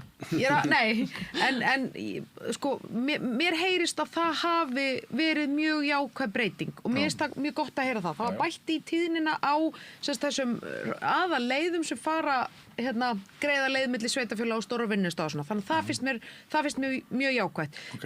Ég get alveg tekið undir það og þetta sem Margrét er að segja með sko, að, þú veist, build it and they will come. Það er vesenið með borgarlínuna. Það er svona, loforðið er, það verður geðveikt eftir 16 ár. Það er og fram að því bara þrengingar og vesen. Já, en ég er samt líka, minnst þessi retórik aðeins sótt frá líka, miðflokkurinn og sjálfstæðisflokkurinn hafa verið helstir í það að segja þetta kemur eftir 100 ár. Við erum að tala um að ef við náum að láta þetta gerast á áætlun sem að verður okkar verk, þá verður lota 1 tilbúin 2031. Það er bara eftir lok næsta kjörtímabils. Þá er bara lota 1 tilbúin og þá getur við tekið borgarlínuna, allaleg frá miðbænum upp í Hamraborg í gegnum nýju brúna á Fossvonum og það mun hafa mælanlega áhrif. Hún verður miðjuskipt alla leiðina sem því hún mun þysja í gegnum umferðina miklu hraðar en bílarnir sem að verða ennþá fastir. Mér finnst bara mjög mikilvægt, þú veist, nú er Suðurlandsbrautin, ég ætla ekki að fara í djúpar umræður hann, ég veit að við erum að brenna inn á tíma og svona, en mér finnst bara skipta rosalega miklu mála við förum inn í þennan málaflokka mikilli ábyrgð inn í næstu borgarstjórnarkosningar, að því að við erum hér að tala fyrir lausn. hvað eru hinir flokkarnir að gera? Þeir eru að tala fyrir niðurbroti, þeir eru að tala það, nú rífum við allt upp með rótum, hérna milljónir funda, milljónir fjárfestinga, þú veist, þetta tímamóta samráð á öllu höfuðborgarsvæðinu, milli ríkisins og sveitarstjórnanna allra. Þetta er algjörlega uník. Mér finnst ekki allt frábært í þessu plaggi, ég ætla samt að styðja það og fara inn með það mission að koma þessum málum áfram. Þetta er lausn sem er á borðinu og við erum að vinna eftir. Við verðum að sýna ábyrgð í því að fara inn með það hugarfar, að halda áfram. Algjörlega, og ég eins og ég sagði það áðan, okkar hlutverk er að taka góðar ákvarðanir og það eru stundum erfiðar og við þurfum að fylgja eftir því sem er búið að leggja upp og hluta því að taka góðar ákvarðanir er að vita hvað erum að tala en ekki bara byggja okkur í tilfinningu. Þannig að bæði Margrét og Eyþór eru búin að minnast hérna á við vitum ekki hvað loftmengunin er mikil af því við mælum ekki nóg og við vitum ekki hvað eru margir farþegar í strætó af því við mælum það ekki nóg. Þannig að við þurfum líka að setja fjármagn í það að afla gagnan svo við getum tekið raunverulega góðar ákvarðanir. Heyrðu, mjög skemmtilegt að fá ykkur öll í heimsókn. Kæra þakki fyrir að koma. Ert þú sannarlega borgarstjórnar efni Viðreisnar? Ég er það, já.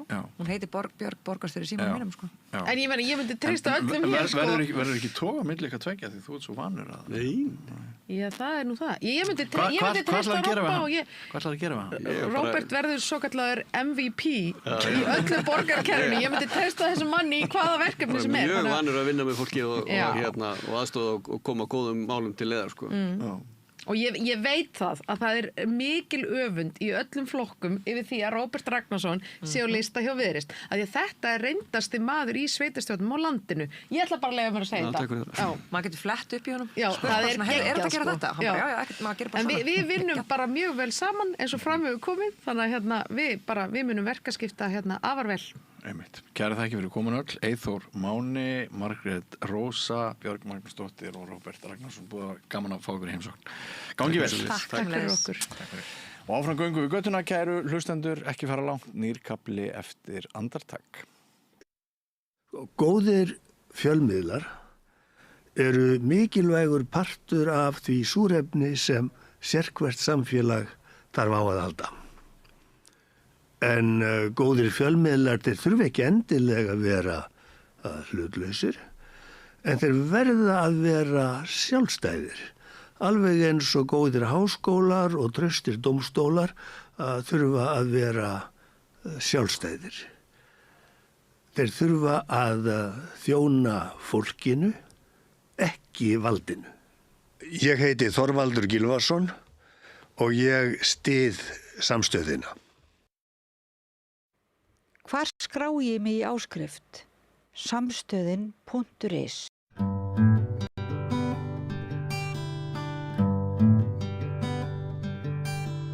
Komið sæl aftur og velkomin að Rauðaborðinu. Ég er hérna með hóp af grunnskólakennurum sem ætla að fræða mig aðeins starfið í grunnskólanum og svona ýmislegt fleira sem við kemur grunnskólum og bara börnunum þar og kennurunum, starfsfólkinu. En hingað er komin Arna Magnea Dangs. Komdu sæl. Sæl. Tjævei Sól Drífudóttir. Hæ. Hæ. Og Davíð Sól. Já, takk. Komdu sæl. Takk fyrir. Við þetta er þátturinn þar sem öll heita Sól nema Arna. Ég er myrkraveiran. Kannski að þú bara breyta nafna þetta. Heita Sól. Við tölum við mannanafna nefnd á eftir. Eftir helgi. Allavega. Ég ætlaði bara, ég fekk ykkur mitt að þið eruð öll grunnskólakennarar eða hafi verið að vinna sem kennarar í grunnskólum. Og ég veit ekki hver vill byrja því ég veit að þið tvær hafi verið ísatt-kennarar. En ísatt náttúrulega stendur fyrir íslenska sem annað tungumál fyrir þau sem ekki vita. Ég var það í 7 ár. Já, akkurat. Og þú ert... Og ég er búin að vera 5 ár, rúmlega. Og til dæmis, ef ég get sagt, bara B.Ed og mastersritgerðinu minu snýst ísatt eða hvernig við gætum nota leiklist sem vettvang til að læra íslenska tungumálið. gegnum bara leiki í staðinn fyrir þessa bókstaflega höfbundur kennslur sem allir eru vanir. Af því ég fekk það ekki í mun uppeldi einhvern veginn, af því ég Íslands en ég líka ælun upp erlendis. Pappa minn sendiherri og mamma og við bjóðum í útlöndum, bæði í Afríku og í Asíu. En ég bjó aldrei á Íslandi fyrir en ég var 17 ára. Þannig ég kom til Íslands og ég var í IB-námi þegar ég var 17 ára í MH. Og ég fann fyrir bara hvað það vantar eitthvað. Það var rosa erfitt fyrir mig að læra íslenskuna þegar ég var eitthvað 17 ára. Það einhver leiti. Þannig ég tala mikið ensku og ég fór í nokkra leiklisnámskeið og það hjálpa mér að læra íslenskuna. Þannig ég fór að hugsa, framtíðin. Hvað ef það væri barn eins og ég sem gæti möguleika nýta leiklist sem vettvang til að læra tungumálið, íslenska tungumálið. Og þetta var eitthvað bara minn fókus. Og núna ég bara að gera það sem mig langar að gera, sem leiklist, kenna tungumálið og bara gegnum, bara leika líka, bara hafa gaman. Af því mér finnst það líka, það einfaldar allt. Meira að einhver leiti. Það nú erfitt sem barn að koma frá öðrum landi, að vera öðruvísi, ekki tala tungumáli og það kennari einhvers aðeins sem bara læra, þú verður að læra. Getum við kannski bara hafa gaman á meðan þú ert að læra. Þannig ég vildi bara búa til svo vettvang og ég held að ég búin að á einhver leiti búin að gera það. Í hvaða skóla ert þú að kenna? Ég í Kársnesskóla. Kársnesskóla, já. Kópavoginum, já.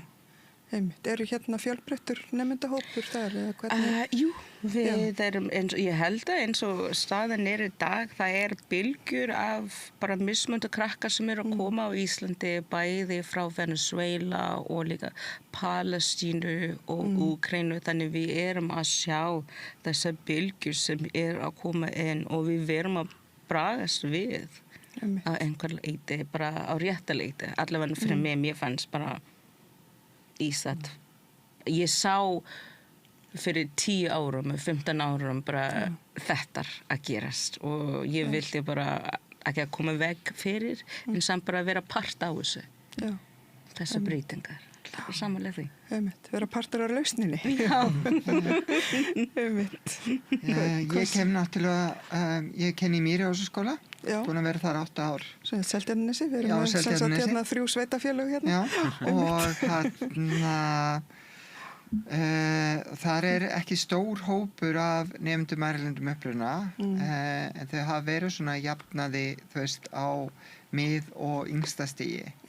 Það sem ég hef verið að kenna síðastliðin 8 ár að mestu leyti. Að þá eru þau svona á bilinu rokka svona á milli 30 til 36.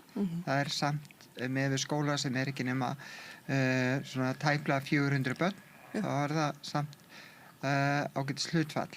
En ég var að kenna áður en ég fór í Mýrihúsaskóla og var að kenna 5 ár í Álfsskóla og var leiklistakennarinn þar og kendi mið- og unglingastigi og þar var söfnunarskóli. Þú veist, einn af síðustu söfnunarskólanum. Það voru söfnunarskólar fyrir nemendur erlendum uppruna og þar var líka einhverfudeild og þannig ég kendi börnum þar og eins og Tjævei var að nefna að í gegnum leiklistina þá voru bæði þau börnin í einhverfudeildinni og líka börnin í Ísat-deildinni að þau voru að læra og skilja íslenskunni í gegnum leiki og í gegnum leikrit og ofta læra flókin orðaforða. Núna þetta árið ákvað ég að vera umsjónarkennari. Þú veist, ég byrjaði þannig, ég hef búin að kenna yfir 20 ár. Þú veist, og þú ert að kenna eitthvað 7. bekk, 7. bekk, já. Og þau eru núna til dæmis að vinna í kvikmyndagerð, 2 hæfni viðmið sem að þau eru að vinna eftir, annað að þekkja tæknina og vinna með tæknina og hitt að þekkja svona grundvallar hugtök lýðræðis eins og samfélag, mannréttindi, gildi og svo framvegis og þau eru að vinna þetta og þau eru að vinna og þau eru að hafa mjög mikið, þau eru búin að vera að vinna handrit, þau eru að gera svona skotlista, skipuleggi, hvernig þau ætla að taka upp, hver segir hvað, hvernig þau ætla að klippa þetta og þetta er rosalega góð og flott vinna og þau eru búin að læra helling bara svona það sem við getum sagt er borgarvitund og þau gerir þetta á jákvæðan og skemmtilegan hátt og þau eru að læra fullt af nýjum orðum í leiðinni og þarna eru náttúrulega öll börn saman, líka Ísat-börnin, þau eru ekkit undanskilin, þau eru með í þessum hópum og þau eru alveg fullir þáttakendur og og við þurfum að gera meira því að svona blanda fögum saman faglega og leiklistin er mjög góð til þess og mætti alveg nýta hana meira en við erum að gera nú þegar. Hvað segir þú, Davíð? Þú ert í Melaskóla. Já, ég mitt í Melaskóla og þetta er náttúrulega alveg við Háskóla Íslands. Já, Svo við erum að fá aðalega mjög mikið af börnum sem koma bara erlendis frá þá eru foreldrarnir í námi í háskólanum svo þetta er alveg mjög fjölbreyttur hópur og þetta er sem skólinn er frá 1. til 7. bekk og þá einmitt þetta er svo fjölbreyttur bæði nemendur sem eru bara að stoppa stutt á meðan foreldrar eru í námi og síðan fara aftur til heimalandsins og jafnvel líka börn sem ætla að búa hér. Svo við erum alltaf að fá ný börn erlendis frá. Já, einmitt. Og er sem sagt er hópurinn mjög fjölbreyttur eða er þetta svona? Já, þetta er bara, þetta kemur svona eins og í bylgjum eins og hún var að segja. Já. Þá er núna dálítið mikið að koma frá Afríkulöndunum, Ghana og Kenya og þar. Já. En síðan er þetta líka bara frá Indlandi, Venezuela og líka mikið að tvítegyndu börnum. Já, akkurat. Svo það er alveg fjölbreyttur hópur. Já. Og bara fyrir mér þá er það líka bara fínt út að alltaf ég er ekki alveg ég fættist ekki á Íslandi. Þá get ég verið svona fyrirmynd líka fyrir þau að þau geta horft svona upp til kennara og þú veist að þau þurfa ekki til að vera bara eins og öll hinn. Já, akkurat. Og þá finnst mér það mjög mikilvægt líka. Akkurat, að því ég man nefnilega að þú hefur komið til mín áður í þátt, það var enda bara svona fréttaspjallsþáttur en þá var mér talaður einmitt mikilvægi þess að séu einmitt fyrirmyndir, alls konar fyrirmyndir í skólanum fyrir börnin. Hvað finnst ykkur hinnum? Ég bara sammála því það sem þú segir hérna, það að því ég sjálf ekki fædd á Íslandi, ég sem sagt ættleidd til Íslands og mamma mín er Íslands og mér finnst það sem skiptir máli sem kennari að vera fyrirmynd og bara sinna þau og krakkarnar og börnum og bara ég hér, ég kennari, ég öðruvísi á litin, ég ekki hvít eins og allir sem þú sér kringum þig, en I made it. Já. Einhver leiti. Já, þetta hægt. Það hægt. Þú get líka vera kennari ef þú vilt gera það. Já. Þannig það meira bara sýnaleiki, bara visibility, bara að vera til og bara von fyrir þau. Já, akkurat. Já, það mjög mikilvægt að við höfum góðar og jákvæða fyrirmyndir í kringum okkur. Og það líka annað verkefni í Sjötabæk sem við gerum sem í lífsleikni sem fjallar fyrirmyndir og þau voru að nýta sér tækni þá líka, Canva. Við heyrum rosalega mikið það að það verið að tala mjög illa iPada í skólum og tækninni í skólum en þetta er eins og öll verkfæri. Þú getur nota verkfæri á jákvæðan og neikvæðan hátt. Það ekki þar með sagt að þessi verkfærin að kenna. Nei, og þau hafa verið að vinna með þessar kynningar jákvæða fyrirmyndir og maður sér alls konar fyrirmyndir þar, bæði erlendar og íslenskar og út á Seltjarnarnesi þá er Grótta með svona út á Vívaldi fótboltavellinum, þá eru þau með svona fyrirmyndadaga þar sem að þau bjóða krökkunum að koma heimsækja jákvæða fyrirmyndir.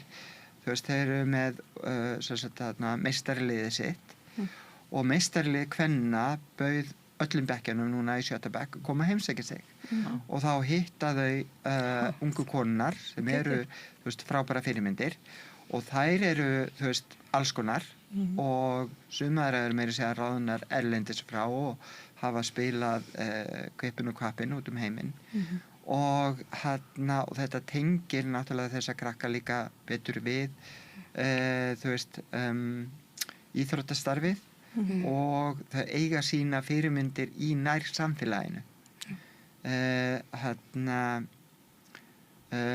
Ég er með einhverja nafnablindu og nú er dottu úr mér hvað hún heitir en það er ein fótboltakona sem að þú veist, stelpunar hjá mér, þær eru miklar fótboltastelpur og eru æðislegar sem ég er að kenna í 7. bekk. Sumar eru svo ofvirkar að það þurfa að hlaupa 3 sinnum hringinn úr skólan og taka 30 RP sko bara áður en að geta einbeitt sér en það eru dásamlega og hún, hvað heitir hún? Sem spila fyrir landslið búið að vera þú veist Svandís. Já. Svandís Jane. Já, Svandís Jane. Að hún hefur verið, þú veist, hvernig orðar maður þetta? Þeirra helsta fyrirmynd í fótboltanum. Og, þú veist, það er enginn sem er að tala þú veist, húðlitin hennar.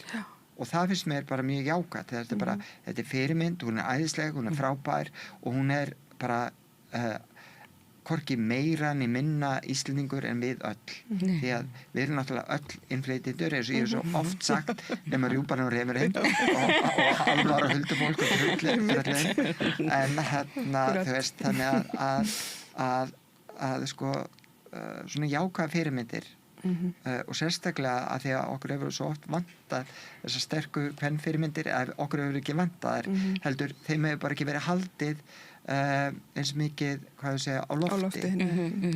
En núna er bragabót á og íþróttafélagin eru að taka við sér og ég vil bara hrósa Gróttu fyrir sko, þetta framtak vegna þess að þú veist meiri segja strákanir mínir sem er í fótboltanum að þeir eiga sína uppáhalds fótboltakonu ekki bara fótboltakalla. Akkurat, já. Það er einmitt oft sagt að til dæmis með eins og kvikmyndir og fleira að strákar horfi frekar bara á kvikmyndir stráka en stelpur gerir meira af hvoru tveggja sko. Þetta er eitthvað sem var einhvern tímann talað Já, þetta svo meira ábyrgandi þegar þau töluðu líka sko tónlist og kvikmyndir þá kom þetta sko alveg fram þegar þau voru að tala fyrirmyndir þar að þú veist strákurinn völdu frekar stráka fyrir utan það var ein sem að þú veist allir gátu einhvern veginn verið sammála að væri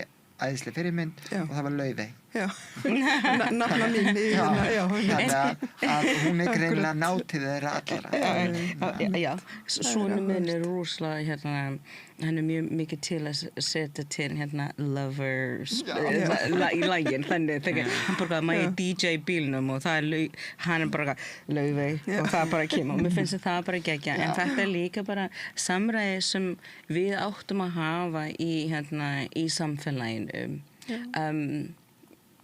það er svolítið toxic masculinity sem er einhvern veginn í gangi þegar maður að geta að lyfta upp kvennafótboll. Það er eins og ef ég má sagt og segja þegar karlmenn er bara af hverju að ég horfa á konu að spila fótbolta af hverju er þetta að horfa karlmenn að spila fótbolta já bara saman valið spurning, já it's the same shit þannig að þetta er eitthvað viðhorf sem við verum líka að breyta og eitthvað sem ég er líka að breyta með sonu minn bara eitthvað, konu skipta máli já, ég skipta máli, við ætla kannski fara í Valu og horfa á konur fótbolta að spila í staðinn fyrir karlmenn að spila En þetta eitthvað sem þú sem einstakling gerir. Já, einmitt. Þetta ákvörðun. Já. Af því þetta hefur mikið bara áhrif á samfélaginu og það byrja við mig, það byrja við þig, það byrja við þig að gera eitthvað. You have to be the change that you want to see. Já, akkurat. Þetta klassíska, já. Og ég ætla að mynda að taka boltan frá þar því bæði að það ekki bara nóg að vera með annan húðlit sem fyrirmynd heldur líka ég náttúrulega kynsegin og ég ofta að spila bara að sína fram að þú getur verið strákur og samt verið kjól og alls konar svoleiðis bara brjóta þessar staðalímyndir sem samfélagið búið að setja og ég kannski ekki að þú veist að varpa þessu alltaf og ekki bara að sjá mig, ég bara miðpunturinn og þið veist að ég aldrei eitthvað svoleiðis, ég bara mæti til dæmis og fæ spurningar og bara fæ umræður frá börnum og ég ekki endilega kannski byrja sjálfur að tala það heldur að börnum fara að spyrja bara af hverju ertu í kjól í dag og af hverju ertu með naglalag og eitthvað svoleiðis og það hefur líka einmitt áhrif að þeir sjá fjölbreytileikann. Já, einmitt. Hvað ertu að kenna gömlum börnum? Ég að kenna fyrsta bekk. Fyrsta bekk, já, þannig að þú ert með þau alveg pínu. Þeir að vera 7 ára. Já, einmitt. Og til dæmis daginn var ég, þú veist, byrja umræðan bara með að strákar voru ekki málaðir og eitthvað svoleiðis. Það byrja alveg þar í fyrsta bekk. Og þá fór ég bara að sýna myndir, bara alls konar að strákum verið málaðir í hatara og eitthvað svoleiðis. Og einn strákur sagði við mig bara Davíð, viltu slekka á þessu? Ég bara, þá fór ég strax í verð bara, hann gaf mig að fórta og bara, nei, mér finnst óþægilegt að horfa á eitthvað ókunnlegt fólk og ég bara, ok þá skil ég Þetta deep Þannig verð ég bara, hvað, er þú eitthvað að fara svo maður það líka svona smá að passa sig að þú veist kannski ekki taka öllu næri sér og þeir eru náttúrulega bara á börn og þeir eru að spyrja og forvitin og svoleiðis. Mér finnst bara sýnileiki skipta rosalega mikið máli bara að vera til staðar en eins og núna, eins og þú segir bara þú ert með fyrstu bekk ég get ekki ummynda að vera í fyrstu bekk og vera little barn og hafa þetta til dæmis sem kennari sem til staðar fyrir mig og bara gefa mér innsýni í raunveruleiki, if that make a sense. If that make a sense. Þannig, mér finnst bara, ég ætla bara að hrósa þér. Takk fyrir. Fyrir að vera bara sjálfum þér og bara mæta og vera bara svo sterk og bara standa við sjálfum þér og bara gefa börnum bara örfissu innsægi into líf, Hér ég og svona ég og þó að það kannski margir sem oh, what is this, hvað gangi kannski eitt að tveimum þarna sem bara sem connecta tengja og finna fyrir tengingu og þeir vanta þetta þannig þú getur líka bara að lappa burt og bara hugsa I did something, ég gera það eitthvað og með tengja við líka bara frá stráka og stelpu þá finn ég mitt að strákarnir meiri í verð og þeir bara finnst þetta miklu óþægilegra að menn stelpunir bara flott naglalag og alltaf rósa mann miklu meira þess að ég finn alveg þar líka að það munið þar á. Já, akkurat.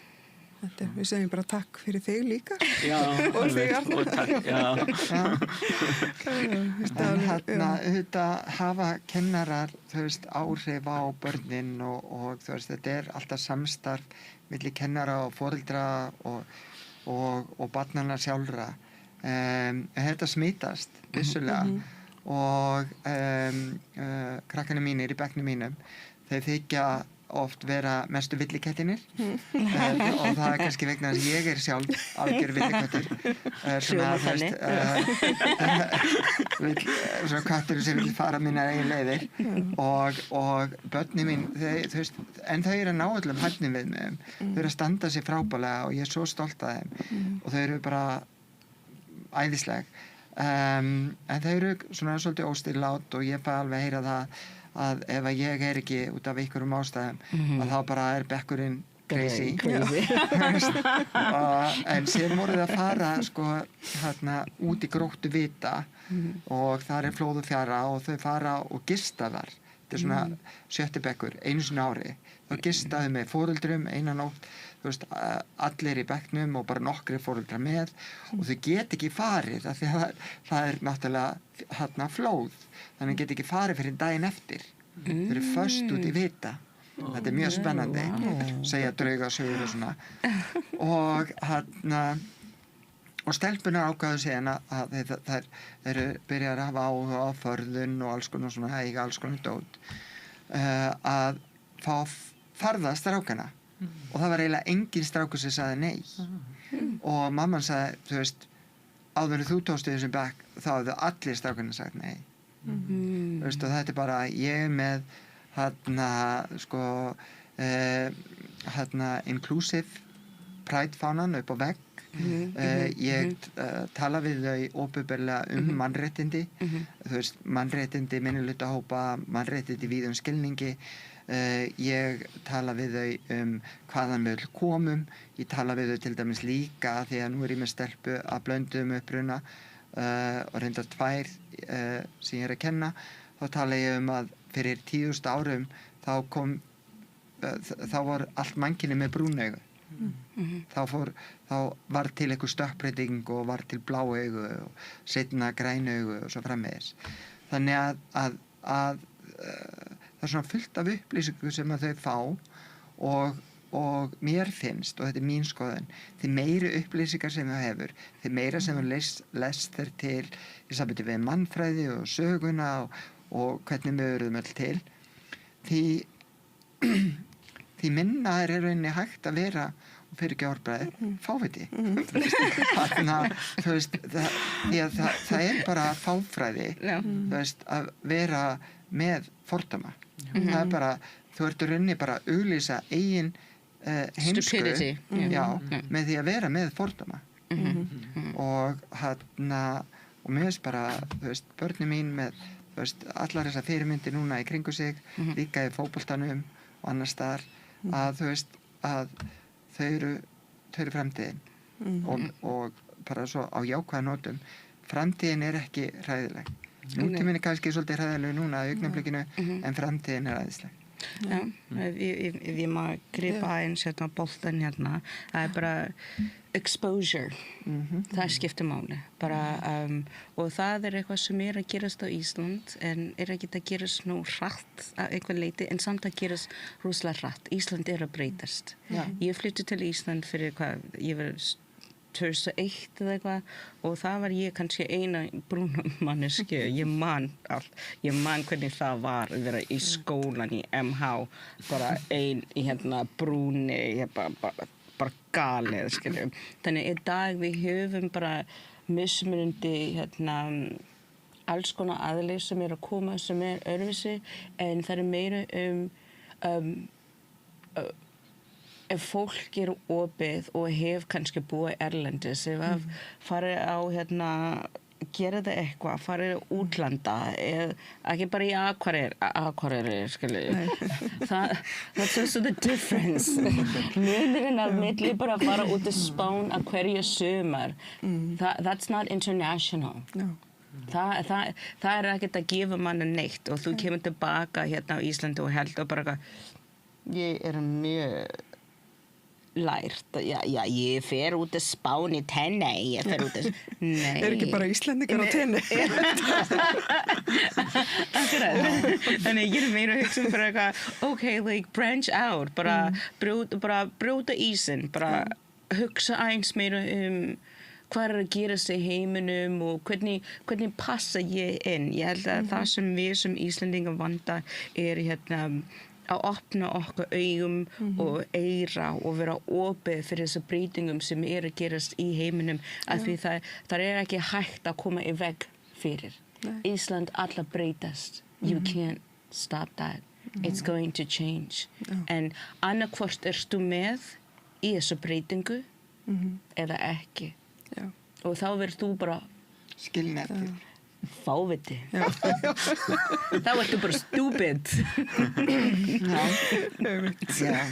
Við verðum öll við skammu fyrir orðbræði. And that bara either you're with the movement or you're holding yourself back. Heimurinn að breytast en þú tekur ákveðunum hvort þú part af þessu breytingu eða ekki. En með að velja ekki, þá kemur það eins og fordóma inn. Fordóma sem þarf ekki að vera til að því heimurinn heldur áfram án þér. En við auðvitað erum við öll fáfróð til þess að byrja með og þannig að við eigum náttúrulega ekki að gera lítið úr fólki sem kannski fáfróð á öðru leyti en þegar það vill ekki fræðast. Það munur. Það geta allir fræðist og það geta allir valið að fræðast og eins og Chavez segir, við höfum val að fræðast og fara fram á við eða reyna bara að festa okkur í fortíðinni. En þú veist, fortíðin land sem ekki lengur til og við getum ekki búið þar. Og svona vera með einhverja fortíðaþrá og fortíðahyggju, þetta náttúrulega bara sjálfsbýningakvöld. Þú veist, við þurfum alltaf að horfa fram á veginn og eina leiðin til þess að gera, þú veist, heiminn byggilegri fyrir okkur öll náttúrulega bara, þú veist, að hugsa í lausna með það og fræð okkur. Þú veist, hvað best fyrir okkur öll. Og þetta líka það alltaf talað svona var náttúrulega talað aðlögun, núna talað inngildingu, en þetta náttúrulega alltaf bara spurning að við lærum hvert af öðru og berum virðingu fyrir hvort öðru og bæði hvað var skoðanir og uppruna og hefðir og menningu að því ég meina það ekkert allir Íslendingar með sömu hefðirnar og svo framvegis sko. Þannig að við erum þetta að því að þú veist, ég náttúrulega hef það reynslu, ég fædd 1974 og við Arnar erum sama reynd. Ég fædd 1974. En við höfum náttúrulega séð þetta breytast, en ég til dæmis elst upp á hinsegin heimili. Móðir mín sem sagt lesbísk og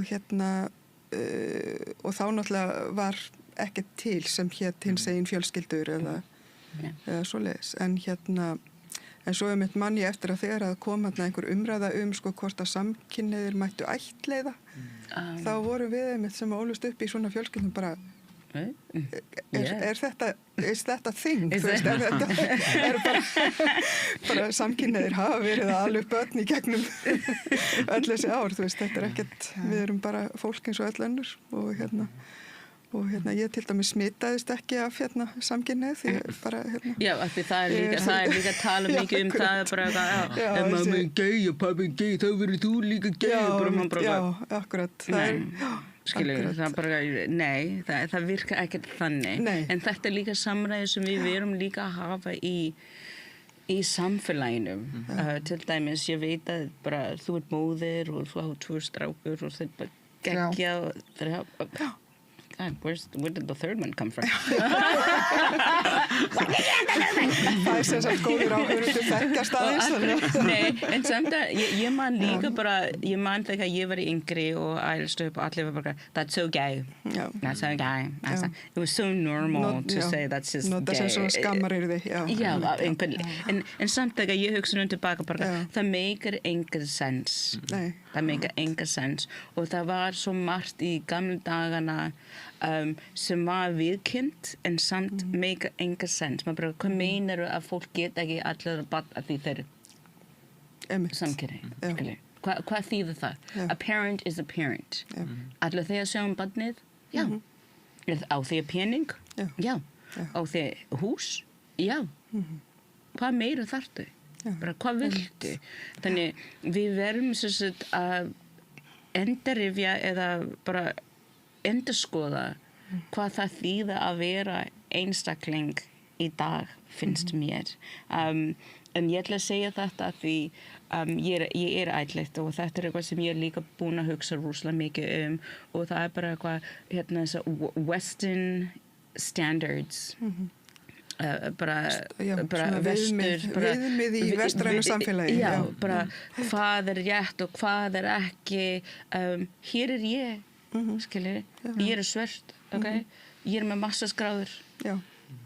Most people would never assume að þetta eitthvað sem ég gæti bætilega fengið, skilji, bara, svarta konu með massasgráðu leiklist. Nei, það myndi aldrei gerast. Nei, ég hér. Halló, ég hér. Þannig það meira í samfélaginu. Það sem ég held að við allir hefur sameiginlegt bara eitthvað að breyta þessa viðhorf sem allir hefur fólk sem öðruvísi. Það skiptir engu máli hvort þú svona og svona og svona og svona og svona. Leið að þú ekki bara hvít, white girl, man eða eitthvað, það fellur þú bara í allt annar rammi. Allt góðu. En ég hér, ég til, við allir hér, við hér til og við gerum, like we take the boxes like everybody else. Yep. Eins og hinn allir. Við gerum það. Og ef ég get sagt, við gerum enn meira. Já. We go that extra mile. Að því við verðum líka að berjast fyrir okkur. Við erum ekki bara berjast bara til að vera til. Það líka bara berjast til að vera sýnileika á einhvern leiti, bara to believe. Þannig 10 ár eftir mér, kannski kemur annað litla brúna stúlka eins og ég. Já. En hún þarf fyrirmynd. Já. Þá getur hún sagt, Chira Soul. Já. Hún gera það. Já. Þá get ég líka gera það. Þannig þessu baráttur sem við erum allir hér að gera ekkert fyrir okkur. Það bara fyrir hina sem kemur eftir. Já. Algjörlega. Og það rosalega mikilvægt. Og ég sé líka bara þessi 20 ár, 26 ár sem ég búið að búa á Íslandi. Þá hef ég séð mikla breytingu. Ég kom inn á 2000. Þá var ég 7 ára og ég líka upplifði mitt að vera eini brúni einstaklingurinn bara í skólanum. Og það var kannski ég og bröður minn, það var og ég sé bara núna hvernig bara Melaskóla, ég horfði þar, ég fer út í frímyndir, þá svo bara algjörlega fjölbreytileiki, maður sér alveg hvað bara alls konar börn og það svo skemmtilegt að sjá það, hvað þetta búið að þróast gegnum þessi ár. Já, ég mjög sammála því, eins og segja bara þegar ég var í MH, ég var eina brúni og allir, ég held að eina sem allir mann eftir mér hvað ég var alltaf reið því allir var bara so you're the black girl og ég þurft alltaf eitthvað bara taka plás og berjast fyrir mig en líka í dag, sonur minn, hann í Ísaksskóla til dæmis og hann eina brúni og ég skal segja eitthvað fyndið sem bara þegar ég fer og ná honum í skóla það svo easy að spotta honum en það einn pappi sem þarna og hann á 2 stákar í skólanum og við hittumst einu sinni og hann bara ég finna ekki Lukas og ég finna ekki barnið mitt og ég bara I don't have that problem. Mine brown. He's the only brown. Just kidding.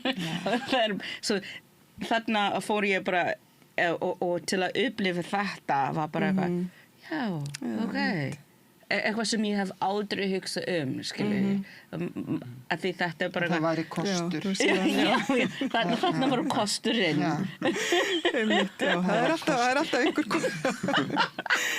það var I was like good luck dude en þú veist það líka sko þú veist eins og í skólakerfinu nú skóli án aðgreiningar og það eru sumir sem að vilja vera sérstaklega pólitíkusar að reyna að fá ykkur atkvæði með því að grafa undan þessari hugmyndafræði skóli án aðgreiningar það eru mjög margir sem tala það í neikvæðum skilningi þú veist ég ólst upp náttúrulega 7., 8. og 9. áratugnum þú veist áður en skóli þessi þú veist stefna skóli án aðgreiningar kom og ég var svona eina einhverfa barnið í skólanum þarna sem að var nægilega mikið einhverf til þess að vera skrítinn en ekki með nein greindarskerðingu frekar í hinn áttina, þannig að ég upplifði mig gegnum alla skólagönguna sem bara eina á öðruvísi. Þú veist, púsluspil sem passaði hvergi. En núna sonu minn, þú veist, sem líka bara greið hann allt og líku mömmu sinni og bara með sömu greiningu ég fekk síðan seinna, einhverju rósröskun greiningu, að hann á fullt af vinum í skólanum sem að hann tengir við, sem eru líka, þú veist, með einhverju rósröskun og hann ekki einn og öðruvísi. Þú veist, heldur eru þau mörg saman þarna sem að eru og ég sé það í skólanum sem ég kenni og ég sé það í skólanum sem ég hef kennt að þú veist að þessi stefna hefur breytt miklu og ég man bara að það ekkert svo langt síðan, það eru ætli sé ekki svona 15 ár, að fyrir 15 árum síðan þá var ég að kenna í skóla þar sem að það var einstaklingur sem var bara skuggulega líku mér að mörgu leyti að hann var einhverfur en bráðger og hann var reyndar líka með Tourette sem ég ekki með en ég með kæki sem ég hef lært að halda niðri stundum heima þá ég bara fullu eitthvað en ég hef lært að maska rosalega vel. Þessi einstaklingur kunni ekki maska og hann var fyrir einelti, rosalega gróf einelti að því að hann var svona einn og öðruvísi. Þannig að það hægt að vera einn og öðruvísi á svo marga vegu og þess vegna finnst mér skóla og aðgreiningar vera mjög falleg og frábær stefna en það þarf auðvitað að fylgja þessu eins og alltaf þegar við erum að gera eitthvað það þarf að fylgja þessu fjármagn. Við getum ekki sagt, hei, við ætlum að gera rólur fyrir alla en við ætlum bara að sleppa, þú veist, keðjunum. Þú veist, þannig að það gagnlaust. Þannig að við þurfum náttúrulega, þú veist, ef við ætlum að gera eitthvað, þá verðum við að gera það, þú veist, alla leið og við þurfum að standa við, þú veist, ef við tökum upp einhverja stefnu, þá þurfum við að standa við sko 100% á bak við stefnuna en ekki gera það svona eins og fyrir ekki ég farin að sletta núna á ensku Tjæfi farin að hafa svona áhrif á mig svona half-assed þú veist svona hálfkæri gerir þetta líka með þú veist með raskati úr buksunum ef við íslenskum þetta orðatiltæki Já, og ég sammála mér finnst bara eins og skólaángreining en það líka þess að móttöku áætlun gagnvart kannski börnum sem að koma frá mismunandi löndum mér finnst að það líka ekkert að virka kerfi ekkert að það ekkert að virka fyrir börnum og það ekkert heldur að virka fyrir kennarunum bara því miður. Við erum að taka inn, já, ég elska það mér langar að sjá þessa fjölbreytileiki þessa breytingu á íslensku á Íslandi en á sama tíma það skiptir máli hvernig við tekum á móti þessa breytingu sem að koma inn. Við tilbúin fyrir þetta? Við klár í þetta?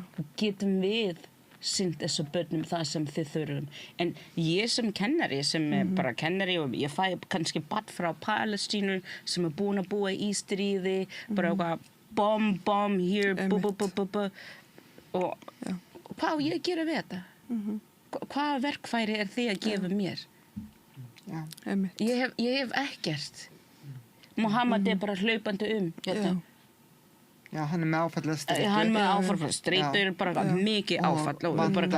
Það vantar sérfræðingar í skóla. Það það sem ég að segja með skólan aðgreiningar.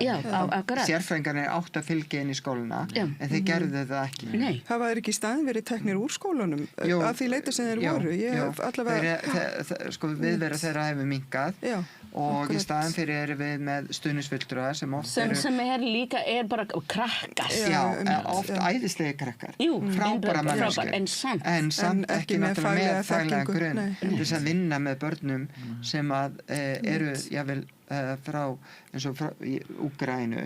Ég var með barn sem var bara í áfallastreitu og og það var sem betur fer bara úkraínsk ungkona sem var líka runni að díla við áfallastreitu sem að fylgdi honum sem stuðningsfulltrúi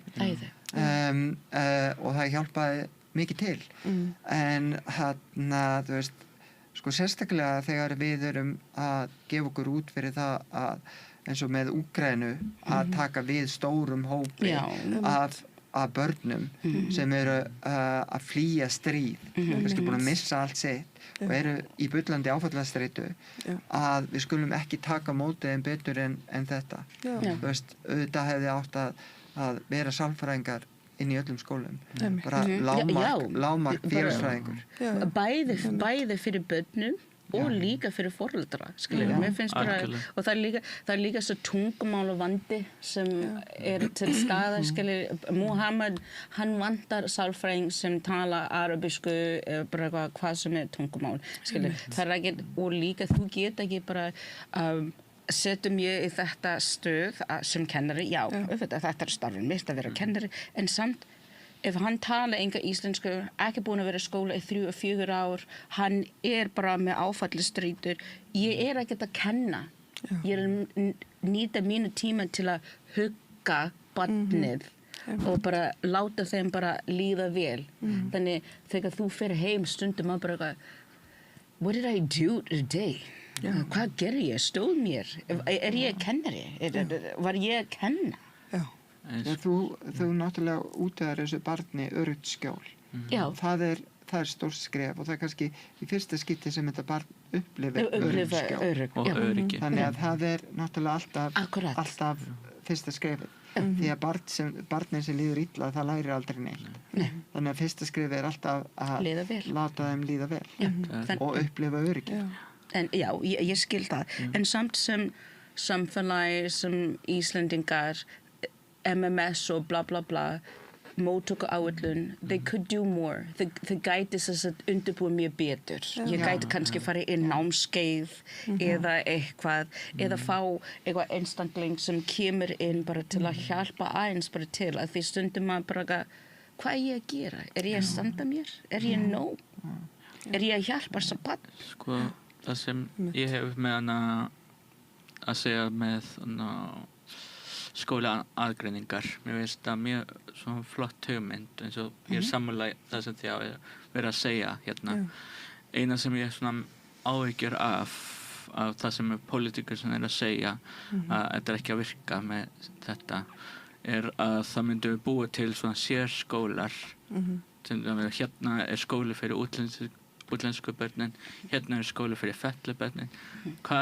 Þá er engin inngilding í samfélaginu þá eru þau bara að hópa sér saman og þá missa alla tenginga við íslensku börnin og þá kannski getur skapa bara einangrun, meira einangrun og kannski fara þau þá að tala meira ensk á milli sín og þá erum við bara búið til svona hópa í samfélaginu sem getur eitthvað sem ekki spennandi fyrst mér. Þetta er eitthvað sem að gerast án við að hugsa það. Þetta er eitthvað sem að gerast og við erum með skóla með ángreining og það gengur bara við. Næst bara, það er einhverfu deild hér, ádja hérna hér, útlenska krakkar hér, þetta kemur, en það sem við verðum að skilja við sem eru eldri hér, búin að vera í skólum, við fengum aldrei þess að tækifæri, skilja, það bara it was rough back in the days. It didn't matter whether you were black, white or like whatever. Það bara weird, það bara þú varst bara í bekknum með hinum og I made it. Look at me. I made it. Look at you.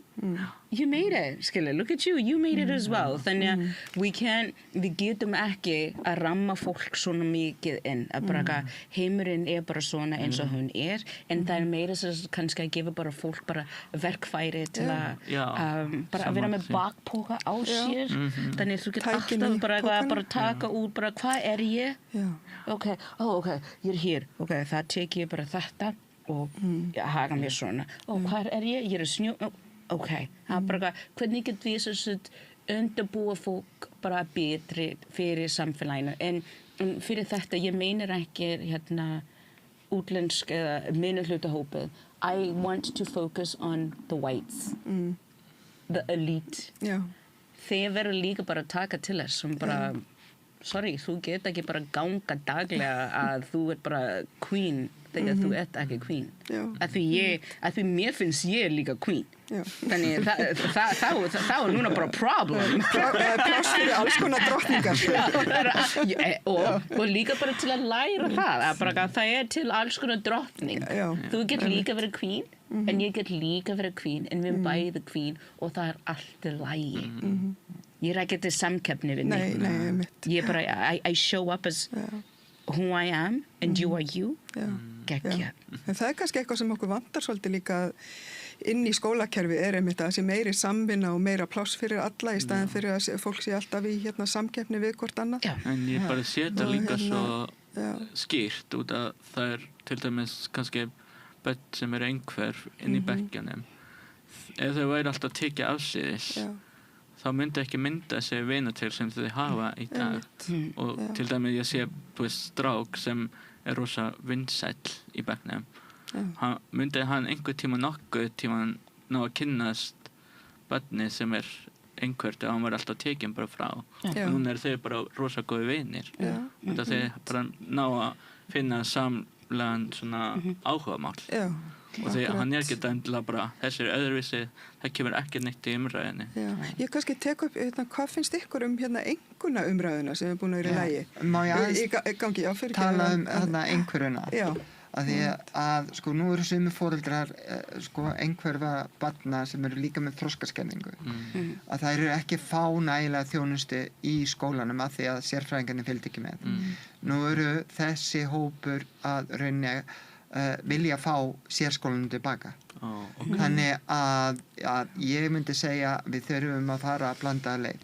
Skóla án aðgreiningar áfram að vera stefnan okkar. En í ákveðnum tilvikum þá líka vera til sérskólar með sérfræðingum. Af því að sérfræðingarnir eru ekki núna þegar í skólanum. Og við vitum alveg að það eru sérskólar eins og brúaskóli fyrir börn sem eiga við mikinn tilfinningavanda að stríða, að þá þeim kennt, og þá eru sérfræðingar þar. Og við þurfum líka svoleiðis skóla þar sem sérfræðingarnir eru til staðar, ekki bara símleiðis heldur á staðnum, fyrir börn sem eru með mikla einhverfu og þroskaskerðingu, þar sem að þau eru jafnvel ekki að tjá sig. Vegna þess að fatla barn á heldur ekki vera þannig að vera svona tóken fatlabarn í hópnum til þess að allir hinir sem eru ófatlaðir geti lært að umgangast fatlaðir. Það á ekki að vera svona, eitt og öðruvísi, heldur það þarf náttúrulega styrk frá öðrum. Og ef að það ekki virka í sínum hverfisskóla og það ekki ganga vel, þá verður líka að vera til öðruvísi úrræði. Því að sko það má aldrei vera í þessu samfélagi eða hvaða samfélagi sem að það bara one size fits all. Að bara ein aðferð virka fyrir alla. Og það það sem að gleymist þegar við erum að hætta með eitt og byrja með annað sem við erum rosalega dugleg í þessu og einhverjunar að við erum alveg bara, já, núna ætlum við bara að hætta við þetta og við ætlum að taka þetta og hætta við þetta og taka við þetta. Það bara, það getur aldrei verið bara ein leið góðu leið. Og það svo margt sem að ég get sagt akkurat þetta, bara borgarlínan eitt, þeir sem að keyra bíl þeir halda bara að núna því að borgarlínan sé í gangi þá eigum við bara að hætta öll að keyra bíl. Það ekki málið. Eða þeir sem halda ef borgarlínan verði ekki að þá ætlum við bara að hætta með strætó. Þetta ekki svona aukafunum og það eins með einhverjunar. Við fórum frá 0 til 10 því 0 til 10 bara skali og það skiptur engum máli hvaða skala við notum, hann alltaf skali og hann bara mælikvarði. Við getum alveg eins sagt hvað eru margir kóktappar í þessu, hvað náðu þú mörgum kóktöppum í íslensku prófinu, hvað eru margar hlaupaunir í krúkunni. Þannig að hvaða skala sem við notum þá það bara mælikvarði á hvar þú ert staddur.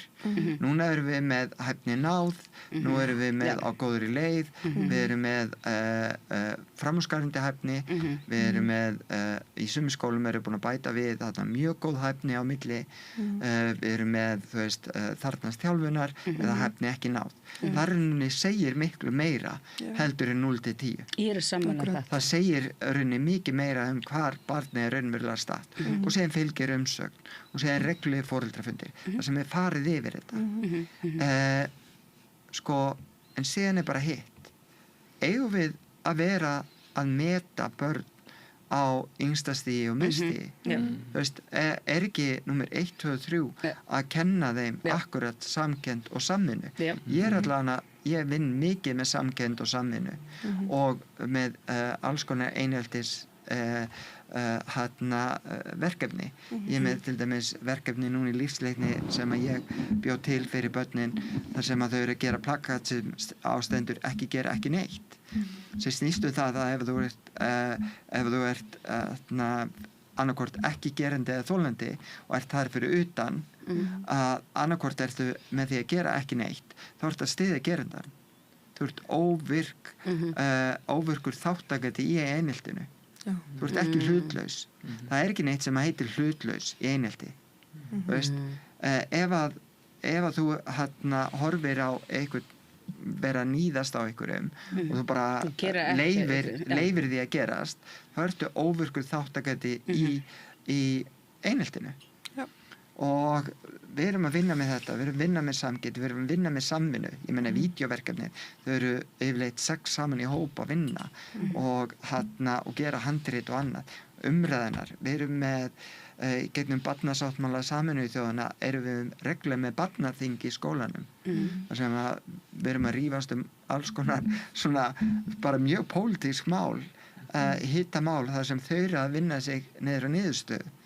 Ég meina mikill hávaði gerir alla kennara geðveika en þú veist, þetta er mikilvægt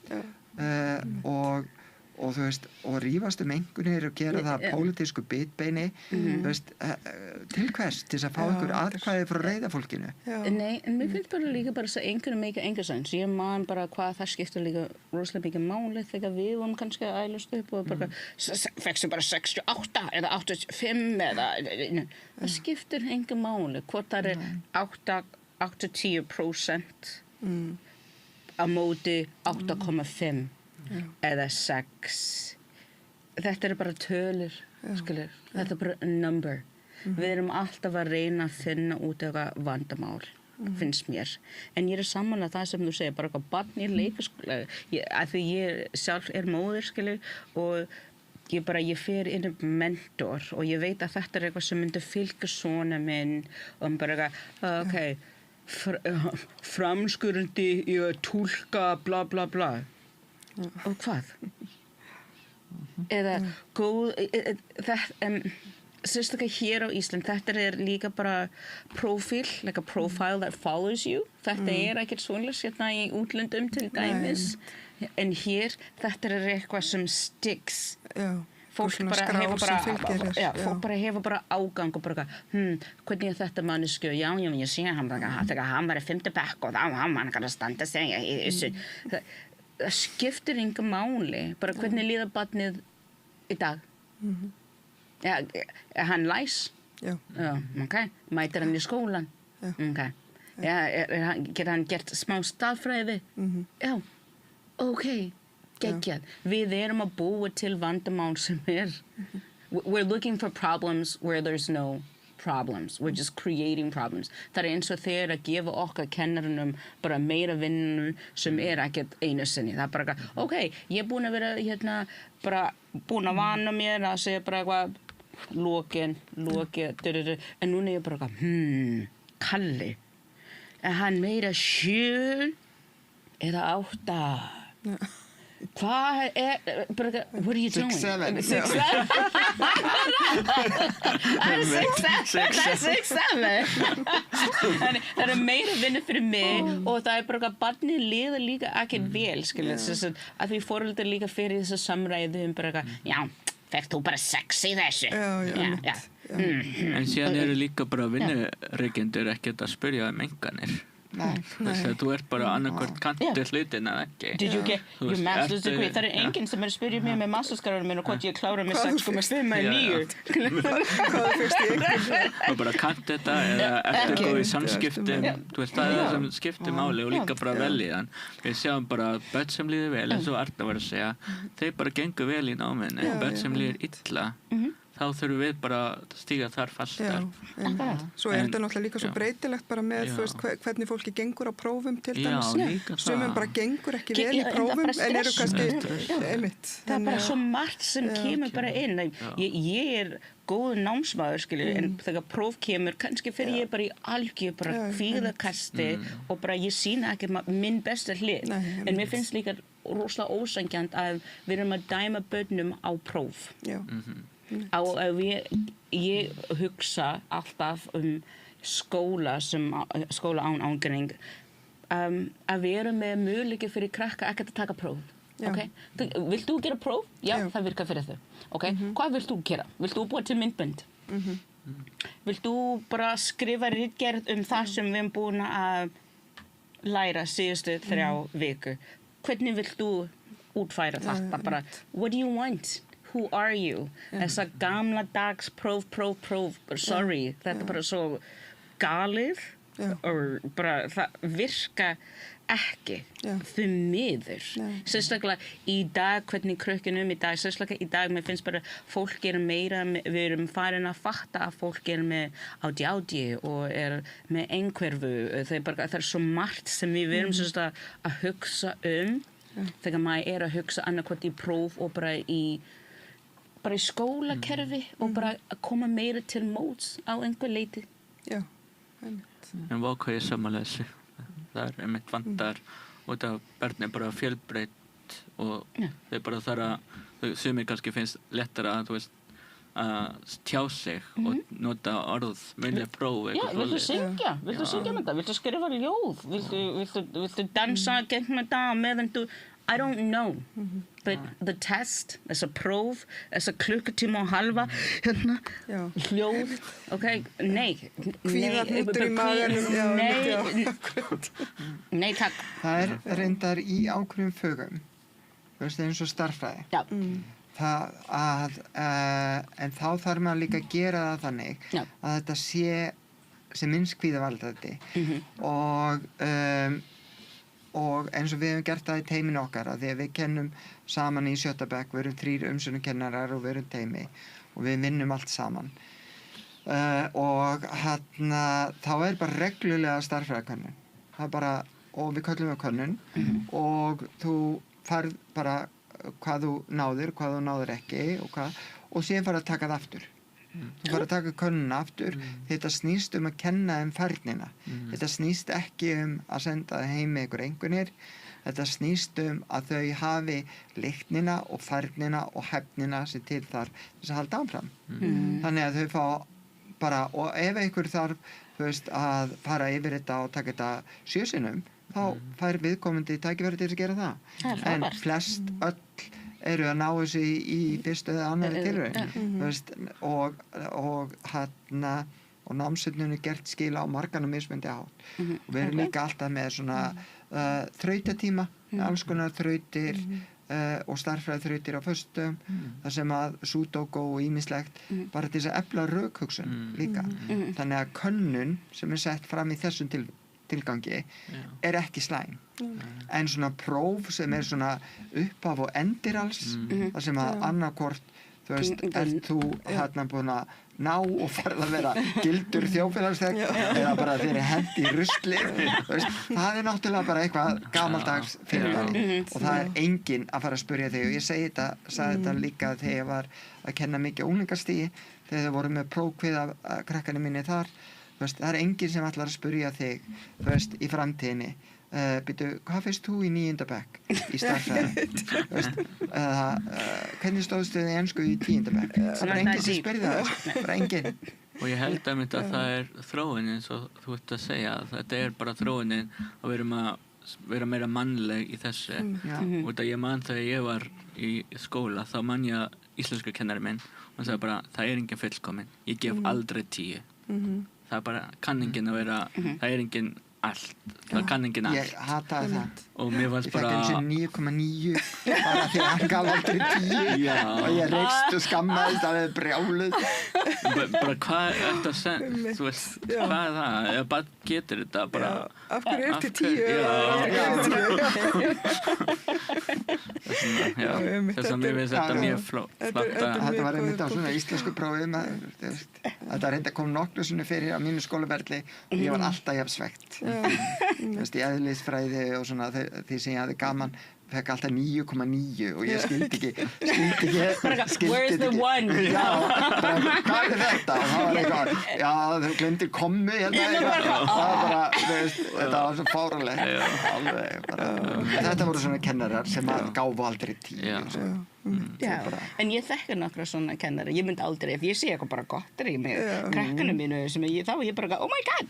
10, já, en mér finnst það líka það skiptir máli sérstaklega í dag að því þú ert yngri en við en ég held að við erum líka að díla við alls nýja kynslóðin öðruvísi, fyrir mýgri hugsunirnir líka bara allstaðar, bara vætingar líka öðruvísi, það ekki, við getum ekki að gera kröfu eins og við gerum fyrir okkur í 1997, riding my bike stuff, nei, þeir bara þú miður, þeir ekki þar, skilur. Þannig þessar expectations that we have, our expectations need to be lowered. Að því við erum bara að díla við bara krakkar sem öðruvísi. Þannig það líka það sem mér langar líka að tala mikið sem kennara, sem mér finnst að skipta máli. Mér finnst bara skólakerfi byggt á 1927 í gamla dagana, hlutin virka svona, en núna þetta 2026. Bro, that shit doesn't work today. Það líka bara atvinnulífið hefur breyst. Það svo margt sem hafa breyst. Þannig maður bara, þú ert að koma með gamla dags eitthvað hugsanir in this new modern day. Þannig það líka erfitt fyrir okkur að kenna að því ég með bók eða manifesto sem kennari en þegar ég fer fram og börnin they're not the same kids that were in 1995. Eða fyrir 60 árum, skiljur, bara get við þá uppfært þetta manifesto fyrir mig, þannig ég kemur betri mót fyrir börnum sem ég að kenna í dag. Það fer náttúrulega rosalega mikið eftir, þú veist, bara skólastjórnundum í hverjum skóla. Já, líka það. En þú sem kennari, þú veist, af því þú hefur aðalnámskrá og þú hefur þessi hæfniviðmið og þú getur svolítið unnið frjálst út frá hæfniviðmiðanum. Þannig að þú getur brotið þetta upp, en það náttúrulega meiri vinna. En það bara svo auðvelt að detta í það að hugsa, já, bara þessa bækur eru til og það voru kendar í fyrra og hitt fyrra og þar áður. Og fara verkefni, fara próf og ég þarf ekki að gera það er náttúrulega auðvelt að fylgja þessari formúla því að þú veist vinnu álagið á kennara stöðugt að bætast og skriffinnskan. Ég meina 2006 þegar ég flytt til Íslands og var að kenna þú veist að þá þurftum við að nota mentor einu sinni ári.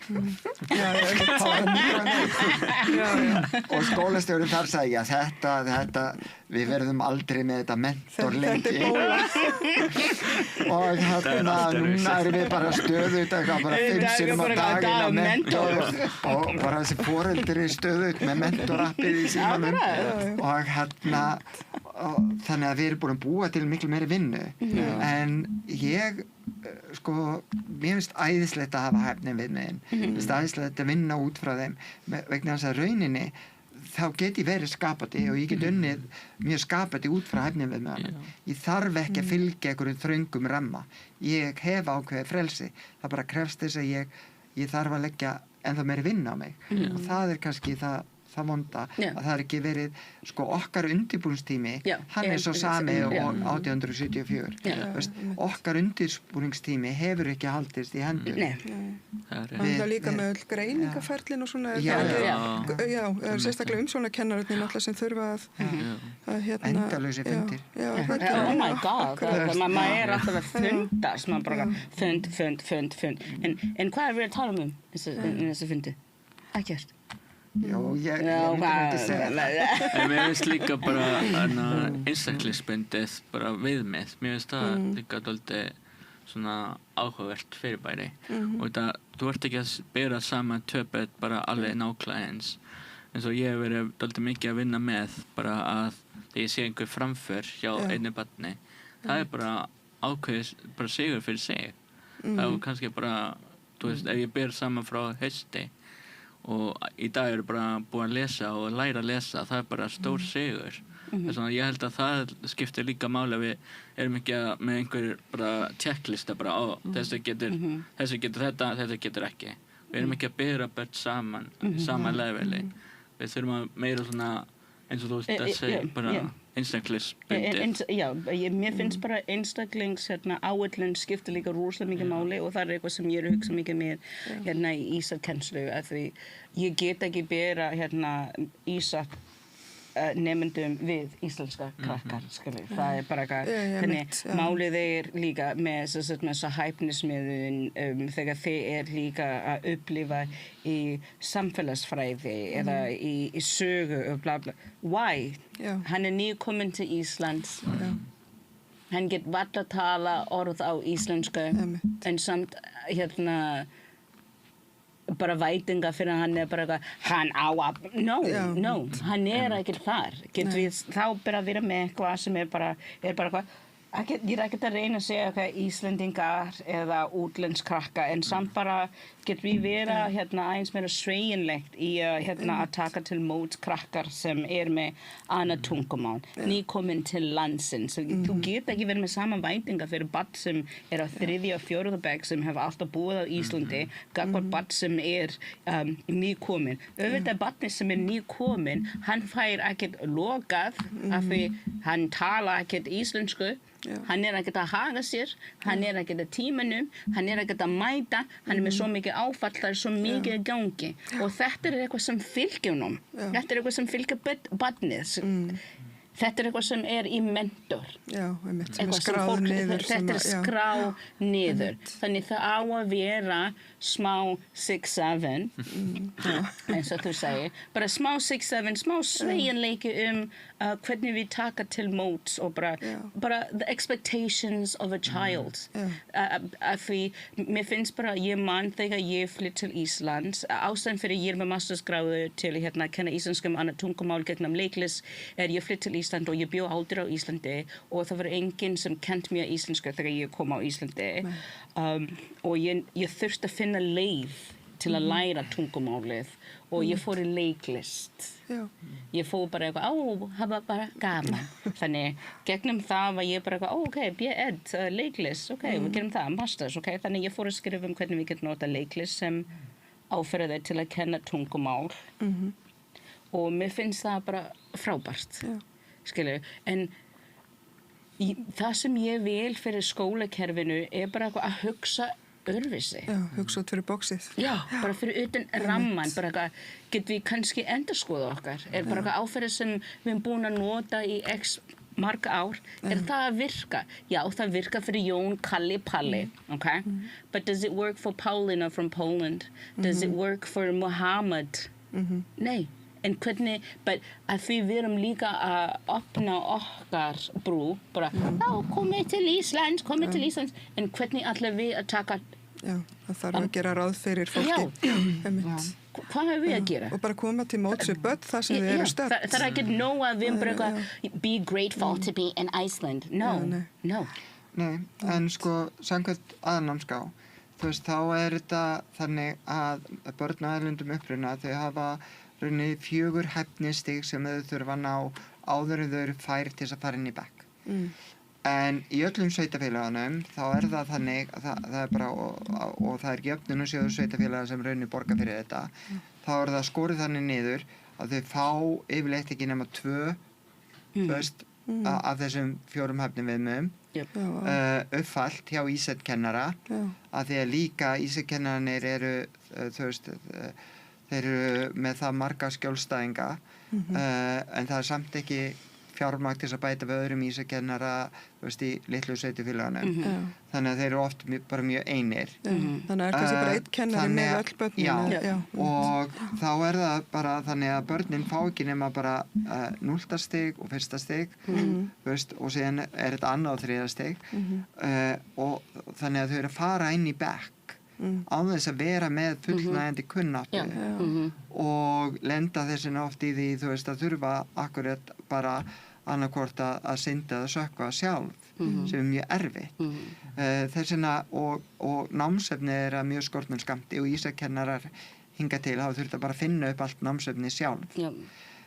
Þangað til fyrir ári síðan, akkurat þegar ég gafst upp á ísakennsluðinni, að skólaprófverkefnið var það veruleika, sem að samstarfsverkefni Reykjavíkurborgar og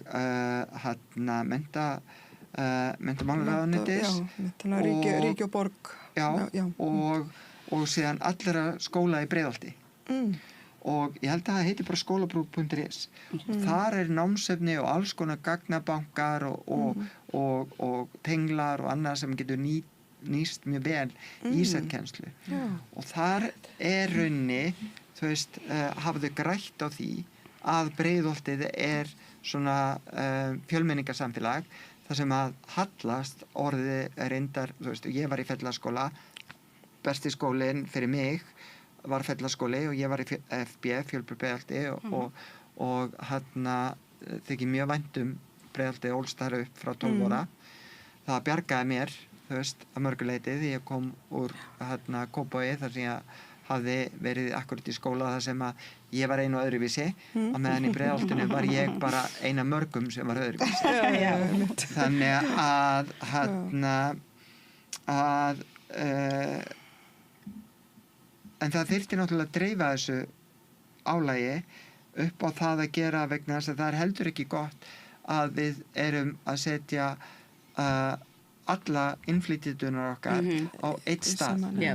Það ekki gott fyrir neitt. Það ekki gott fyrir restina af samfélaginu og það ekki gott fyrir þau heldur. En við þurfum að hafa, þú veist, gott jafnvægi þannig að ísakennslan að henni sé sinnt vel.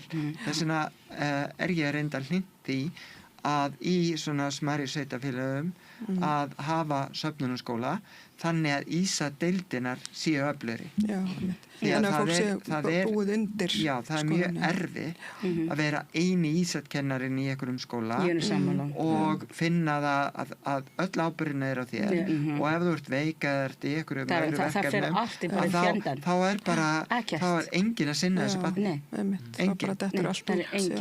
Já, ég sammála því og ég man þegar við vorum 2 til að byrja með en hún fór veikindaleyfi, nei 3 kannski voru við, en ég var ekkert með yngri deildinum, ég var alltaf með úlingum, þannig bæði misteg og úlingum og hún fór, sem var að vinna með mér, hún fór veikindaleyfi og einhvern þurfti að sinna yngsta deildina. Og allt í einu var ég bara komin í þetta og ég var bara eitthvað, wow, þetta bara galið. Þeir bara þeir svo lítil, en ég veit af hverju ég var með mistake og úlingum, að ég vildi bara tala við þá og það var eitthvað samræðu og I wanted more from them. Þannig þegar ég var þarna að horfa á Júlia sem eitthvað öðrum bekk og hún bara bóra sig í nefið og hún bara rosa krútleg en samt þetta líka bara allt annað vinnu en leið og hún fór, ég þurfti að hoppa inn og ég var ekki tilbúin fyrir þetta en það ekki, ég gat ekki sagt nei af því ég var Ísland. En þú get ekki sagt bara nei takk, ég bara misteg og úlingum deildinu, nei þú bara ísakennara. Þannig það líka það, annarkvort að vera ein rosalega mikið en samt að vera, það vantar deild en ekki deild þannig sé, það bara eins og í venjulegum skólum, það það tvær stafræðikennari, það tvær enskukennari, af hverju ekki eitthvað 5 Íslandkennari, af því það þörfin til þess. Ísland að breytast, krakkar að flytja inn, það vantar Íslandkennara. Svo fleiri sem við höfum af kennarunum fyrir Ísland, the better it will be for society. Ég get gert hvað sem ég get gert. I can only do so much. But can you add more? Get þú líka? Get þú, skilir það þetta. Sem vandast. Takmarka sem ein manneska getur gert. Já, það svo takmarkað. Nei, það líka rosa mikið pressu á manni. Bara til að vera þessa einstakling sem að gefa allt. Já, einmitt. En já, við verðum eiginlega að fara að hætta þessu því að ég verð því miður að slíta samtalen. Já, fáum við einhver lokaorð. Já, en við gætum náttúrulega haldið hérna áfram. Þetta náttúrulega svo stórt mál og mér finnst líka áhugavert að þið komum frá 3 sveitafélögum eða skólum úr 3 sveitafélögum en þau eru allir raun að vera með sömu áhyggjurnar og það eru sömu vandamáli. Mér langar bara aðeins að leiðrétta þannig að ég sammála Örnu líka að það vantar líka einmitt Klettarskóli og allt þetta. Ég ekkert að segja að það er bara öll að setja öll saman skóla, heldur líka það vantar einmitt þessa sérhæfingu og verður að vera í boði fyrir þau sem þurfa hana. Akkurat. Bara aðeins til að, út af ég veit að fólk minn heyrir þetta og sérstaklega foreldrar þá vil ég líka einmitt segja ég sammála. Já, það verður að vera til bæði, það verður að vera pláss fyrir alls konar. Úrræði, ég alveg hjartanlega saman ykkur. Mér finnst að við viljum bara kannski bara endurhugsa hvernig skólagöngu, skólafélag Já, og bara umgerðinu. Bara umgengnum og fyrir mér, sérstaklega fyrir Ísland, það bara móttöku áætlun, bara hvað ríkið að gera, skiljið það. Við erum ekkert að hjálpa þessa foreldra, við erum ekkert að hjálpa börnum og þú ert ekkert að hjálpa mér sem kennara og þú ert ekkert að hjálpa börnum sem kringum þessa Muhammad eða hver sem með allir bara, af hverju hann crazy? Hann ekkert crazy. Hann bara á erfitt. En af hverju? En við erum ekkert að hafa þessa samræðu við Jón til að skilja af hverju það. Þannig það svo margt. Bara hvernig get við nota skóla til að endurspegla samfélaginu. Hvaða samræðu eigum við að hafa í skólanum til að undirbúa Jón fyrir the reality of what he's going to face because he's going to meet Muhammad in a job at some point or another. Við erum öll partur á samfélaginu, þannig að við verðum einhvern veginn að læra inn á hvort annað.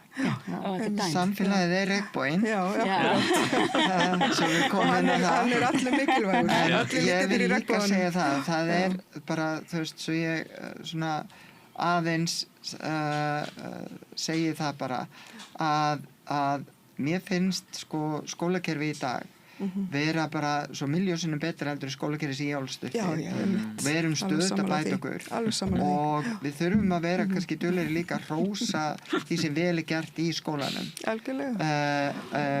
Ég meina, þú veist, við erum sífellt alltaf á neikvæðinótanum í fjölmiðlum og annars staðar og nú erum við með menntamálaráðherra sem að því miður finnst það að vera eitthvað þjóðsport að rífa niður skólakerfið. Þú veist, við skulum ekki gleyma fyrir hvert skólakerfi það ekki fyrir okkur kennarana, það ekki fyrir foreldrana, það fyrir börnin og þeirra framtíð og það að þeirra heilindum sem að við erum að vinna allan dag, samkennd og samvinna og það vantar svolítið stundum upp á samvinnu á milli þú veist kannski foreldra forráðamanna í þjóðfélaginu og kennarastéttinnar. Ég býr svo vel og ég rosalega þakklátt að ég hef alltaf átt í rosalega góðu samstarfi við foreldra og þess vegna hef ég náð miklum árangri með börnunum sem ég að kenna að því að þú veist, maður þarf að vinna með foreldrarna. Vá, svo samanlega. Bara frábær lokaorð held ég. Bara mér langar að þakka ykkur alveg innilega fyrir bara rosalega gott spjall. Davíð Sól Páls, Tjæve Sól Drífudóttir og Arna Magnea Dangs. Ekki Sól. Ekki sól, já.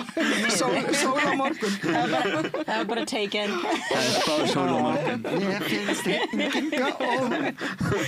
Við erum öll að skína hérna. Það er nóg sól í gangi. Já, nóg sól í gangi. Sól fyrir alla, sól fyrir öll. Ég ætla bara að fara að dansa í Pollanum. Já, á 1. maí.